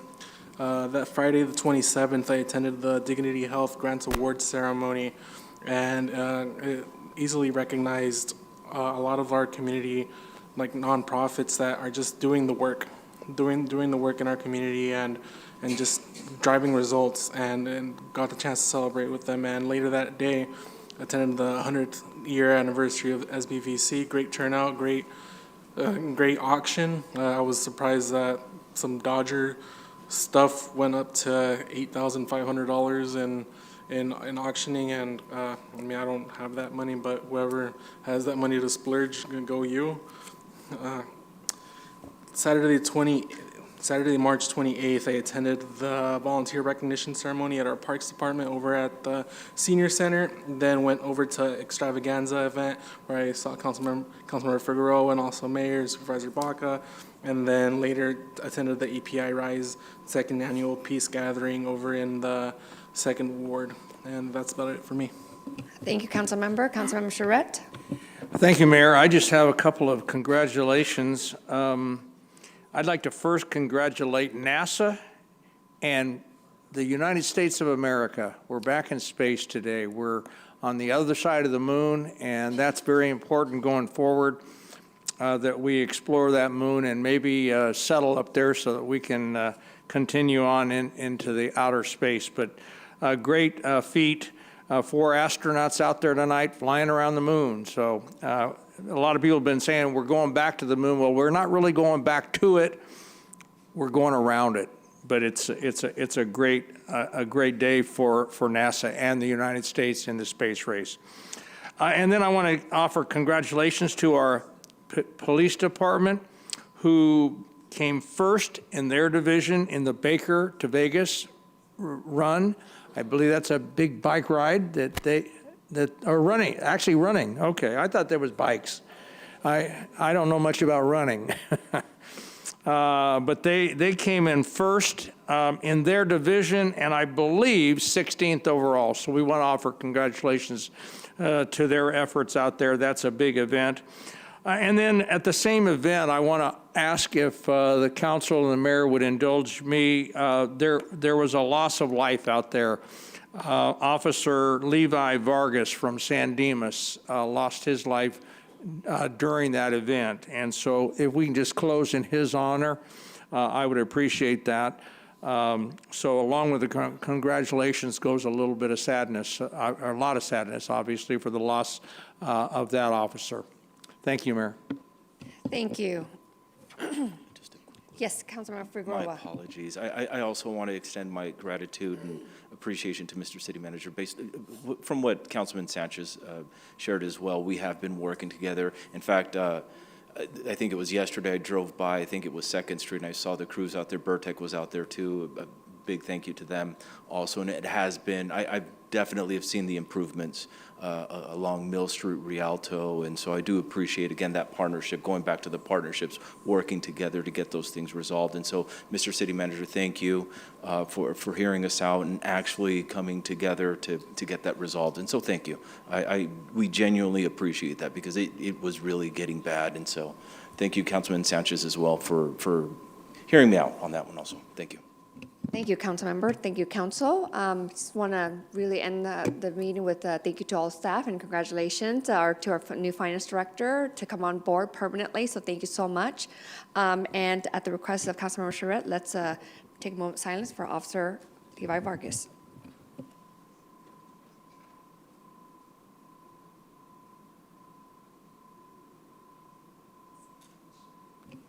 Thank you.